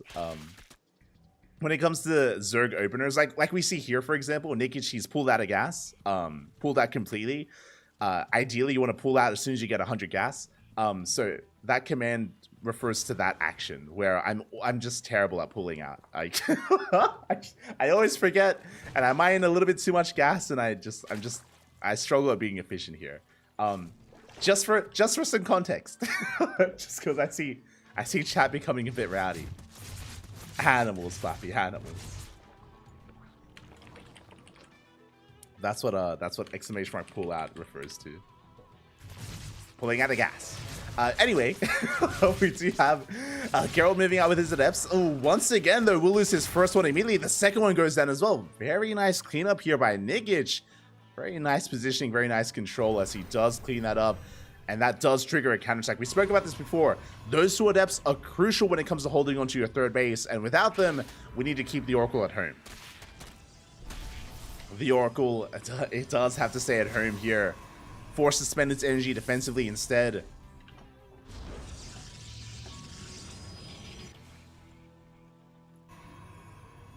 Forced to spend that energy, and we are stuck at home. So again, a much cleaner start here from Nikic. He forces the Oracles to stay at home. He cleans up the Adepts. Applies more pressure. Can he get a probe? Not quite, but does get some damage done. But now with the arrival of the second Oracle, now Geralt can hit the field. Now when it comes to the openers, I know I was a little bit distracted. It was a gate expand into a third base, Stargate opener into Oracle, and it's going to be +1 Blink Stalker again. Looking like a standard game out of Geralt as he does move out, but he runs into the Queens.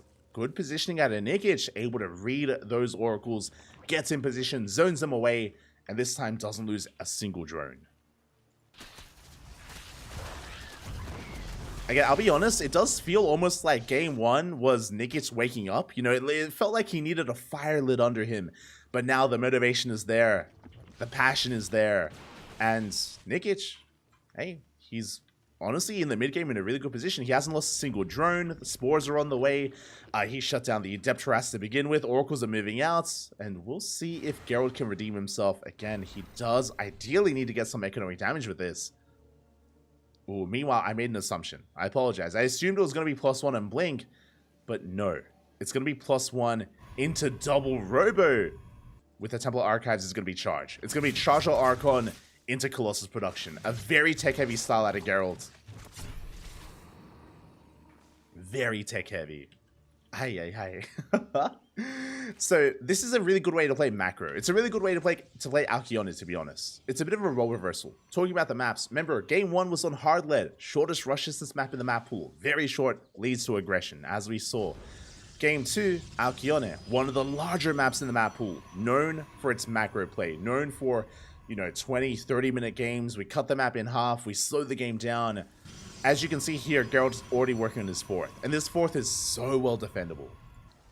It's so difficult to punish these bases, to punish this location, which is why Geralt is being so tech-heavy. Geralt doesn't really have an army. He's got like 3 units. He's got 2 Adepts, 1 Stalker, and 2 Oracles. That's it. That is Geralt's army, because he can get away with cutting corners, walling off, Blink is on the way. +1, Storm, double Robo, Immortal production. So much invested in production and tech and upgrades, all because Nikic can't really be aggressive. He knows he can't. Now, speaking of Nikic, as he's been defending back at home, as he's been droning, we have our tech of choice. This time, it's not Ling Roach, it is Ling Muta. Spire has been thrown down. We are rushing into Mutas. Looking at the vision of Geralt, he has yet to confirm this.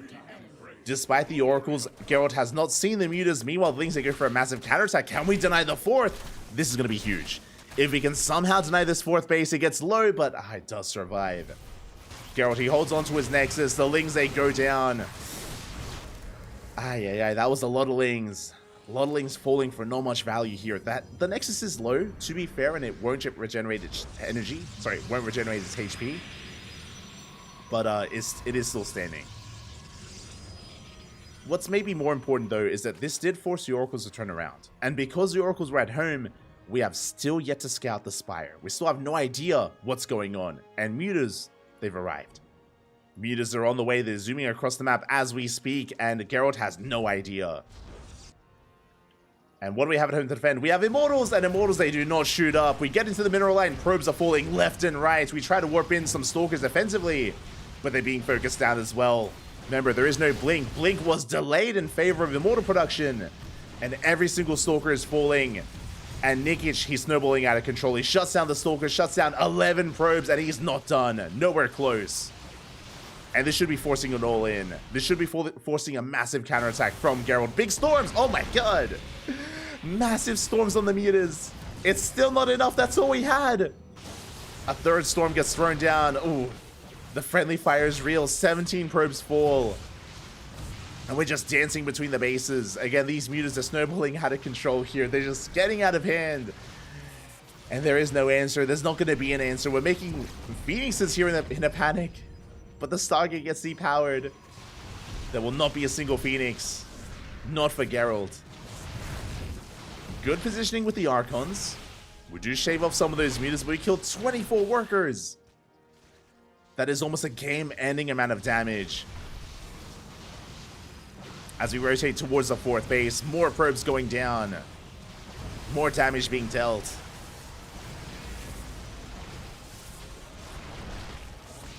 God, the kill count is getting higher and higher. We've gotten up to 35 worker kills. Behind this, working towards a hive, we have +2 air attack, +1 carapace. We're amassing Lings back at home as well, getting ready for a ground assault. And we don't even need it. To be honest, we don't even need to be ready for that. So Geralt is still stuck defending. Because these Mutas are not done. Did I say 33 probes earlier? Now 45. 45 workers. The wall is not a wall. The Lings, they bust into the natural, into the main base. Lings in every single base at this point. Everything is on fire. And Geralt cannot keep up. And I was concerned. After the first win, I was concerned that Geralt was going to run away with this. I was concerned that it was going to be a 3-0, but no. Nikic, he fights back. He's looking to tie this up. He's looking to make a series out of this finals. As he kills everything in the main. All the tech has gone down. We have one storm in the chamber. One storm available here for Geralt, but it's not going to be enough. Even the juiciest storm, like, there's still so much to worry about. So much working against him. 62 pro... The kill count doesn't stop. 62 workers go down. The Mutas, they're finally being cleaned up. They're finally being dealt with. But we have a second army behind this. The entire time, Nikic, he's not been missing a beat. He still has a swarm available to him. It breaks into the fourth. And Geralt, he's just holding on to his last here. Coping a little bit. I mean, just a little bit. As the Mutas break through, we're focusing down as many Stalkers as we can. There's 6 Stalkers left. Now there's 5, 4, 3, 2. There's 2 Stalkers remaining. Nikic, he will pull back for a moment, but mate, we could even get a kill on the Nexus itself. We could get a kill on the Nexus. We avoid it. We go for the third. Keeping the Stalker count low. And Geralt, he's just taking this in at this point. He's just trying to wear down his opponents. It's going to be a long series. It's going to be a long best of 5. I'm hoping for an ace. I'm hoping for a back and forth. I'm hoping for an ace match. Geralt is going all in. To be honest, this should have happened earlier. To be honest, this all in should have occurred 5-6 minutes ago.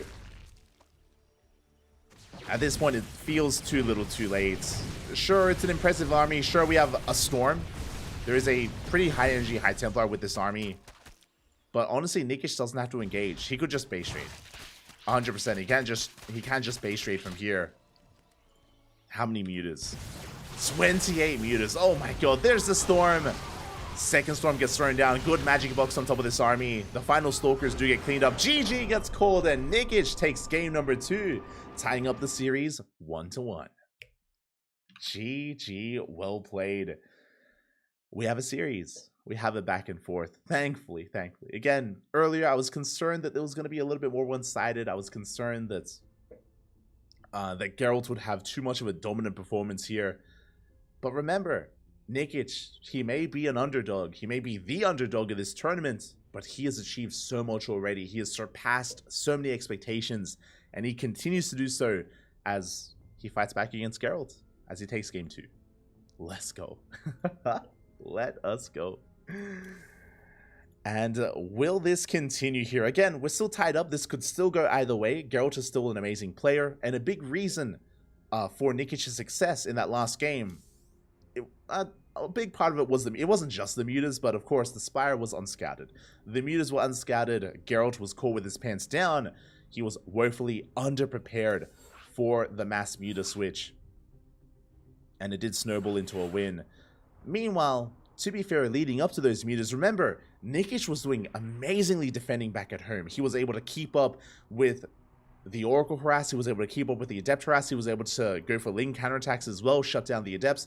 It was a very strong early game. Very strong defense from Nikish in game number 2.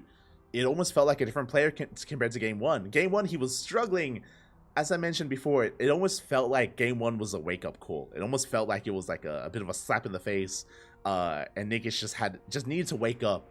And boy, was he awake. Boy, boy, was he ready for game 2. Very well done. As we are getting ready for that third game. Vámonos, papi, vámonos.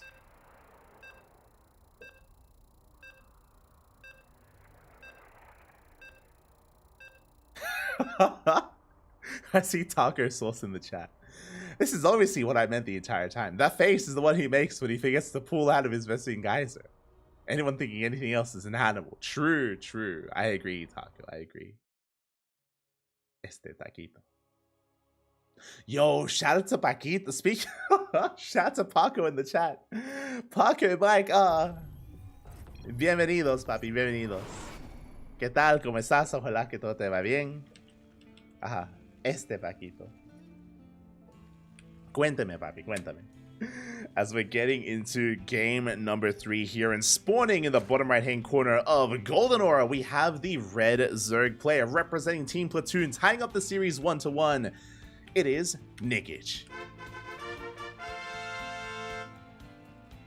And spawning in the top left hand corner, we have his opponent. We have the blue Protoss player, the Polish Protoss, representing Psy Storm Gaming. It is Geralt. Again, Geralt, he was building up so much in that last game. Remember, I mean, there were layers. There were so many layers to game number 2, but as another part of game 2, Geralt, he was being so tech heavy. He was being so greedy with his upgrades, with his production, with his tech. He barely had an army, and he was punished for that greed. Not intentionally. To be fair, like, Nikish had no idea what Geralt was doing. He had no idea that Geralt was being as greedy as he was. Things just aligned for him. The stars aligned. Everything was perfect for Nikish in that situation. The mutas were unscouted, and the mutas, of course, snowballed out of control. But what I will say is that that game was very unique. I don't expect any other game in this series, whether it's game 3, game 4, or even game 5, the ace match, I don't expect any other game to be quite like game 2. Like, the circumstances were so specific there. For Geralt to be hyper greedy and hyper tech heavy because of the map Alcyone, likewise for Geralt to not scout the Spire either. it was again a very specific, very certain amount of things kind of transpired, and it all went in favor of Nikic in the end. I expect a very different game here, very different games in general in the rest of this series. I look forward to it. Do look forward to it here. As for now, Geralt is going to be as annoying as possible, tasing away at these drones, looking for a drone kill. Doesn't quite get it. Is forced back. Is going to be a hatch gas pool opener at a Nikic standard opener into his unnatural natural, forced to expand at his third base location. A bit of an awkward start, but a start that I'm sure Nikic isn't unfamiliar with. As we head on over to Geralt, likewise a standard opener as well, going for a gate expand into a cybercore. And we can take a moment to talk about the map itself. We're loading into Golden Aura. Golden Aura, not as short as Hard Lead, for example, but a short rush distance by nonetheless. It has certain features here to it as well, despite it being a bit of a shorter map. It does have a lot of bases and does have a very defendable third and a very defendable fourth as well. It is quite common for players to turtle up on 4 bases specifically, to turtle up on 4 bases and head towards the late game as well. Now, even though I expect that from Geralt, after that last game, I'm not so sure anymore. I'm not so certain if Geralt wants to play passive, if he wants to be defensive against Nikic, because Nikic clearly is willing to tech up in any direction possible, and scouting and applying pressure to Nikic I feel like is paramount to bringing him down. So we'll see. We'll see how Geralt approaches this, how he adjusts after what just happened in game number 2. Now, even though the bases are quite defendable, which is true, the short rush distance, what that means is that if a fight does occur in the center of the map, or if a fight occurs anywhere, and if things swing in favor of one player, it is very difficult to gain momentum back after you lose it. If you win a fight dominantly enough, then you can snowball into a win, you can counterattack, and you can kill your opponent then and there. It doesn't take long at all to push out across the map. Because of that, that's why we see a lot of defensive play. That's why we don't see a lot of big fights in the center. As the Oracle does get across the map, it ups as well. We do shade into the mineral line. So far, we get 1 drone kill, but only 1. We get a second. Oh, can we get a third? We barely can get a third kill. Not too bad. The problem here, 3 drone kills for 2 adepts. 2 adepts went down. And once again, this means that this third base is vulnerable. It's exposed. And Nikic, he goes for a big counterattack. It's going for a massive counterattack. The Oracle, of course, did spend most of its energy, and we are not at home to defend. Can we do anything to this third base? We actually are going towards the natural. Bold move. Not too fond of it. Yeah, we do back up. Nikic avoids the third, tries to bust into the natural, but we had plenty to defend. Meanwhile, across the map, the Oracles aren't done. We get another 3 drones. Another 3 workers go down. We have the Oracle outside the third. We have another Oracle threading the main base. We do dive in. And we get another 3 workers, 6 in total. Good damage here from Geralt.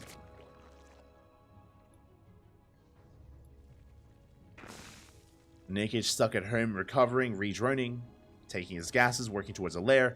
He has his Evo Chamber. This should be for +1 melee. If that's the case, this should be Ling Roach once again. There it is. Melee is now in production. And we should soon be seeing a Roach Warren in line with the timing of the lair. Meanwhile, Geralt's working towards his next tech choice. Likewise, working towards a Forge and a Twilight Council. This looks like +1 and Blink. I do remember that last game he opened up with +1 and Charge, if you remember, but to be fair, it was +1 and Double Robo, actually. But I don't expect that 2 games in a row. I expect Blink instead. There it is. Blink is now on the way for Geralt. Is playing that Stalker-heavy composition once again. And we'll keep an eye on how many gateways get thrown down. We have 2 gateways here in the main. We have 2 gateways at the natural. We have a 5th gateway here at the third. Only 5 gateways so far. Nothing too major. We are moving up. We're applying some light pressure here to this 4th base. Can we force a cancel, though? Where is the Stalker army? Sorry, where is the Zergling army? Nowhere to be found. And the hatchery is canceled. The Lings, they arrive a little bit too late. Oh, I'm not fond of this. Nikic, he is going for the Spire again. 2 games in a row. 2 games in a row, he's going for the Spire. He's going for the Mutas. The problem here in game 3 is the fact that Geralt is being more assertive. He goes for a Gateway Explosion. 3 more gates. That's going to be 8 gateways in total. 8 gate Blink is quite something to behold. A lot of Stalkers are going to be available here for Geralt, and he is going to be in the face of his opponent. That's 2 more gateways. That's 10 gates in total. Oh my god.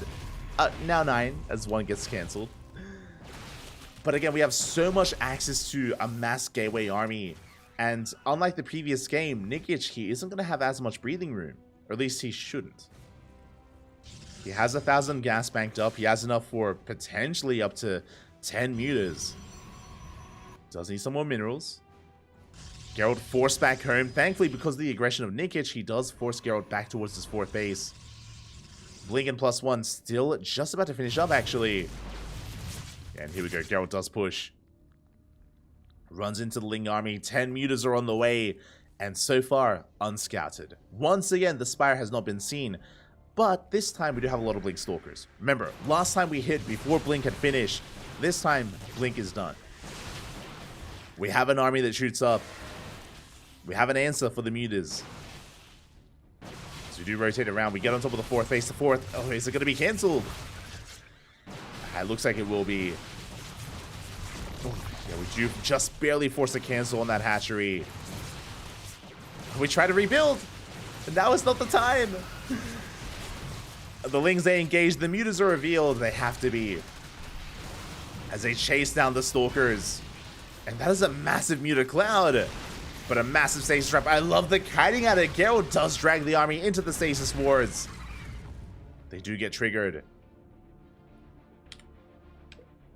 But the muta count has been preserved. For the most part. We're up to 12 mutas. Going for a counterattack. The Stalkers have survived. We recall back home just in time to deal with those mutas.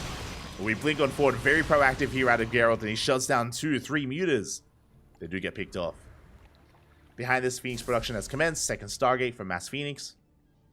Again, these mutas, they have not been anywhere near as successful for Nikic. Ling Runby comes in, but yeah, we have plenty to defend. A massive Zealot army. I'm loving the whole position micro. Pick off 2 probes. 4 probes. Oh my god. 4 workers go down. Behind this, we're doubling down. We're working towards +1 air attack, +2 melee. Nikic, he's committing to Ling Muta, to Ling Bane Muta. He's not turning back.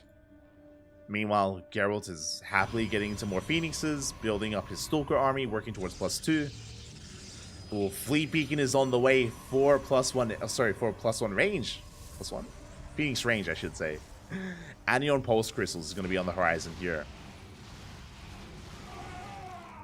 If you remember, we saw something similar with Geralt versus Young Yakov, where Geralt was able to shut down the mutas of Young Yakov quite hard. And he's looking to do the same here against Nikic. Looking to do the same. The Mass Muta does catch out some of these Zealots at least. Does get some, but isn't quite in position for the Oracles. 4 drones go down. Mutas are Phoenixes are amassing.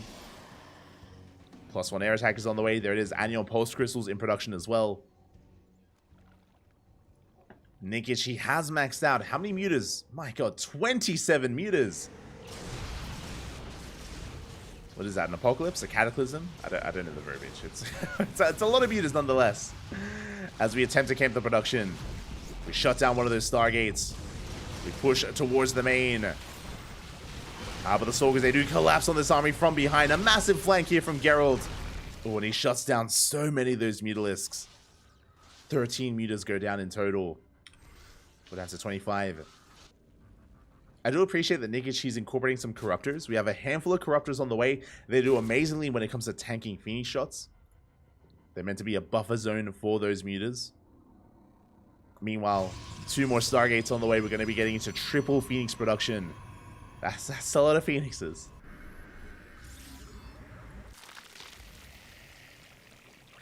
And even though Nikic has been maxed out, Geralt, he has a solid economy. He's up to 82 workers.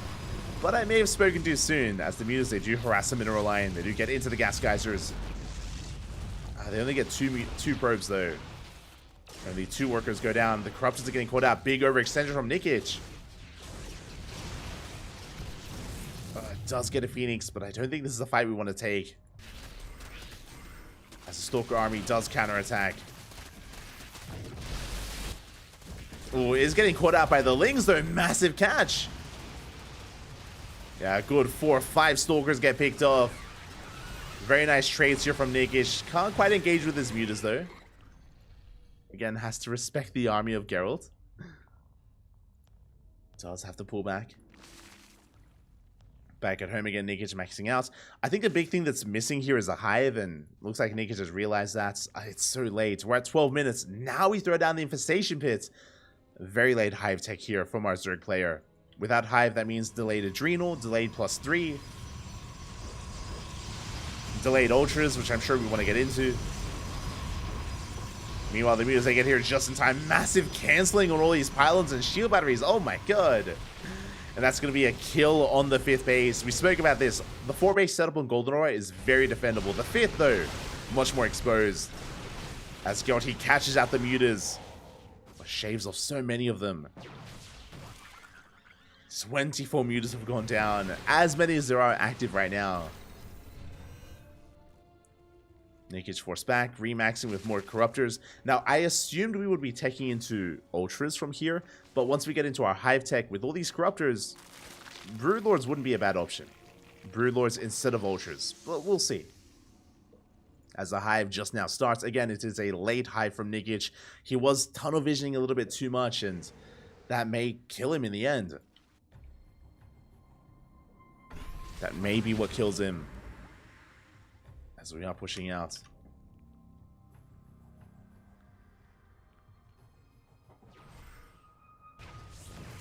Yeah, Nikic going for a ling run by hit towards the right hand side, but the cannons are done this time. We do hold on to the base. At the same time, the gold has been taken by Nikic, but we get a full surround with these zealots, and we are going to be able to focus this down. The hatchery will not complete, will not get up and running. That's going to be a kill on the base. Behind this, speaking of taking up, Geralt's finally working towards Archons. Temple Archives is on the way. Archons and Storm would have been amazing, and it is a big part of what Geralt was missing, but now we're working on it. It is on the horizon. As Nikic attempts to push in towards the 3rd base, but the wall is solid. And Nikic cannot break in. Ooh, and as we settle into 5 bases here, Geralt is working towards carriers. Skytoss is upon us. And as he starts Skytoss, we see our answer with what Nikic wants to do with his hive. I assumed it may be Broodlord, but no, it is going to be Ultras. Our initial guess is going to be Ultras here. The reason for this is because it does kind of cater and complement these these Corruptors quite well. It does make use of the melee upgrades that we've been working on the Lings. And here we go, the Banelings, they do crash in. They do shut down some of the stack defense. But there may just still be too much on the ground. Too much in the air. The Stalkers and Phoenixes, they go ham on this army. The Carriers, they have arrived. And Nikic, he bleeds out too much. He crashes into a brick wall. And the wall doesn't budge. Geralt taking an insane fight, and he's chasing this down. He gets every single Corruptor. And soon to be every single Muta. And Nikic, she's just getting bullied here. We have 20 Corruptors on the way, but they're still in production. They're still on the way. So again, that was 11 dead Corruptors and 14 Mutas. So much gas down the drain. For only 8 Phoenixes.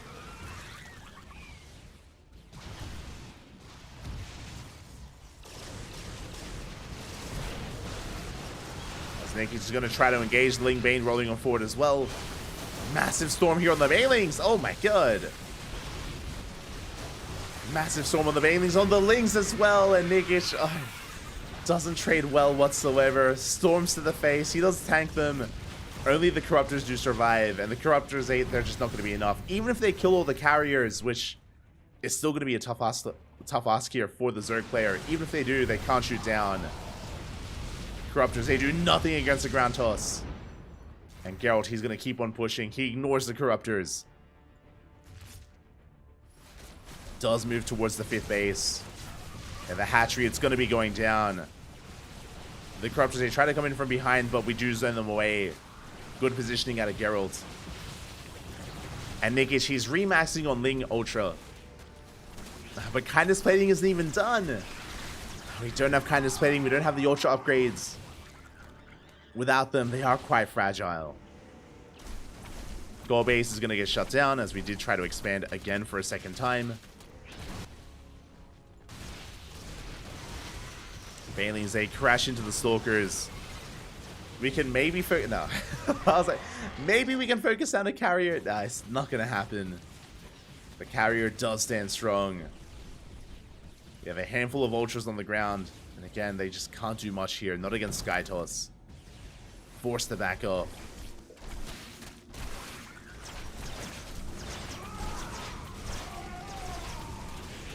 They're going to clean up the Zealots at least. And, I mean, hey, Kindness Plating has now finished.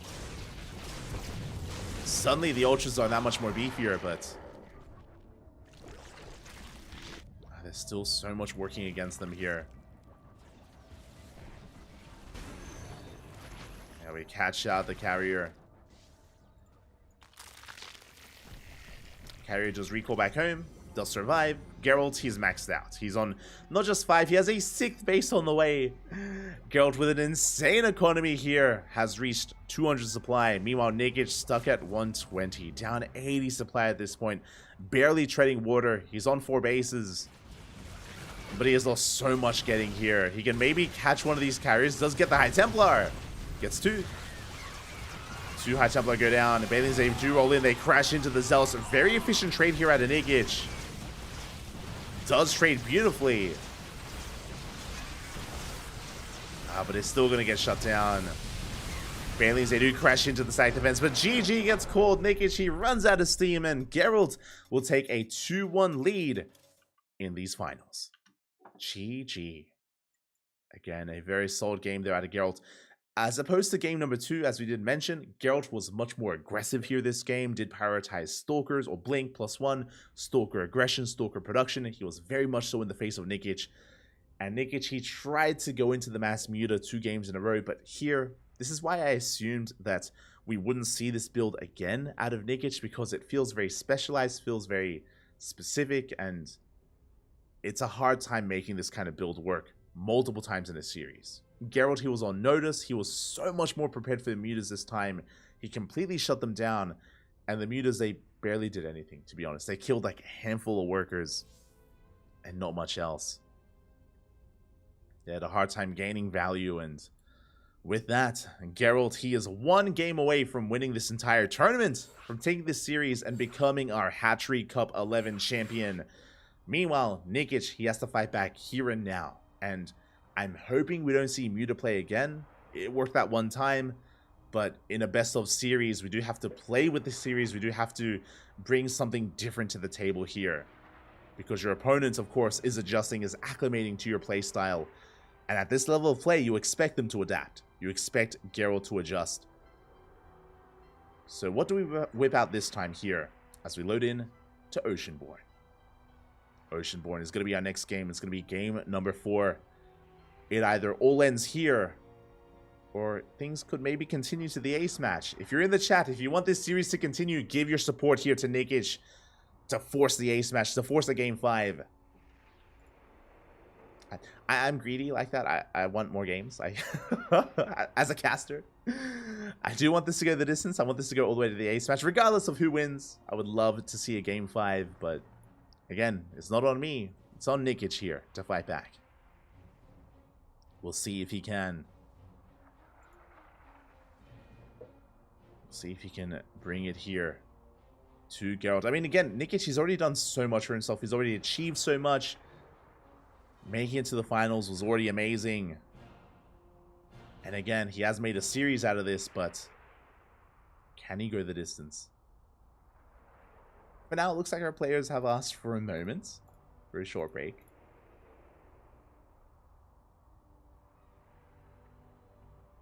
We are, of course, more than willing to comply.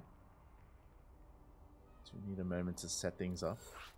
But here we go. Break is over. You can hear the beeps. We are loading in to game number 4. Potentially the final game of the series. Oh boy. It all does come down to this.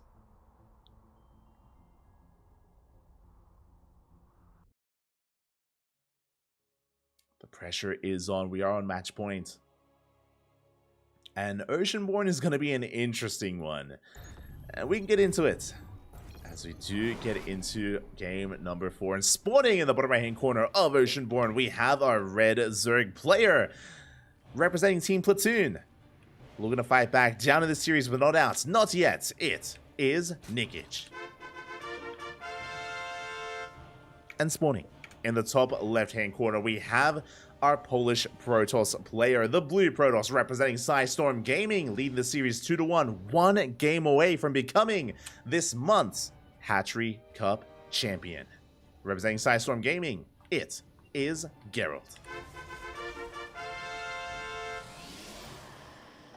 Here we go. Once again, Geralt's going for a very fast probe across the map. He does delay the expansion, does force the unnatural natural from Nikic. So a nice start here from Geralt, just, forcing his opponent to be a little bit more uncomfortable in the early game as we settle into Oceanborn. Oceanborn has really interesting features. The first one does favor aggression. The big reason for this is because this third base is very exposed, much more than other maps. Unlike, say, Hard Lead, for example, unlike even Golden Aura, the third base doesn't have a ramp leading into it. So it doesn't have that high ground advantage, doesn't have a choke point, doesn't have an arc that you can use against the aggressing player. Instead, the ramp is here, in the center of the map. Because of that, all-ins are quite common. Specifically, Roach Queen all-ins. You can just waddle your queens and roaches across the map. You can get onto the same point of elevation as the third base quite early on, and you can lay siege upon the third or even the natural base of the Protoss player. Specifically, Ling Queen Roach all-ins are quite common in ZVP on Oceanborn. Likewise, I'm sure Geralt is aware of that. I'm sure it's going to be in the back of his mind, and I hope that he's adept at scouting for that kind of all-in. Meanwhile, Nikic, he's a pretty aggressive player, and I do expect an all-in out of him, if only he wasn't on match point. That's the problem here, is that one more mistake, one more slip-up, and the tournament is over. The series is done.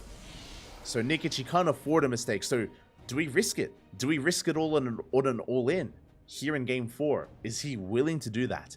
If we were casting a player like Raynor or Dark or Shin, for example, 100%, I would say yes, 100%. Even Wayne, I would say, no, yeah, we would 100% just throw caution to the wind, and we would just go all in and be hyper aggressive. There are players that have no fear. Meanwhile, with Nikic, I'm still a little bit unfamiliar. I don't know if he has fear or not. Like, I don't know if he's willing to be that aggressive and willing to put it all on the line. We're here to find out. We are here to find out. To see what Nikic is made of. See what he's made of, and if he's willing to go all in. For now, we're just droning. For now, we're just saturating. Adept does commit to the shade. We can take advantage of the high ground. But lastly, Adept should be zoned away. As we do slip into the mineral line, actually. Okay, we do pick up a drone. Not bad. A worker will fall. We do meet up with the other Adept. Now, so far, Game 2 and Game 3, if you remember, Nikic completely shut down these Adepts. These two Adepts in the early game, they were completely shut down in these last two games in a pretty impressive manner. Here in Game 4, though, really good positioning. Geralt, he has been more attentive. He has 100% been more attentive here with his Adepts. He recognizes how dangerous Nikic can be early on with his Lings, and Geralt has been so careful with his movement. He has kept them alive, and he is denying mining here at the natural. Very good positioning. Very good positioning here out of Geralt. Oracle soon to arrive. Behind this, third base is being taken. It was a Stargate opener into a third, into, I imagine, triple Oracle production. So far, we have one. We have two Oracles. Not a third yet, though. Just two for the time being. Adepts are going to recall back home, and they will make it. They do recall just in time. Ling's not able to punish them. Meanwhile, Stasis into the main. Ooh, and we will not catch anything. Good target firing out of Nikic. Does focus on the Stasis trap. We get a couple of drone kills, but nothing major. Two workers go down, but at least Geralt did deny mining, and at least he does survive with, or does make it out with those Adepts. As he gets a third drone here at the natural. It's okay. Some okay damage out of Geralt. Behind this, again, he's getting his third base up and running because of his Adepts surviving. He does hold on to the third. Doesn't need his Oracles. Oh, but did I speak too soon? I may have spoken too soon as he gets surrounded. A big overextension by Geralt. One Adept does fall. Behind this, we have a Forge, we have a Twilight Council, +1, and Blink on the horizon. Very similar playstyle from the last game out of Geralt, which I do favor. I'm not too fond of too greedy play on Oceanborn, but we'll see. As behind this, Nikic goes for his lair. Going to be a 5-minute lair timing. Quite a late lair, to be honest. We have our Evo Chamber for +1. Nikic, he's working towards the mid-game. Nikic is not going for a 3-base all-in. There's no Queen Walker across the map. He's not tempted. He's going for a standard game. Okay. you have my attention. We're going for a standard game here. Roach Warren is on the way. 4th base alongside it. Nikic, he's going to try and slow things down and calm things down as well. Okay. Again, now we have a better idea. You know, he's on match point. Does he all in? The answer is no. Not willing to all in. And once again, do you see what I see? I see a Spire. Once again, it looks like we are trying to rush into mutas. The problem is that Geralt has a Gateway Explosion, and he is being aggressive once again with his Stalkers. He's not being passive. He's not being greedy. Geralt, he's not being tech heavy. Just like the last game, he's being very assertive with his army. And we are looking for a cancel on this 4th. And we just barely will. The 4th base is cancelled. Queens are forced back. And Geralt, he is in control of this game. Behind this, +1 and Blink on the horizon, finishing up in a couple of seconds. Looking at the production, we have 8 gateways already. I'm sure soon to be 10. So very similar to, I mean, this is the same build from Geralt. 2 games in a row, going for just a very Blink Stalker heavy composition. Lings, they come in for a surround. They do get good surface area on this Nexus. Oh, and that's a kill! That's a kill, not a cancel. Massive pick off there from Nikic. That should not have happened, by the way. Geralt slipping up a little bit, maybe a little bit overconfident after that win. That ends up being shut down. Good defense there out of Nikic. Lings, they come in for another run by. They do get eyes on the would-be 4th. They get eyes on the base being replaced, being repositioned. And mutas are on the way. Again, the Spire has not been scouted. But there are still a decent amount of Stalkers on the field. 16 Stalkers. That's what I'm concerned about. Overlord goes down. We rotate around. We hit that 4th base once again.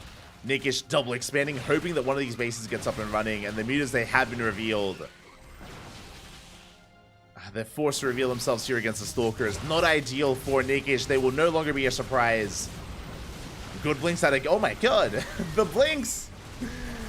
We do preserve some of these Stalkers, but they're finally going to be going down. At least some of them are. As we trade 7 Stalkers for 3 mutas. Again, not a bad trade from Nikic, but we have Phoenix production. 2nd Stargate on the way for more Phoenixes. Stalkers are warping in. And again, these mutas, they were not hidden. They were not saved until the last second. They were forced to be used defensively, which means the economy is untouched. It means that not a single probe goes down. They are safe. They are sound.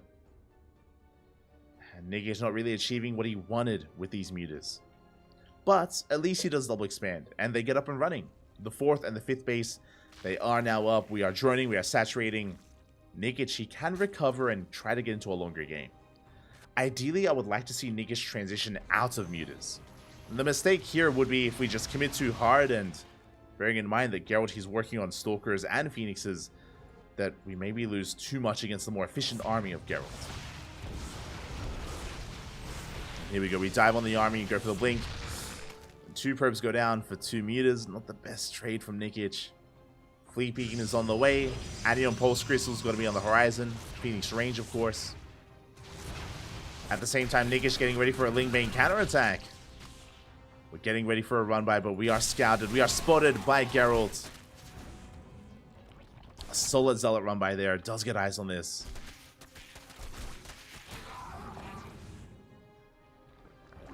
Mutas on the way. Phoenix is still amassing.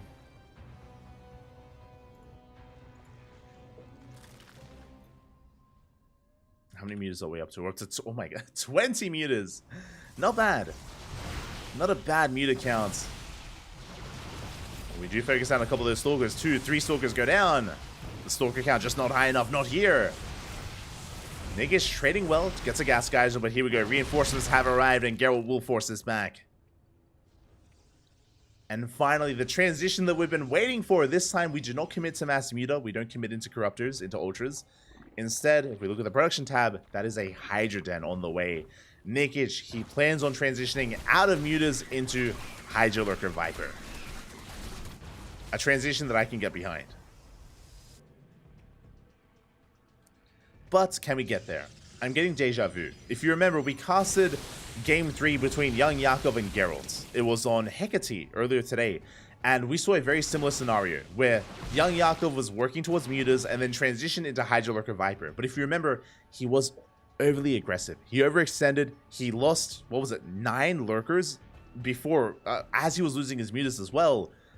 He lost everything far too quickly, and things snowballed in favor of Geralt from that moment, and he snowballed into a win on Hecate. Hopefully, Nikish is more reserved with how he does transition. Essentially, Nikish wants to throw away these Mutas, but he doesn't want to lose them too many. He doesn't want to lose too many too quickly. As oh my god, we engage. The Phoenix go to town. The Mutas, they get caught out by the Stalkers, and every single Muta goes down. As I was just saying, we don't want to throw away every Muta straight away at once, and they all do fall. We get cleaned up, and Nikish plummets in supply. Now he is remaxing on Hydras. That is true, but he needs time. We don't have a hive. The hive is still being produced. The lurker den is still on the way. We don't have lurker upgrades. Right now, lurkers are not ideal. We can make them, yes, but they're going to be lair tech lurkers, not hive tech. And so much weaker than they otherwise would be. Massive Zealot counterattack. We run into the Ling Bane. Phoenixes, they dive in between the bases. We catch some of the Hydras. Big scout here from Geralt. He's aware of the lurkers. And he is just getting so many overlords in the main. Geralt getting out of control. Behind this, we see double carrier production. Sky Toss is on the horizon. Second Robo is on the way. This should be carrier into either Disruptor or Immortal. Both work. Both would be ideal.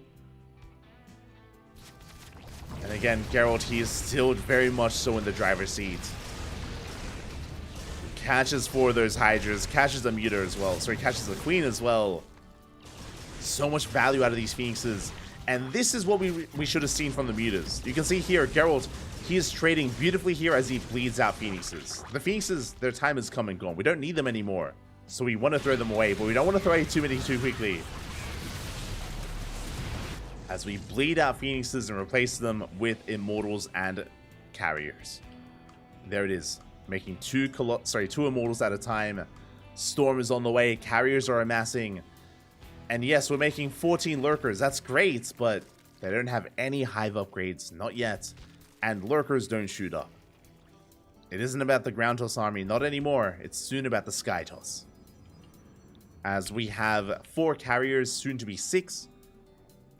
And from there, once the Lurkers are revealed, we can transition into Tempest. The Sky Toss is coming. Before then, Geralt pushing onto creep. Dancing with the army. Does run into the Lurkers. Bleeds out a couple of Stalkers. But again, we want to bleed them out. So we do need more Storms. Do need more Archons. At the same time, we do have some Zealot Harass on the right-hand side. We clean up a couple of those drones. Workers are going down. The Lurkers looking exposed. The Carrier's going to town here. Now, the High Templar have to be careful not to overextend. Pushing into a choke point against Lurkers is not what you want to be doing. So, Geralt does have to take care. Oh, big storm here on the Lings. And as Geralt keeps the attention of Nikish in the center of the map, we have a massive Zealot run by here on the left-hand side. There are Lings to defend, but we need more than just Lings. Again, good positioning here with these Zealots. +2 is done. We clean up all the Lings, we get on top of the Banelings as well. Again, these Zealots were underestimated. And they do break through. They get into the mineral line. Again, we needed more to defend. And drones are falling. Nikish is forced to turn back around. This is not insignificant. 6 drones fall. At the same time, Geralt pushing through the center. There are a lot of Corruptors, but that's what the Stalkers and Archons are for. They're there to support. Have a line of Lurkers here holding on. Nikish, can we stabilize? Oh my god, massive spine shots here on the Stalkers. Both players are finding their armies. Nikish looking okay. The problem here with Nikish is his upgrades. They're still lacking. Big storms on the Corruptors. A lot of damage being dealt. Nikish going for a Ling counterattack, but we have a wall of cannons waiting for it. The Lings, they do nothing.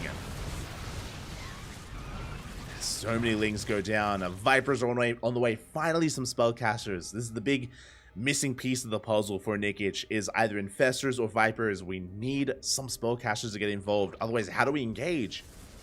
We need to abduct. We need to fungal growth even. Either or. We need to somehow pick apart this army.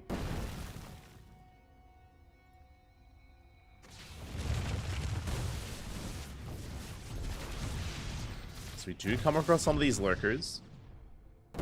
So far, good movement out of Nikish here, preserving his Lurkers, keeping up with his Corruptors. Not overextending yet. 3-3-3 on the way, alongside Adrenal.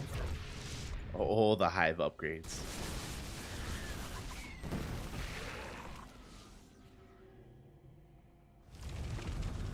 Unfortunately, we're not there yet, but given time, once we get into all these 3-3 upgrades, then Nikish, he can take a fight. Where's the Viper? There we go. I was like, where are the Vipers? They are coming in. Disruptor goes down. Nikish, he has potential. Likewise, so does Geralt. It all comes down to whether or not we can abduct these carriers. Big feedbacks! Oh, the feedbacks and the storms. A Viper versus High Templar. Who comes out on top? The High Templar here in this fight.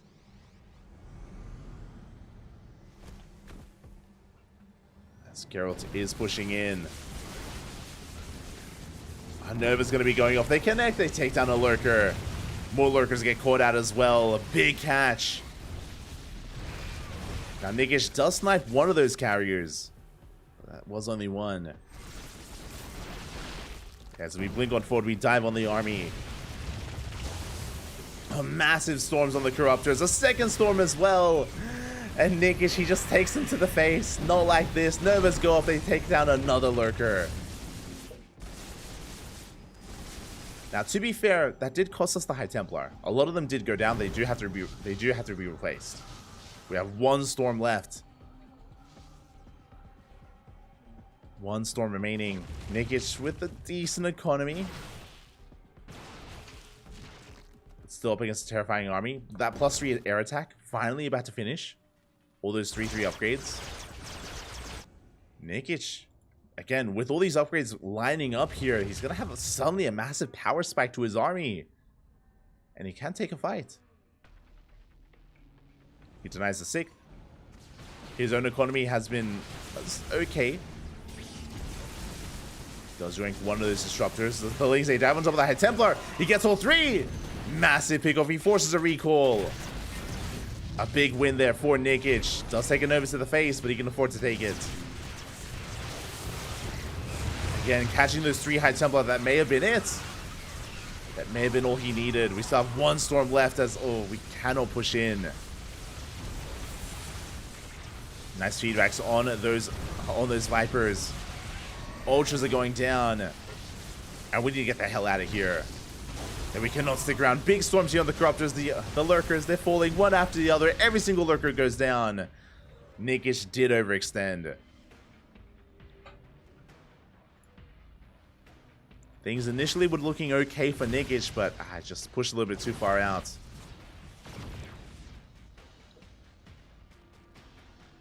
Geralt pushing onto creep, clearing up so much, going for a big Zealot counterattack, denying this 6th base. 6th hatchery goes down.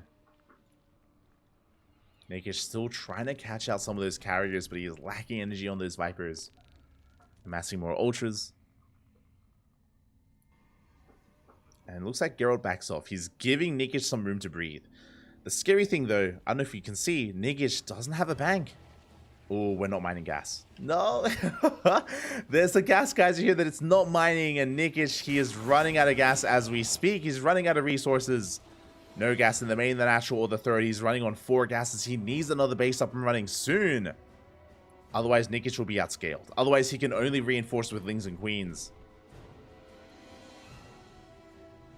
Meanwhile, Geralt's happily, taking another base. Forced to cancel his cannons and shield batteries, but Nexus is on the way. Ooh, as Ultras, they do collapse on these Archons. We got 1 carrier, we get 1, we get 2, we get 3, and it looks like the Corruptors, they break on through. They shut down every single carrier.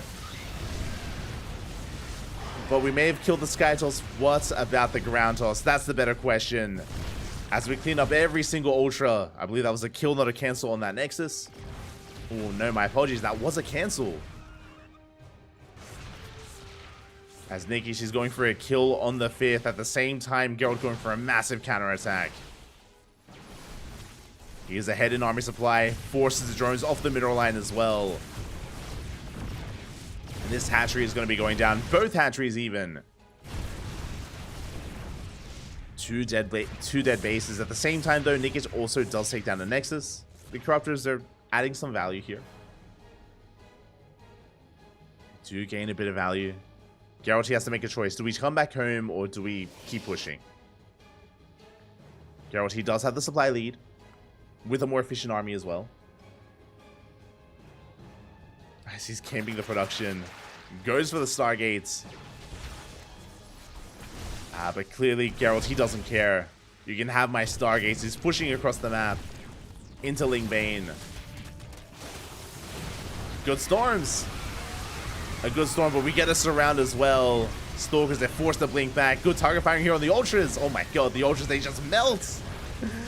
The Ultras, they stand no chance, not against 5 Immortals.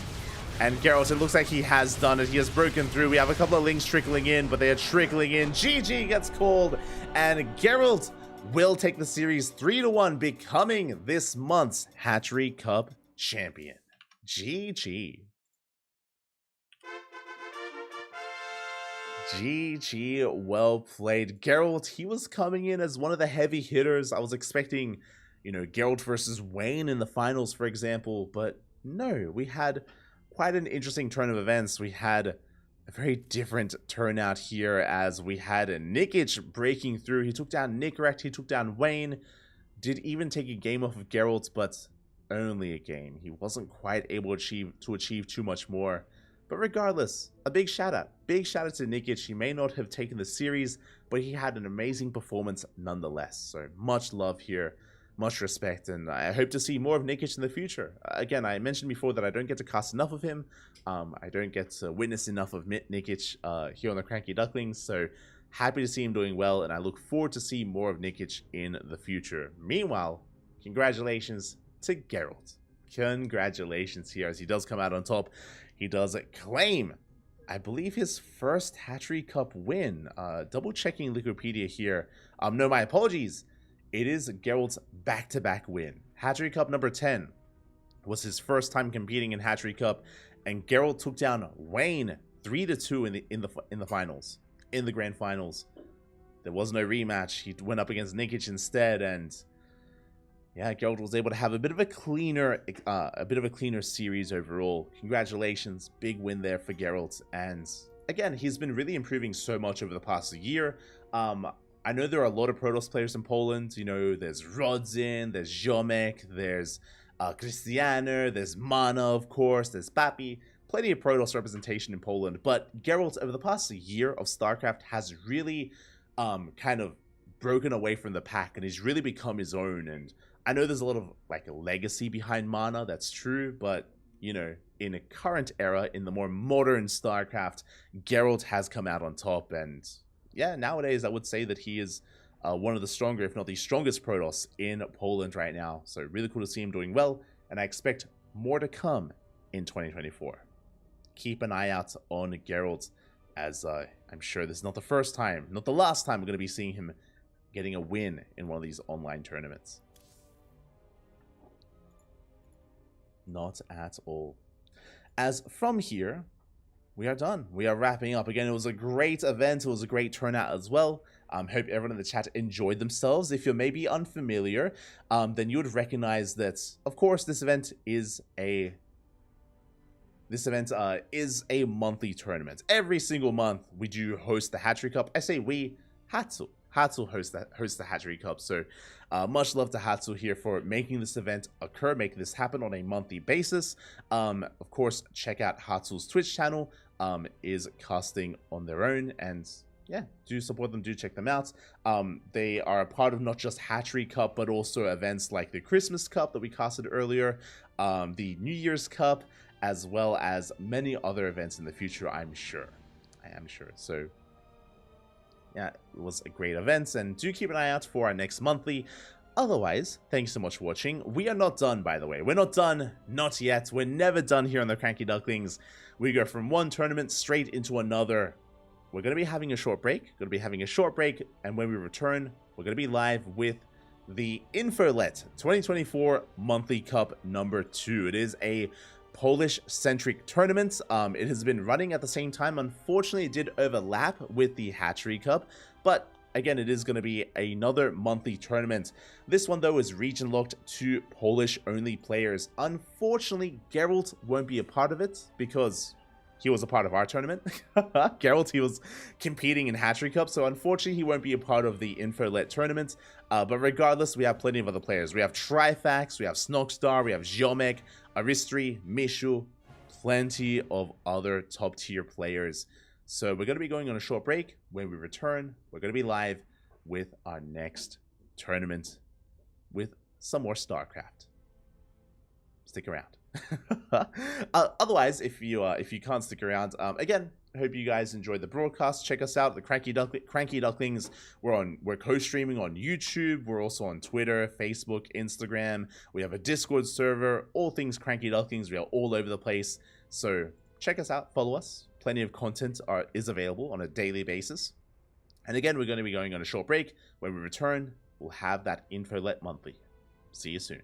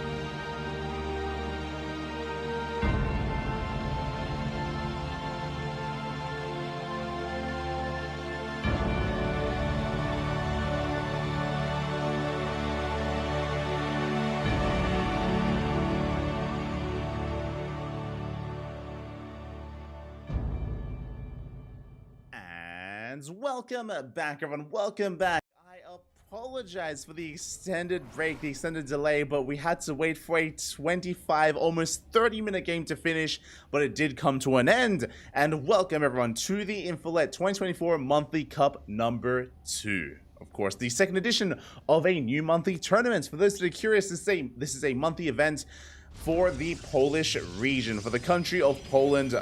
Only those of Polish nationality even can take part in this event, and this is a little bit different as well. Fun fact, this is an event that does force players that are over a certain MMR range to off-race. So players like Geralt, Spirit, a Laser, for example, they would have to off-race instead. This is a way to kind of prop up and to help support some of the more up-and-coming GM talent in Poland. So again, a great initiative, a great event, and we're here to bear witness to the lower bracket semi-finals. And spawning in the top right-hand corner of Data... Wait, what? I just realized. Data C? We have the Blue Protoss player representing Team Blazer. It is Ziomek. And spawning in the bottom left-hand corner, we have his opponent. We have the Red Terran player, also from the land of Poland, representing himself, currently teamless. It is Mishu. Okay, so again, this event is a little bit quirky by nature. I did just mention that when it comes to players over 6k MMR on the European ladder, currently over 6k, again, players like Geralt, Christiane, Spirit, Laser, they would have to off-race. So again, for those that are just under 6k, you know, your 5k, 5.5, 5.8, you know, the more mid-tier GM players, the more mid-tier talent in Poland are able to play their main races instead. So they do have a certain advantage. Meanwhile, the map pool is crazy. I just realized, okay, the maps. Olrina, I remember that awful map. This Olrina, there's Data C, Berlingrad, Disco Bloodbath, Jagannatha, Vani Research Station, and Cyberforce. These are maps from Legacy of the Void, but these are maps from like 2017. Oh my god, some very old maps. Like Cyberforce, when was that around? I think that was 2018. Let me just double check. Cyberforce was, okay, beginning of 2019. Okay, it was like January 2019 was Cyberforce. When was Vani Research Station and Berlingrad? Was that also 2019? Vani Research Station was end of 2016 into 2017. So that was 2017, and Berlingrad was earlier, 2021. Okay, or more recent. But yes, a wild map pool that I was really not expecting. And oh my god, we'll see how we get into this. Mishu, by the way, going for a very greedy build. It was a Rax expand into a third CC before second Rax even. My god, one of the greediest builds that you can go for in this matchup is what Mishu is going for, a very fast third CC into a 3 Rax. Can this be punished? I mean, fun fact, this is the best of 1. For those that are curious, this is a best of 1 match here on Data C. Data C back in the day, for those that are curious, this was a map that was in the map pool back in 2022. 2021/2022, and this was quite a macro map. There's so much defensive features here. Very defendable third base, very defendable fourth base as well. So your 4-base setup is very formidable. It is very powerful. So it makes sense to go for a greedy build here, because once you can get up to your 4 bases, it is very difficult to really shut you down. Meanwhile, Ziomek going for a standard opener, going for a gate expand into a Cybercore, into Twilight Council Blink. It is a Blink-based opener, but alas, he doesn't know. He doesn't know how greedy Mishu has been, already landing his 3rd base here before the 3rd is even done. It just starts. The 3rd just starts for Ziomek, and Mishu already has his own on location. Crazy start here from the Terran player. Stalkers dip in. They do see the Marines, but they do not see the 3rd CC. So we can assume the 3 Rax. Ziomek, he's aware of at least part of the build, but not all of the build. Behind this, working towards our Robo, it's going to be a 2-gate opener into a 3rd. So Ziomek, he's going for his own economic opener as well, but not as greedy. It is economic, but not as greedy as Mishu. So Mishu just running away with as much greed as he can, followed by 2 gateways here from Ziomek, doubling down on gateway on Stalker production. Meanwhile, Mishu getting into really fast Marauder. Double Tech Lab, double Marauder production here from Mishu. as we are building up those Marines. Working now towards the factory, working now towards the starport to get into eventually medevac drops, the medevac pressure, medevac aggression. Oh boy, again, just a wild start here from our Terran player, and this is just a really good way to take advantage of your opponent, to take advantage of this map, and to take advantage of the fact that this is a best of one. This is a wild start, and Mishu has a massive lead.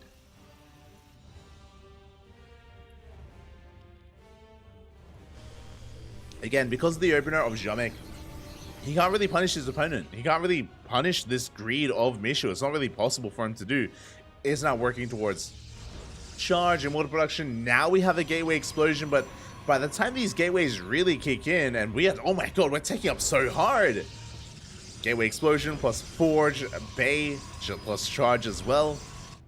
Jomek is trying to catch up, but I'll be honest, Mishu is going to hit the field first. Mishu is moving out first with stim, combat shields +1, not quite +1, combat shields, stim, as well as medevacs. Medevacs are on the field as well. We are pushing out with a massive marauder-based army. The observer does see. The observer does confirm the move-outs, but just because we see it doesn't mean we can stop it.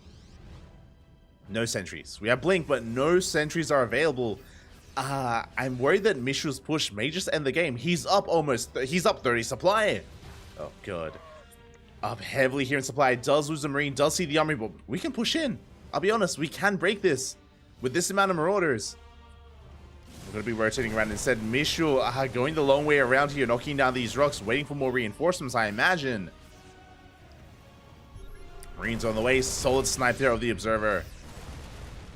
Rocks are knocked down. Colossus are on the way. By the time the first Colossus arrives, we can actually slow this down. We did get a warp in of sentries. We have force fields. Honestly, now with these sentries, Jomek can hold. He can defend. He can take control of the ramp and take advantage of his opponent. Mishu, he had a window. It's closing. And the window is closed. With the arrival of this Colossus, yeah, the window has closed. Mishu is backing off. We're working towards a Ghost Academy, towards +1. Working towards that next step. And that means that this timing and building up this army didn't really pay for itself. It wasn't really worth it here in the end. We could have worked with even a faster 4th CC. Speaking of 4th base on the way for Jomek, a 4th CC could have been on the way here for Mishu, but no, we're working on production instead. Working on our Ghost transition. Vikings as always scan. We see the army again. This is an army that we could have abused earlier, but no longer. And we're headed for a longer game instead. Longer macro game is ahead of us. Okay, I do apologize if if there are some frame drops here. Unfortunately, the internet isn't the most stable. It's struggling a little bit actually. Hopefully, it does recover. And keep my eye on it. It's good. If the internet does lag out though, then we will dip out. I won't subject the players to us lagging out or anything like that. Don't want to disrupt the players or anything. And here we go. We are moving out across the map. Mishu now with a pretty hefty army. He's got 4 ghosts. He's got 18 marauders, a good amount of Vikings. Mishu, he is maxed out, but we're pushing into disruptors. Shows us the first Nova. Oh. We are paying attention. Good EMP here on the army. Disruptor, they're still up and running, still kicking. So we don't quite push in. We don't commit. We're going for a long game. This is the power of this map of Data C is how defendable the 4 and 5 base setup is. I briefly touched on this earlier about how Data C is brutal when it comes to how defensive you can be. Again, because of these ramps, because of these points of elevation, because of the choke points, it's so difficult to punish. So Jomek can freely get up to 5 bases. Mishu is going to try and go for a split push. He's going to try and pull Jomek apart. Never goes off. Big connection. 3 marauders go down. Very nicely done. Very nicely done as we dive on the army. Oh, we do have some forces out of position here for Mishu. Very out of position. Colossus is going to go down. Novas go off, zoning back the army. We do get a disruptor. Mishu pushes in towards that base. We go for the Nexus. The Nexus is going to be going down. Good EMPs. Nova's a juice zone back to the army, but the damage has been done. We get a kill on the 4th base. Up. Better connection. Much better connection there from Jomek. We have one more Nova in the chamber, and Mishu, he's running out of steam. Oh no! The splits, they're just not there. We take another massive Nova to the face, but the Vikings, they land. The Vikings do land. We're rallying more Liberators across the map as well. Mishu going to be backing up. Getting into more Vikings. Into more Liberators. 4th base on the way. And the damage has been done. Again, like, we've hindered the economy of Jomek. Mishu just has to calm things down, slow down, consolidate his army. We have +1 ship weapons on the way. We have extended lamps. We have advanced ballistics on the way. Of course, Liberator range. We go for the scan. We get an eye on the fact that there are no more Colossi. We're still doubling down on Disruptor production. As a result, we need more libs. Again, freedom is on the horizon. Liberation zones can just have their way with a ground toss army. And Jomek just is not ready for that. Has some Blink Stalkers, which is an answer. Not the best answer, but an answer nonetheless. We can shoot up. We can shoot up here as we rotate around.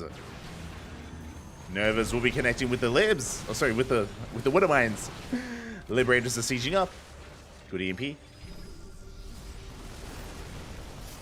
Zealot flank does get caught out. Nova goes off.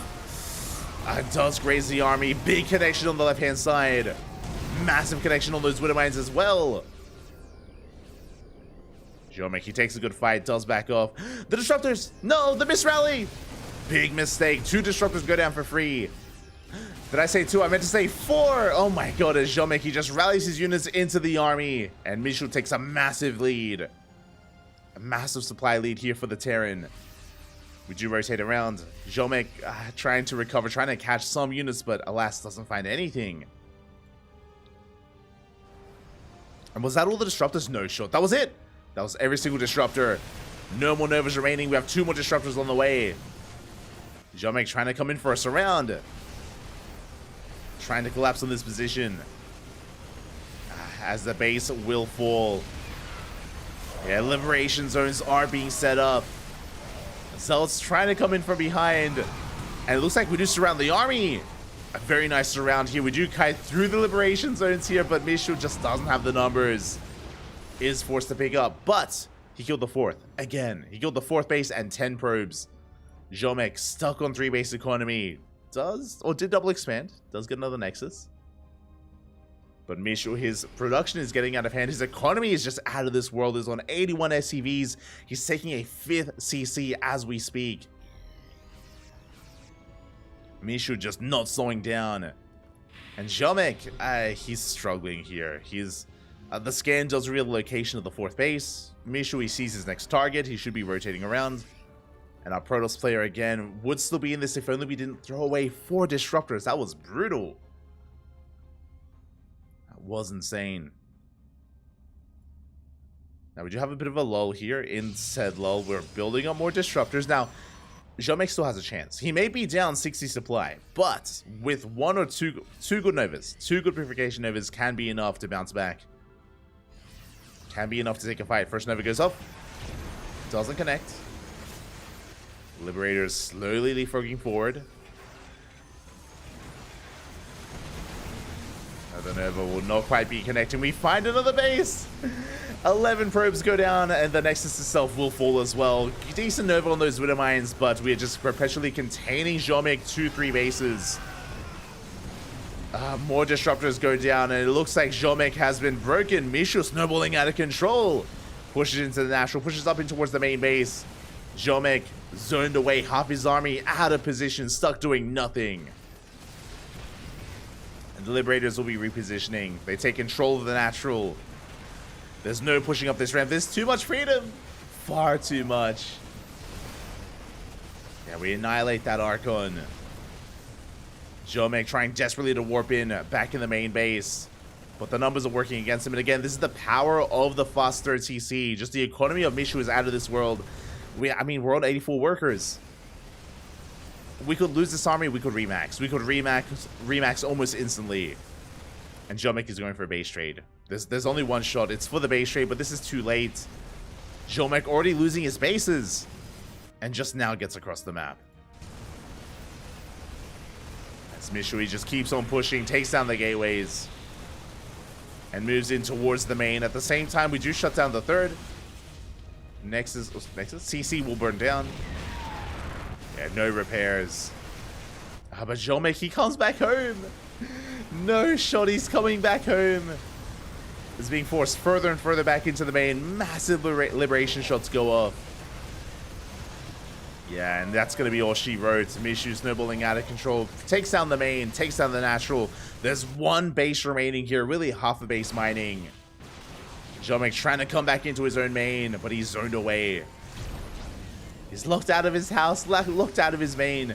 And the scary thing here is that we don't even have to go through the ramp. GG gets called, and Mishu will take down Jomek 1-0. And will advance on to the lower bracket finals. GG.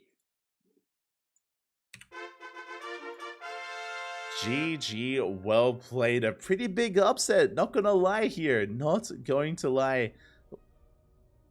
As we do quickly set things up, and yeah, Mishui takes down Jomek. Jomek being the favorite in this series, but it's a best of one.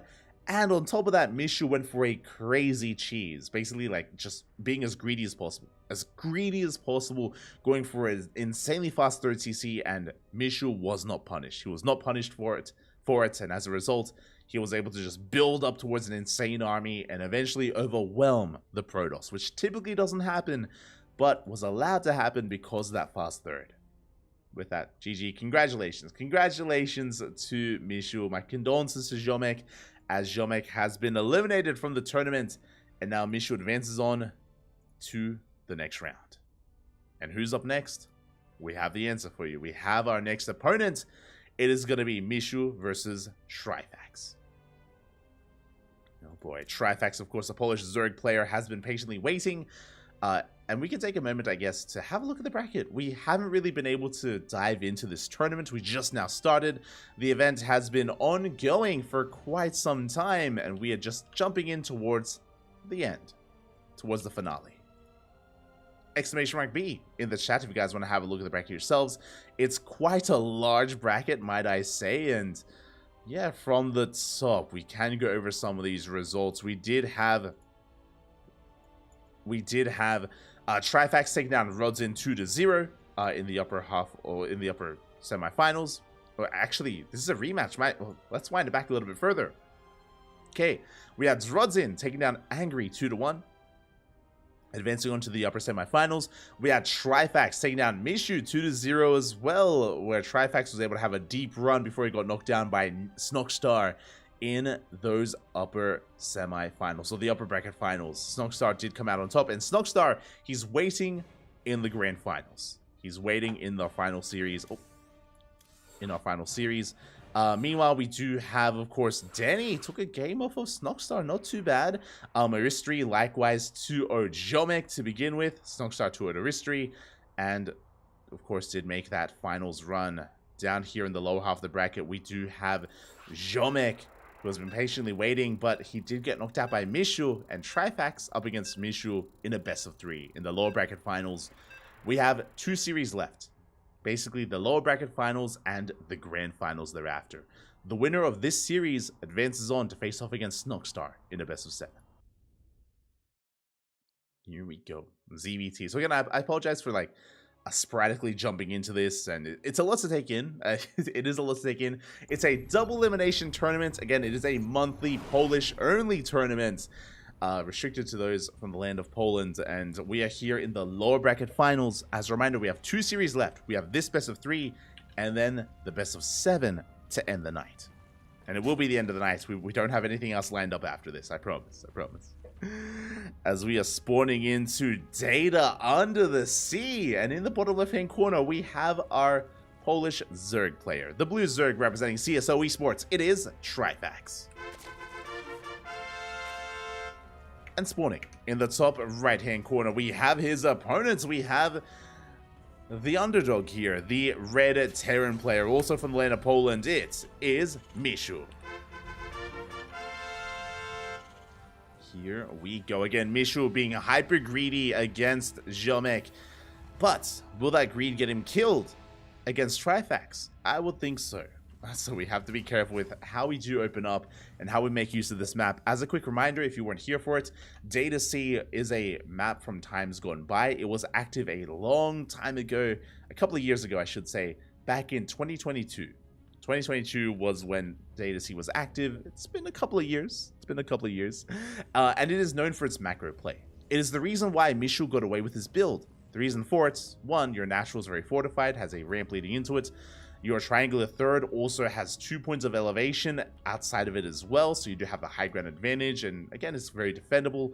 Likewise, your fourth base doesn't have a ramp, but does have a very narrow choke point. One angle of attack, really, you can't really attack from the right-hand side, especially if you take this as the fourth, so you can defend this quite well as well. And the fifth base, also, ramp, choke points, so much elevation here, so easy to defend, which is why we've seen a lot of late game. It's why Mishu was able to get away with something a little bit greedier, but why that snowballed out of control and led into his win. I wonder how our players will indulge on Data C and how they approach it, how specifically our Zerg player approaches it. For now, Hatch Gas Pool into a third, standard opener out of Trifax. Meanwhile, Mishu is going for a Rax expand into a factory. Now, do we go for a straight up 1-1-1 or do we go into a third CC? That is the real question. Now, when it comes to our players here, when it comes to Mishu, he is known for his mech against Zerg. He is known for mech, which is, you know, a little bit bittersweet. Like, it's why his previous series against Aristri lasted half an hour. It was one game. It was a half-hour game, which was crazy, but does make sense. Does make sense as to why it would be so long. It's, again, because of Mishu's playstyle. I expect mech here against Trifax. But it's a best of 3. We have a lot ahead of us. And there we go. Third CC before Starport. Very economic opener here out of our Terran player. Very economic build. This can still lead into mech, but it could lead into bio.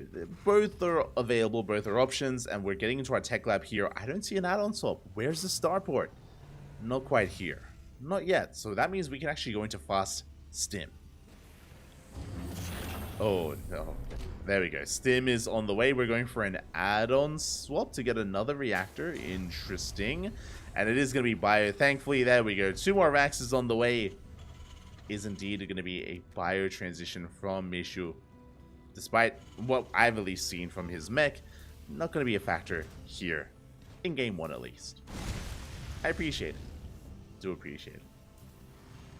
Meanwhile, Trifax still a little bit in the dark as to what's going on. Has been happily droning, has been saturating, looking at his vision. He hasn't seen much at all. He did get eyes on the would-be expansion, but not much more than that.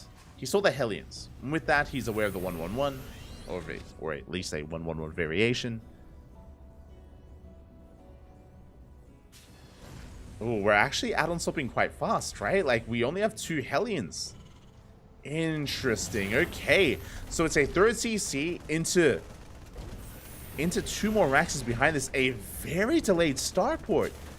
Very interesting. Okay, so we go for a delayed starport. The reason for this, of course, is because our factory has been producing nothing but add-ons, and we did prioritize 2 more Raxes instead. This is going to be a third CC into 3-1-1. So many Marines going to be amassing here. This is going to be a very bio-heavy composition, and we're going to have a lot more Marines than normal here once we do hit those medevacs. Once we do get into that medevac production, there we go. Another add-on swap here, getting into the reactor medevacs. Third CC is getting up and running. Now, there's a bit of a give and take. On the one hand, this eventual stim push, this bio push, is going to hit like a truck. It's going to hit quite hard. The downside is no map control. No, just very little map control. There's no Hellions to punish the vie for this creep, which means Trifax is free to spread as much as he can. He's spreading so much creep here towards the center of the map, and Mishu can't stop him. He has nothing to stop him. He has 2 Hellions, that's it, and 2 Hellions is not enough. Meanwhile, the Link Scout did confirm the lack of Hellions and the additional Marines. So Trifax should be aware that it's at least a 3cc 2-on-1 variation. He should be amassing Lings and getting ready with his Queens. Speaking of, we have 8 queens. We have a 9th queen about to pop out. We have 26 lings in production. Baneling Nest just started. Won't be ready for this, but Ling Queen should be enough to defend. Ooh, Mishu does go for the stim, but ooh, does actually cancel a base. Not bad. Does cancel the 5th. Stims on forward, gets on top of the queens. Transfuses are on point. And the queens, they do keep each other alive. The army is forced back. Oh, Mishu a bit overstimmed. Is going to be forced back. Behind this, he's reinforcing, and even though Mishu is overstimmed, he's regenerating his HP, and he's reinforcing. He doesn't throw away his army. He retains his marines. That's what's important. Tanks are on the way. Mishu being quite assertive with this. Sims on 4. Did deny the 5th base once already. He's going for it again. Here we go, just perpetually denying that 5th. Forcing a cancel twice now. As we stim on forward. Push towards that 3rd base. And it looks like we get a queen. Queen goes down. We go straight for the hatchery as well. Good target firing out of Mishu. And it looks like he will barely get a kill on the hatchery. No banelings whatsoever. Lings are just not good enough. The tank will fall. But that was 2 dead hatcheries and 3 drones. Alongside a queen. Very efficient trades here by our Terran player. As he stims on forward, we get us around. Target firing not good enough. And Mishu is being forced back. Finally is forced back. Trifax forced to expand elsewhere. He's taking his northern location instead. This northern base. Double expanding. Trying to get his 4th and 5th base up and running.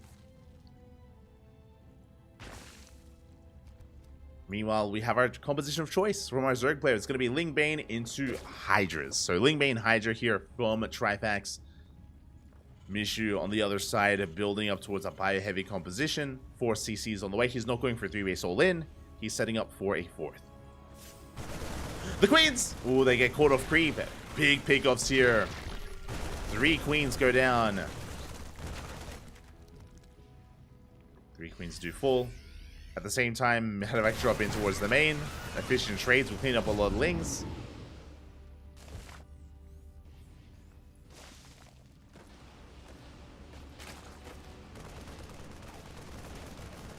Do pick up a lot of lings there, and Mishu, he has a lot of momentum. I'll be honest, I'm surprised as well. He has a lot of momentum on his side. He does have a drop on the left, dragging away some of those lings, and he pushes on the right. Takes down some of those tumors. Ling Bane does roll on forward. But a good spread here from Mishu. He's gaining ground. Is gaining a lot of ground. Forces back 2 of those queens. There's only 2 queens left. Only 1 left. Ay. Basically, we have 4 queens left. 1 for each base to inject. And we haven't replaced our creeping queens. This is dangerous. Trifax, because he hasn't rebuilt those queens, the creep, it's not going to get up and running. Not anymore. But finally, we go for a big counter attack. 9 SCVs go down. We get a tank as well. We collapse on these reinforcements. Marines are falling. Marauders as well. And Mishu is woefully underprepared. There's very little to defend. And he's punished for setting everything across. Now, the mailing! Big connection. Massive connection on the mineral line. 13 SCVs go down. Planetary will finish. We'll clean this up. But Trifax, his aggression does not end. Goes for a big wraparound. Banelings, they roll in towards the mineral line as well. Oh, we're going for the Marines. This is going to be so close. The Banelings, they get some decent connections here. Marines are going down. And it looks like Trifax, he has too much. Just barely. He breaks on through. GG gets called, and Trifax will take game number 1. GG. A solid game there out of Trifax. I mean, I say that things are looking a little bit worrisome. Things were looking worrisome for Trifax, especially after he lost his bases and he lost his queens. Honestly, Trifax was up against the wall, but the run by, the counterattack, that Ling Bane counterattack did so much for Trifax. It crippled the economy. He killed tanks, he killed reinforcements, and he also, more importantly than all of that, forced Mishu to turn around. It forced him to turn around, to go back home. It allowed Trifax to get the breathing room he needed to actually mass a competitive army, to mass out a comparable army here to Mishu, and eventually to snowball out of control. Out of control, baby. GG, well played. Trifax does take a 1-0 lead, but we're here to determine how this series continues. How does it conclude even? Mishu, he can fight back here at game number 2 as we have our map of choice. A blast from the past. It is going to be Jagannatha. It's been a while. It has been a while. I'm here for it. I'm ready for it.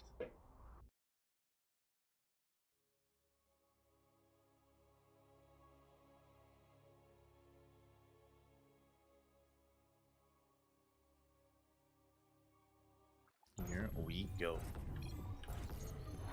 At spawning in the top right hand corner of Jagannatha, we have our Polish Zerg player. The blue Zerg representing CSO Esports, leading the series 1-0 in this best of 3 lower bracket finals match. It is Trivax.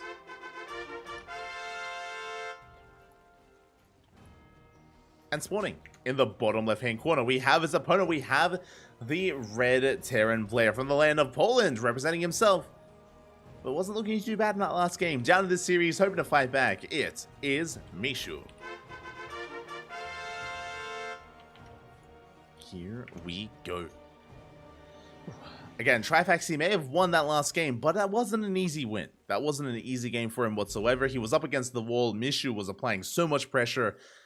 Unfortunately, Mishu had nothing at home to defend, and that Ling Bane counterattack did create such an opening for Trifax. Gave him so much breathing room and did give him the momentum he needed to end the game. But now, again, we're getting into game number 2. Jagannatha is going to be an interesting one. Less defendable than Data C. Not just less defendable, but we also have speed zones. Some big speed zones here towards the center and right and left-hand side of the map. We can use this, of course, to get across the map a little bit faster, to be that much more assertive here with your opponents. I know speed zones aren't too much of a thing anymore. I mean, they're on Solaris, to be fair. They're in the current map pool. But for those that are curious, I believe this is one of the first maps to have a speed zone. I can't remember if it was Jagannatha or Death Warrior, but one of those two had speed zones for the first time.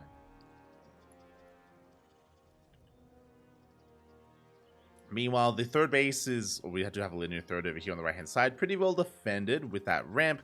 The triangular fourth has a lot of choke points as well. The fifth base is far more exposed and is quite isolated from the rest of these bases, though, so very difficult to take a fifth. And again, even holding on to the fourth can be a challenge as well.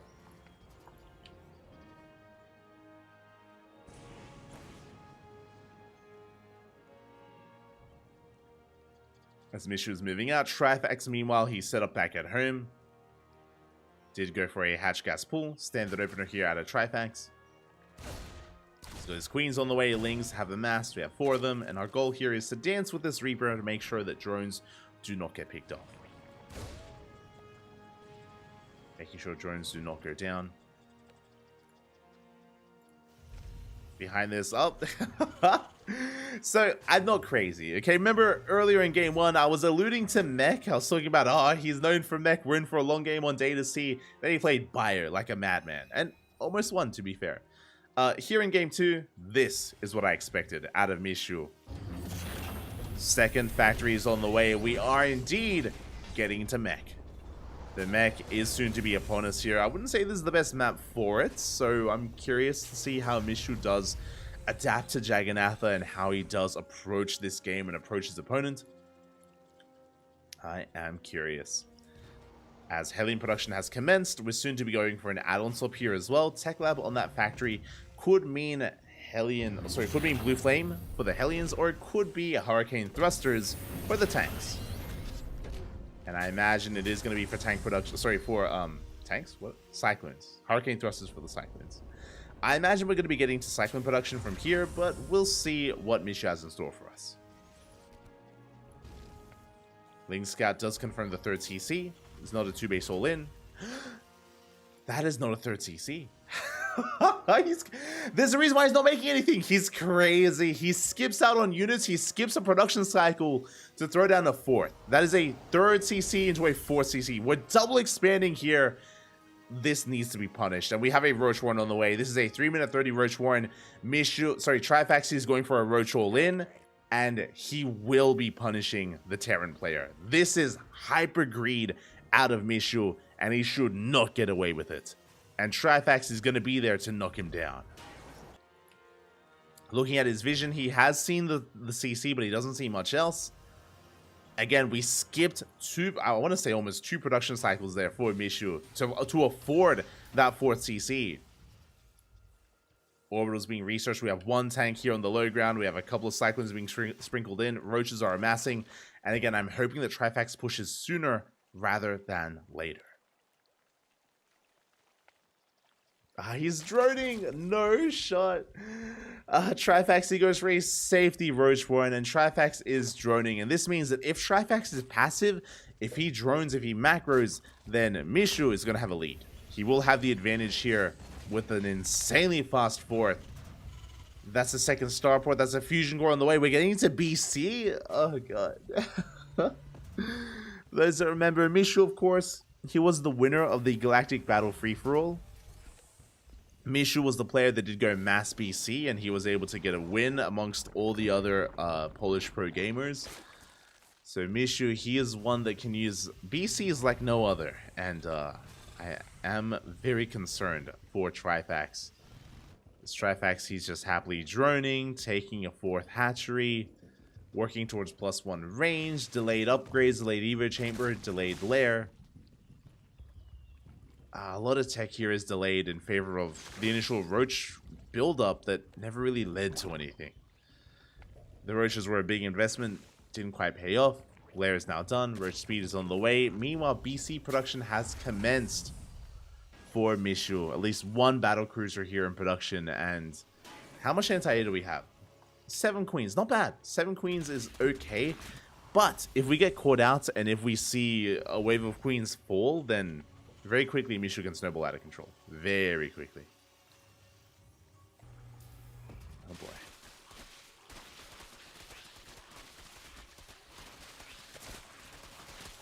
Behind this, we're just building up. Still just droning happily here. Getting up to 4 base economy, getting up to 70+ workers. Okay, 75 drones here. 73 drones even for Trifax. Ling Roach is amassing BC count. That BC count, it's getting higher and higher, and we still don't have the best answer. No Spire, no Hydroden, 7 queens spread between 5 bases.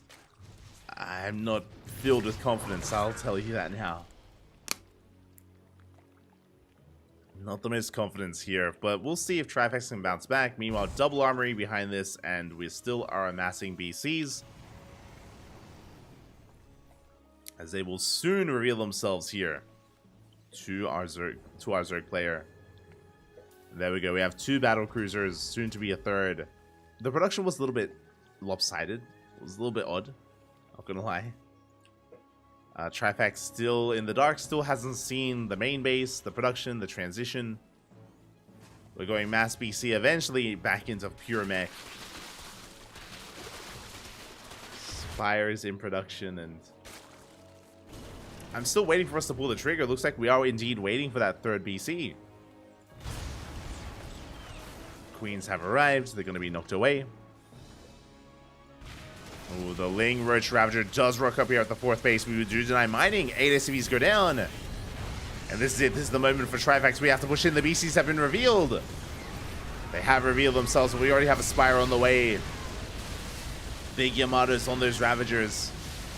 But again, the Roach army just busts on through, in towards the natural, in towards the 3rd base. SCVs are going down. Despite the greed of Mishu, he just doesn't have enough of an army. He is being punished. I was concerned that the window was closing. I was concerned that Trifax would let this fall by the wayside and allow Mishu to get away with this greed, but no, he does not. And 37 SCVs go down. Game-ending damage. Trifax back at home, working towards melee upgrades, range upgrades. He did see the BCs, of course. And what is going to be his plan? As we just teleport across the map straight to the main base. We have 10 Corruptors in production. The BCs are going to go ham. They shut down the Queens. Queens are going to fall. We maneuver towards that mineral line. At the same time, a massive Ling counterattack does hit the 3rd base. We could even push towards the natural, to be honest. And the corruptors, they are amassing. Sure, we are killing queens, but we should barely have enough. It's going to be close. It's going to be very close here as we focus on one of the battle cruisers. There's 3 left. There was 3. Now there's 2. Soon to be 1. Soon to be none. This was a big investment here from Mishu. And so far, the BCs have not paid for themselves. Every single BC is falling.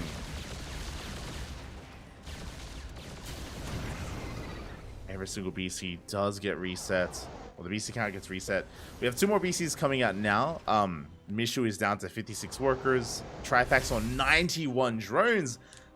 Arguably too many drones. Arguably too many workers here for Trifax. Hopefully we can calm things down or morph into some attack defense. As Lings are going for a massive counterattack. Trifax, he wants that cloud. And he wants the cloud. He's coming in for it. BC is being forced to teleport back. And the SCVs, they go to town here with so many mules. Jesus, that was what? 5 mules going down? My god. As Trifax, he denies the 4th once again. Mishu relying heavily here on mules to keep him in this game. Less so on defensive abilities. What I mean by that is like no planetary, right? Like no planetary here at the 4th. Just more orbitals, more economy, more money. We're trying to at least. Trying to be as greedy as we can. Trifax does push in. Yeah, we see the BCs. We see our targets. We get one. One BC goes down. The other does teleport away. We have 1 BC remaining here on the front lines.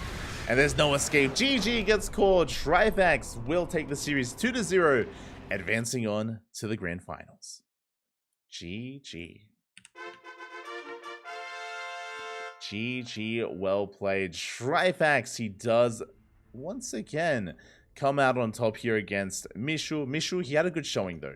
It was a 2-0, that's true, but I don't think the 2-0 really does encapsulate the entire series and really does give the respect that Mishu deserves for that series as well.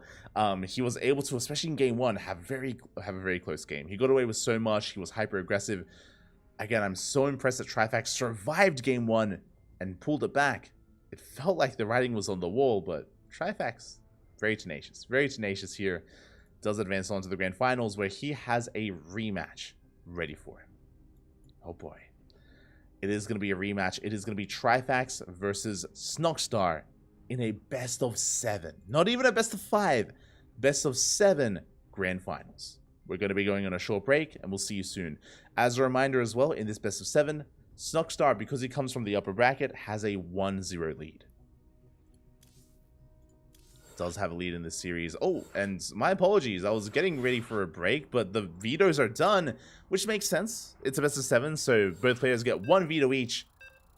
And now we're getting into game 1. We're going to be loading into Disco Bloodbath. Oh, let's go. It's been a while. Let me just double check here. Disco Bloodbath was last in the map pool back in 2019. 5 years ago. It's been 5 years. I can't believe it's been 5 years. 2019 still feels recent to me. But this map was last in the map pool back in 2019. Did last a season. And here we go. We are diving on into this, into our grand finals. And spawning in the bottom right hand corner of Disco Bloodbath, we have our Polish Zerg player. The blue Zerg representing the Platinum Heroes, his new team. It is Snogstar. And spawning in the top left-hand corner of Disco Bloodbath, we have our Polish Zerg player, the red Zerg representing CSO Esports. It is Trifax.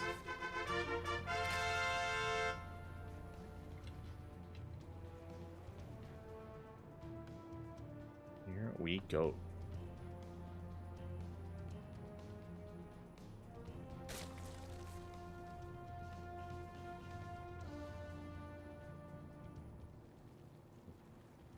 So overlords are going to be floating across the map. And this is the reason why it's called Disco Bloodbath. Oh, the Moopy is dancing, and we have a disco dance floor here in the center of the map. This, of course, is ideally where we want all the fights to happen, on the dance floor. Let's go. Oh my god. Yeah, this is a bit of an older map. It's been many years since I've seen it, since I've casted it. I need a moment to take it in because I do forget a lot of the features of this map. Okay, we do have a pretty straightforward natural. Ooh, the third is quite exposed, actually. This area in between the bases is an interesting one. We have a triangular third base we could take. We also have a linear third base over towards the left-hand side. There is a choke point leading into it, so pretty well defendable third base here, to be honest. But this area feels quite abusable between the natural and the third. We'll see if that is going to be the case as we are loading into our ZVZ. A bit of a mirror matchup here. It's going to be a hatch gas pool opener from both players. Nothing spicy yet. Not yet, at least. But I do want to see some action on the dance floor. Gibbs, Bobby Gibbs.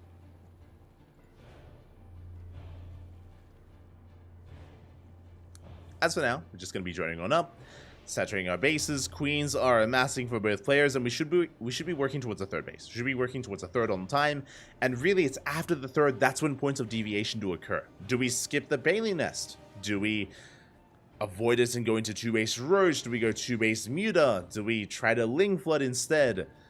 Where will our players take us? As a reminder, Snogstar does have a 1-0 lead in this series because he is coming from the upper bracket, and it is a best of 7.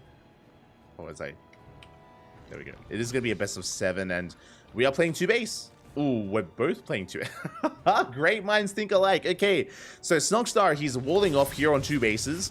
Meanwhile, Trifax likewise is not quite walling off, but he's going for a 2-base lair. A very fast lair here from Trifax. This looks like potentially 2-base Muta, but I don't see any extra gases. Meanwhile, Snogstar, he starts up Ling Speed. This looks like 2-base Roach, but looks can be deceiving. This is a Ling Flood. This is a Ling Flood, and the goal here is to try to force Trifax to skip his Bailey nest and to be greedy. I see a third base. I see a lack of Bailey nest. Yep, Roach Warren's on the way. Trifax is being bamboozled. He's being deceived. Trifax, he believes it's 2-base Roach, but he's soon about to be met by a Ling Flood. And this Ling Flood is going to get out of hand. It's going to get out of control. We should at least kill the third. We could even break into the natural and straight up kill Trifax. There's a lot of potential with this all in. With this flood of Lings. So here we go. We are banking up Lings here behind the natural base. Meanwhile, Trifax across the map. The lair is completed. And what are we going for? We are taking gases now, but this is an odd one here. Overseer Scout comes in. We get eyes on the production. Lings are flooding across the map, and we need to fully wall off. Eva Chamber has been thrown down. Lings, we have to pull the trigger.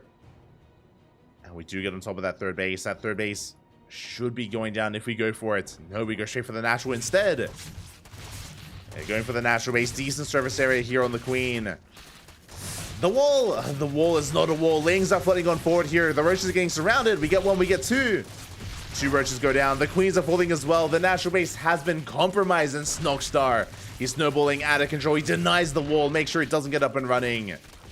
And this is becoming game-ending damage. We were trying to go 2-base Muta. The Spire was on the way, but we were punished for it again. The Ling Flood, the all-in from Snogstar catches Trifax completely off guard, and we cripple the economy. 7 drones have gone down. Nice hold position, Micro. Good hold position. We confirm the Spire, and again, Snogstar is going for his own Spire. Muta versus Muta is on the horizon. The problem here is that Trifax doesn't have an economy. Snogstar does. Snogstar is up on workers. He has a bank to work with. He can make 6 Mutas, soon to be 7 Mutas straight away. Trifax, he's still building himself up. He was forced to make Roaches. He didn't want to. He didn't want to make Roaches. He wanted to make Mutas of all things. But it's not happening. It is not happening. Spire is done. There it is. 8 Mutas on the way for Snogstar. Spire is done for Trifax, but he can't afford much. He started up +1 range for a moment, does deviate away. Looking at the vision here, we're getting eyes on the third. We're moving out with our Roaches. There it is, 3 Mutas on the way. Against 9 of Snogstar. Mirror matchups, they can sometimes be a little bit binary here where you have the same tools, and because of that, what can you do? What can you do from this position? Nothing here, as all the roaches are getting picked off. Nothing shoots up. The mutas, they wreak havoc, and they shut down every single roach. And now we're going for a counterattack. Now we are going for the Mineral Lions. Snogstar looking to snowball out of control with these mutas. Again, I would have stood by this. Snogstar wasn't upset that he was able to bring down Trifax earlier, but he's doing it again. He's somehow doing it again. More roaches get caught out. 8 go down. And yeah, there it is. It's just too much. GG gets called. Trifax has nothing left back at home, and Snogstar extends his lead. GG, well played.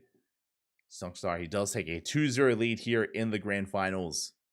Again, as a reminder, this is our final series. It all ends here. We will be crowning our Infolet monthly champion. And Trifax is struggling a little bit. Now, to be fair, that was a very quirky map.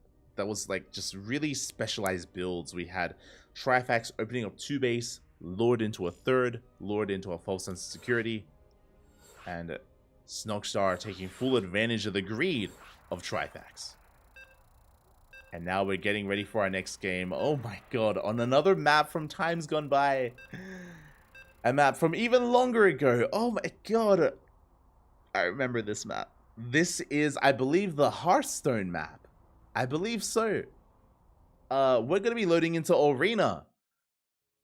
A very unique map. This map was around back in 2015.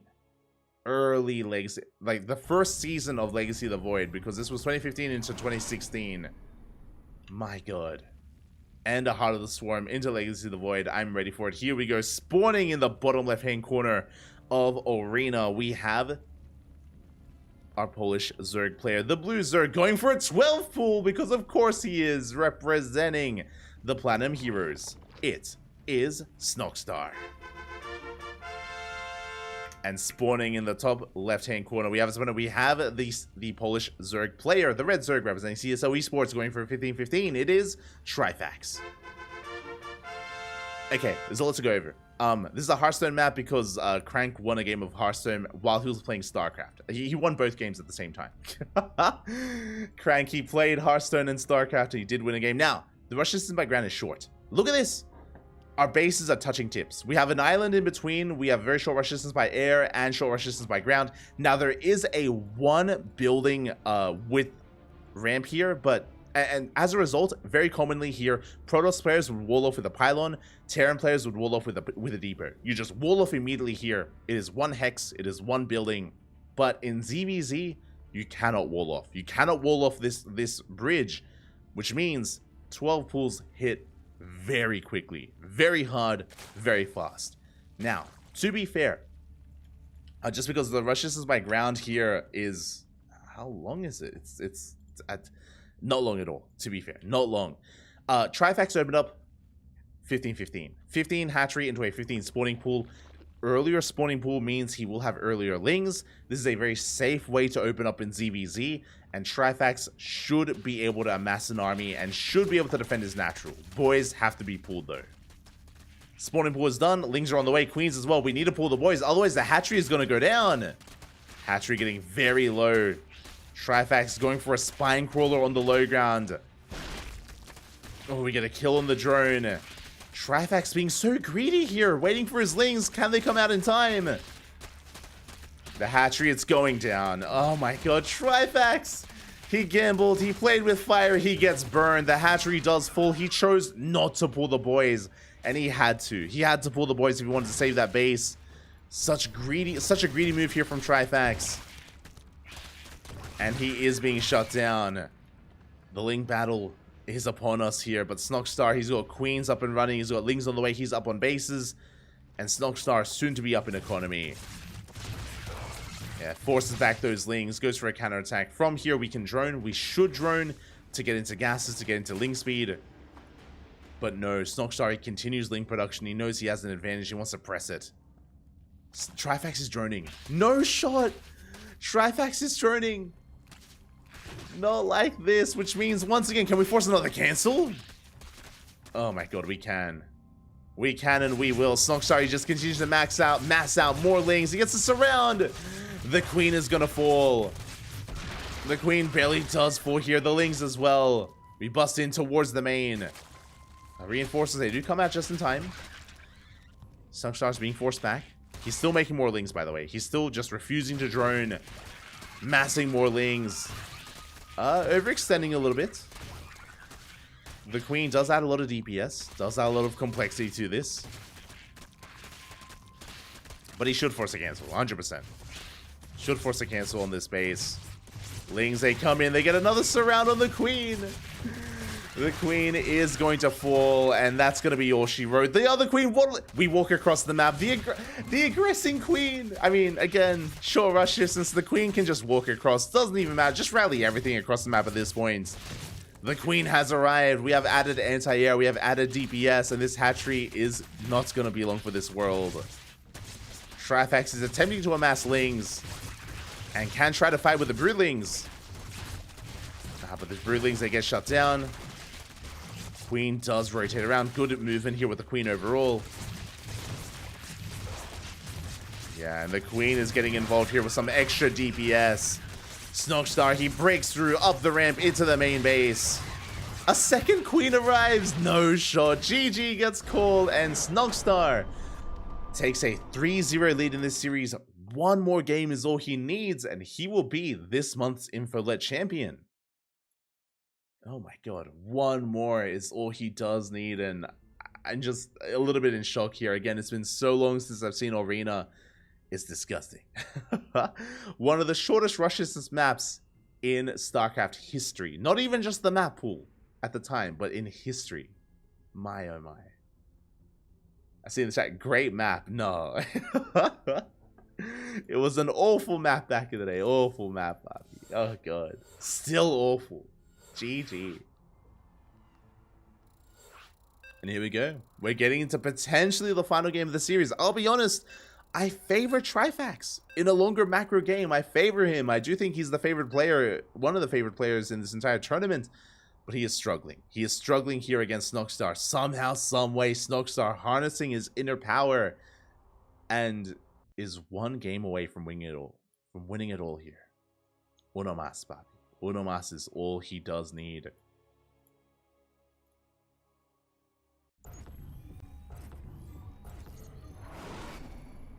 And spawning in the top right-hand corner, or the center right-hand side of Data C. Data under the sea, of course. We have the Polish Zerg player, the Blue Zerg, representing the Platinum Heroes, his new team, leading the series 3-0, one game away from becoming this month's champion. It is Snogstar. And spawning in the bottom left-hand corner, or center left-hand side of Data under the sea, we have the red Zerg player, also from the land of Poland, representing CSO Esports. He needs to fight back here and now. He needs to pull off a reverse sweep. He needs to pull off a soul key. Can he do it? It is Trifax. Can we somehow pull off the reverse all kill? Aye, aye, aye. Let's go.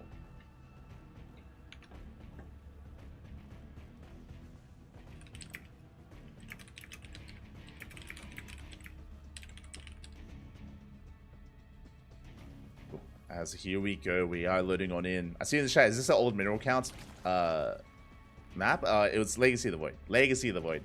For those that are curious, Arena was in the final season of Heart of the Swarm and the first season of Legacy of the Void, if I'm not mistaken. So was in both. Yeah, was in both.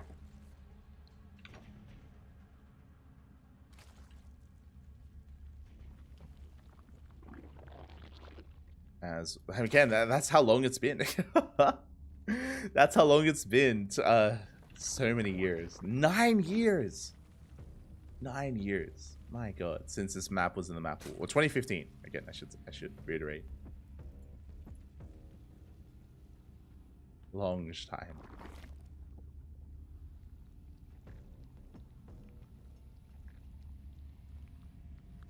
Can't believe Legacy's been out for that long. I can't believe we've been casting for that long. Jeez. I mean, we haven't, to be fair, but basically. As we are settling into this again, hatch gas pool standard openers here between our two players. Ling speed on the way. Trifax skipping Ling speed? Question mark. We have 100 gas. Ling speed is not being researched. That is an oddity. This is a bit odd, which means we could be going, yep, 2-base lair. There we go. No Ling speed for a reason. We're going into 2-base lair instead. It looks like Trifax, once again, just like game number 1, wants to go into mutas. He does want to go into muta play. Does make a lot more sense here on Data C. The reason why I say that is we're going for a Bane Bust. Oh god. Oh boy. I mean, we could. We're flooding Lings. We are amassing Lings as we speak. We do not get a scout, I believe. Snogstar, it cancels the Bailey Nest, goes into an Evo chamber instead. Snogstar, he does confirm the lair. He's aware of 2-base lair. He's aware of the potential for mutas.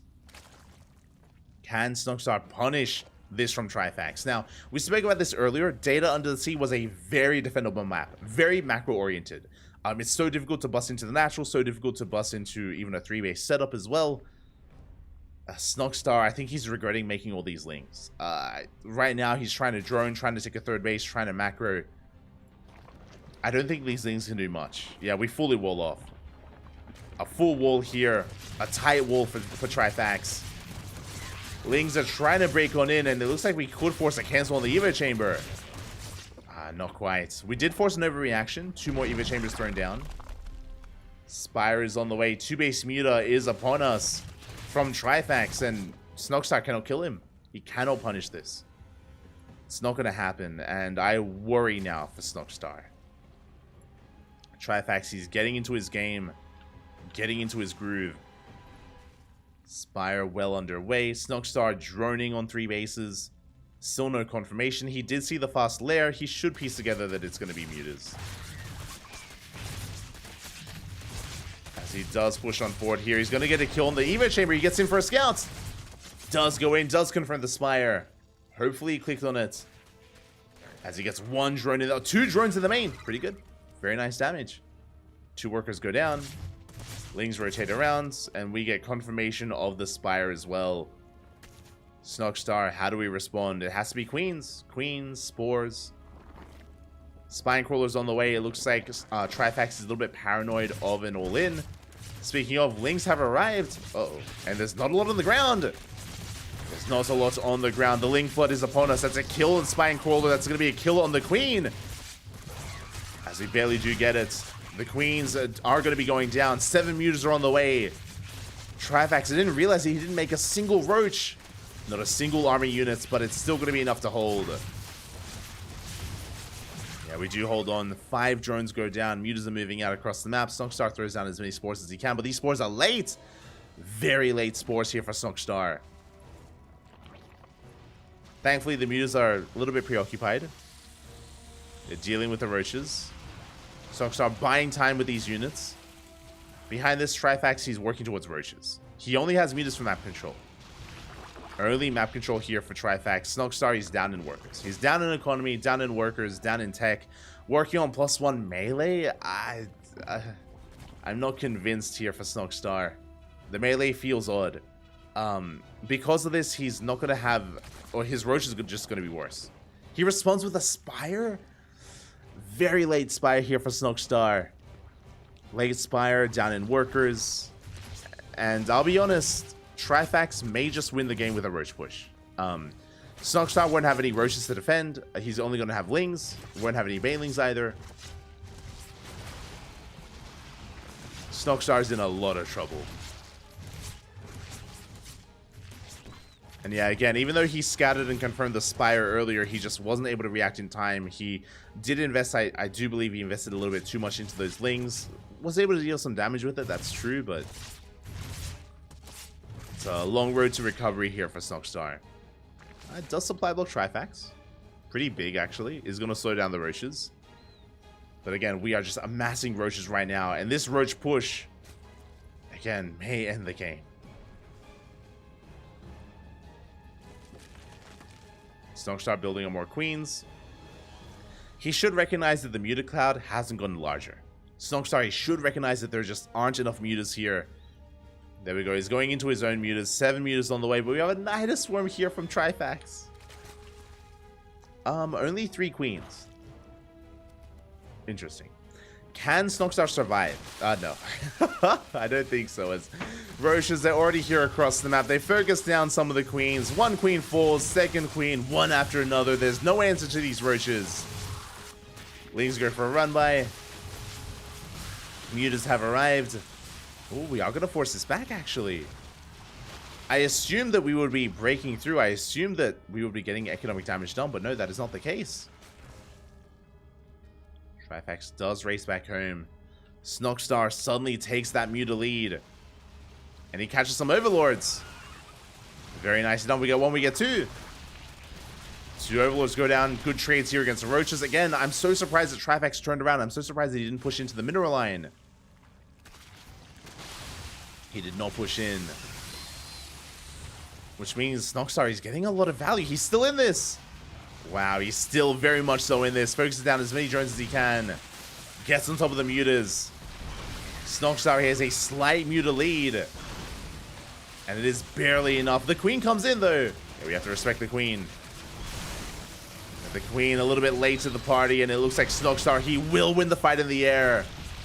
Does barely clean up every single muta. And somehow, someway, this muta switch works. I can't believe it. GG gets called. It was so risky. I was so certain that the Roaches would break through the queens and get into the natural base of Snogstar, but Trifax turned around. He turned around. GG, well played. Snogstar is going to be this month's Infolet Monthly Cup champion. GG.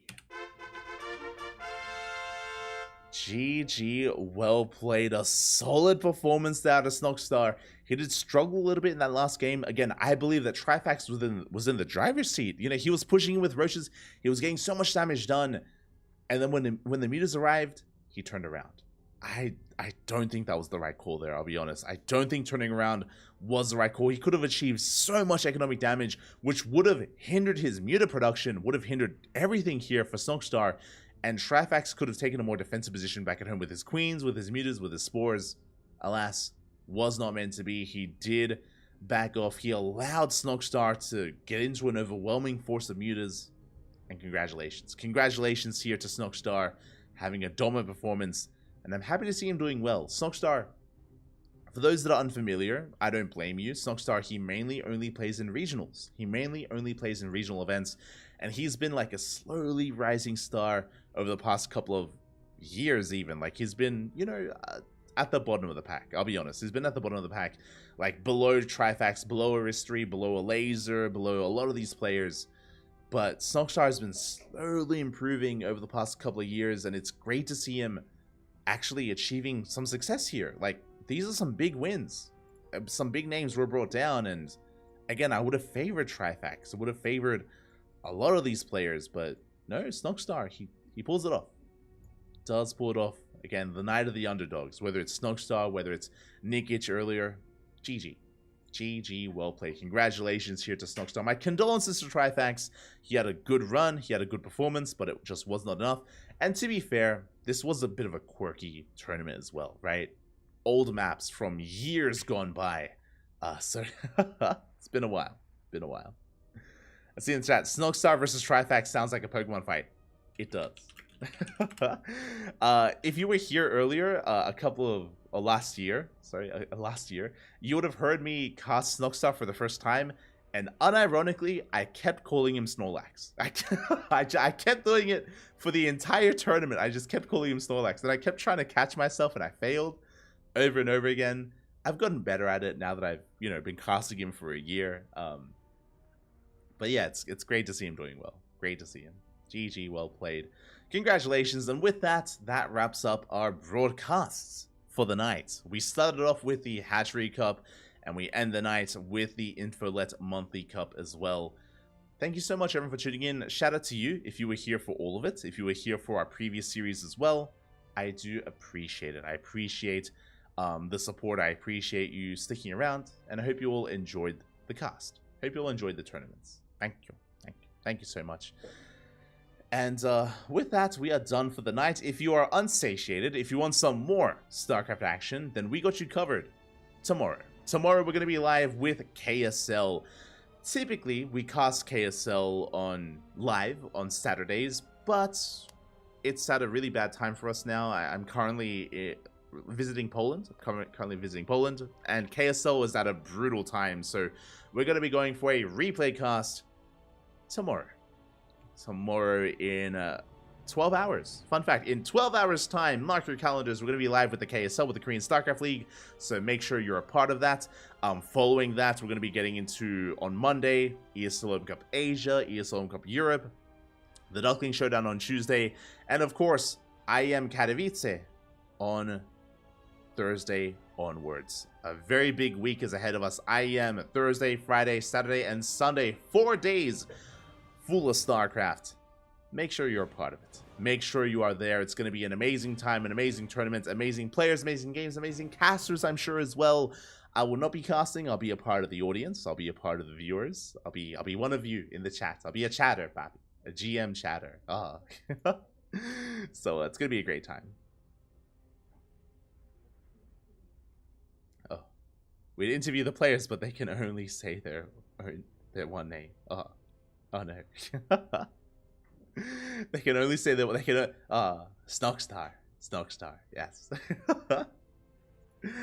But yeah, hope you all enjoyed yourselves. And again, we'll see you guys tomorrow for KSL, for the Korean StarCraft League. Stick around, we're going to be giving another StarCraft streamer a raid. Not too sure who, but we'll find someone. God, there's a lot of people streaming right now. We'll find someone to raid and someone to send our love to. Mio Mike is streaming. No shot.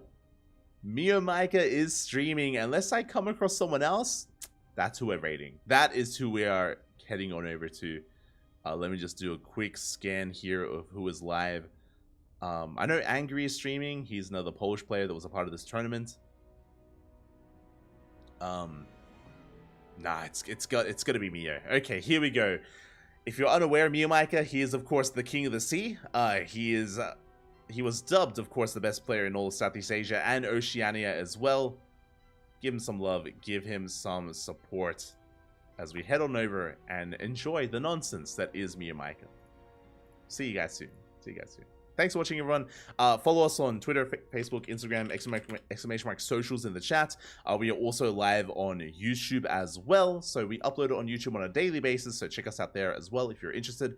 Otherwise, thank you for watching. We'll see you guys next time. Until then, hasta luego. Bye. Hasta luego, papi. Hasta luego.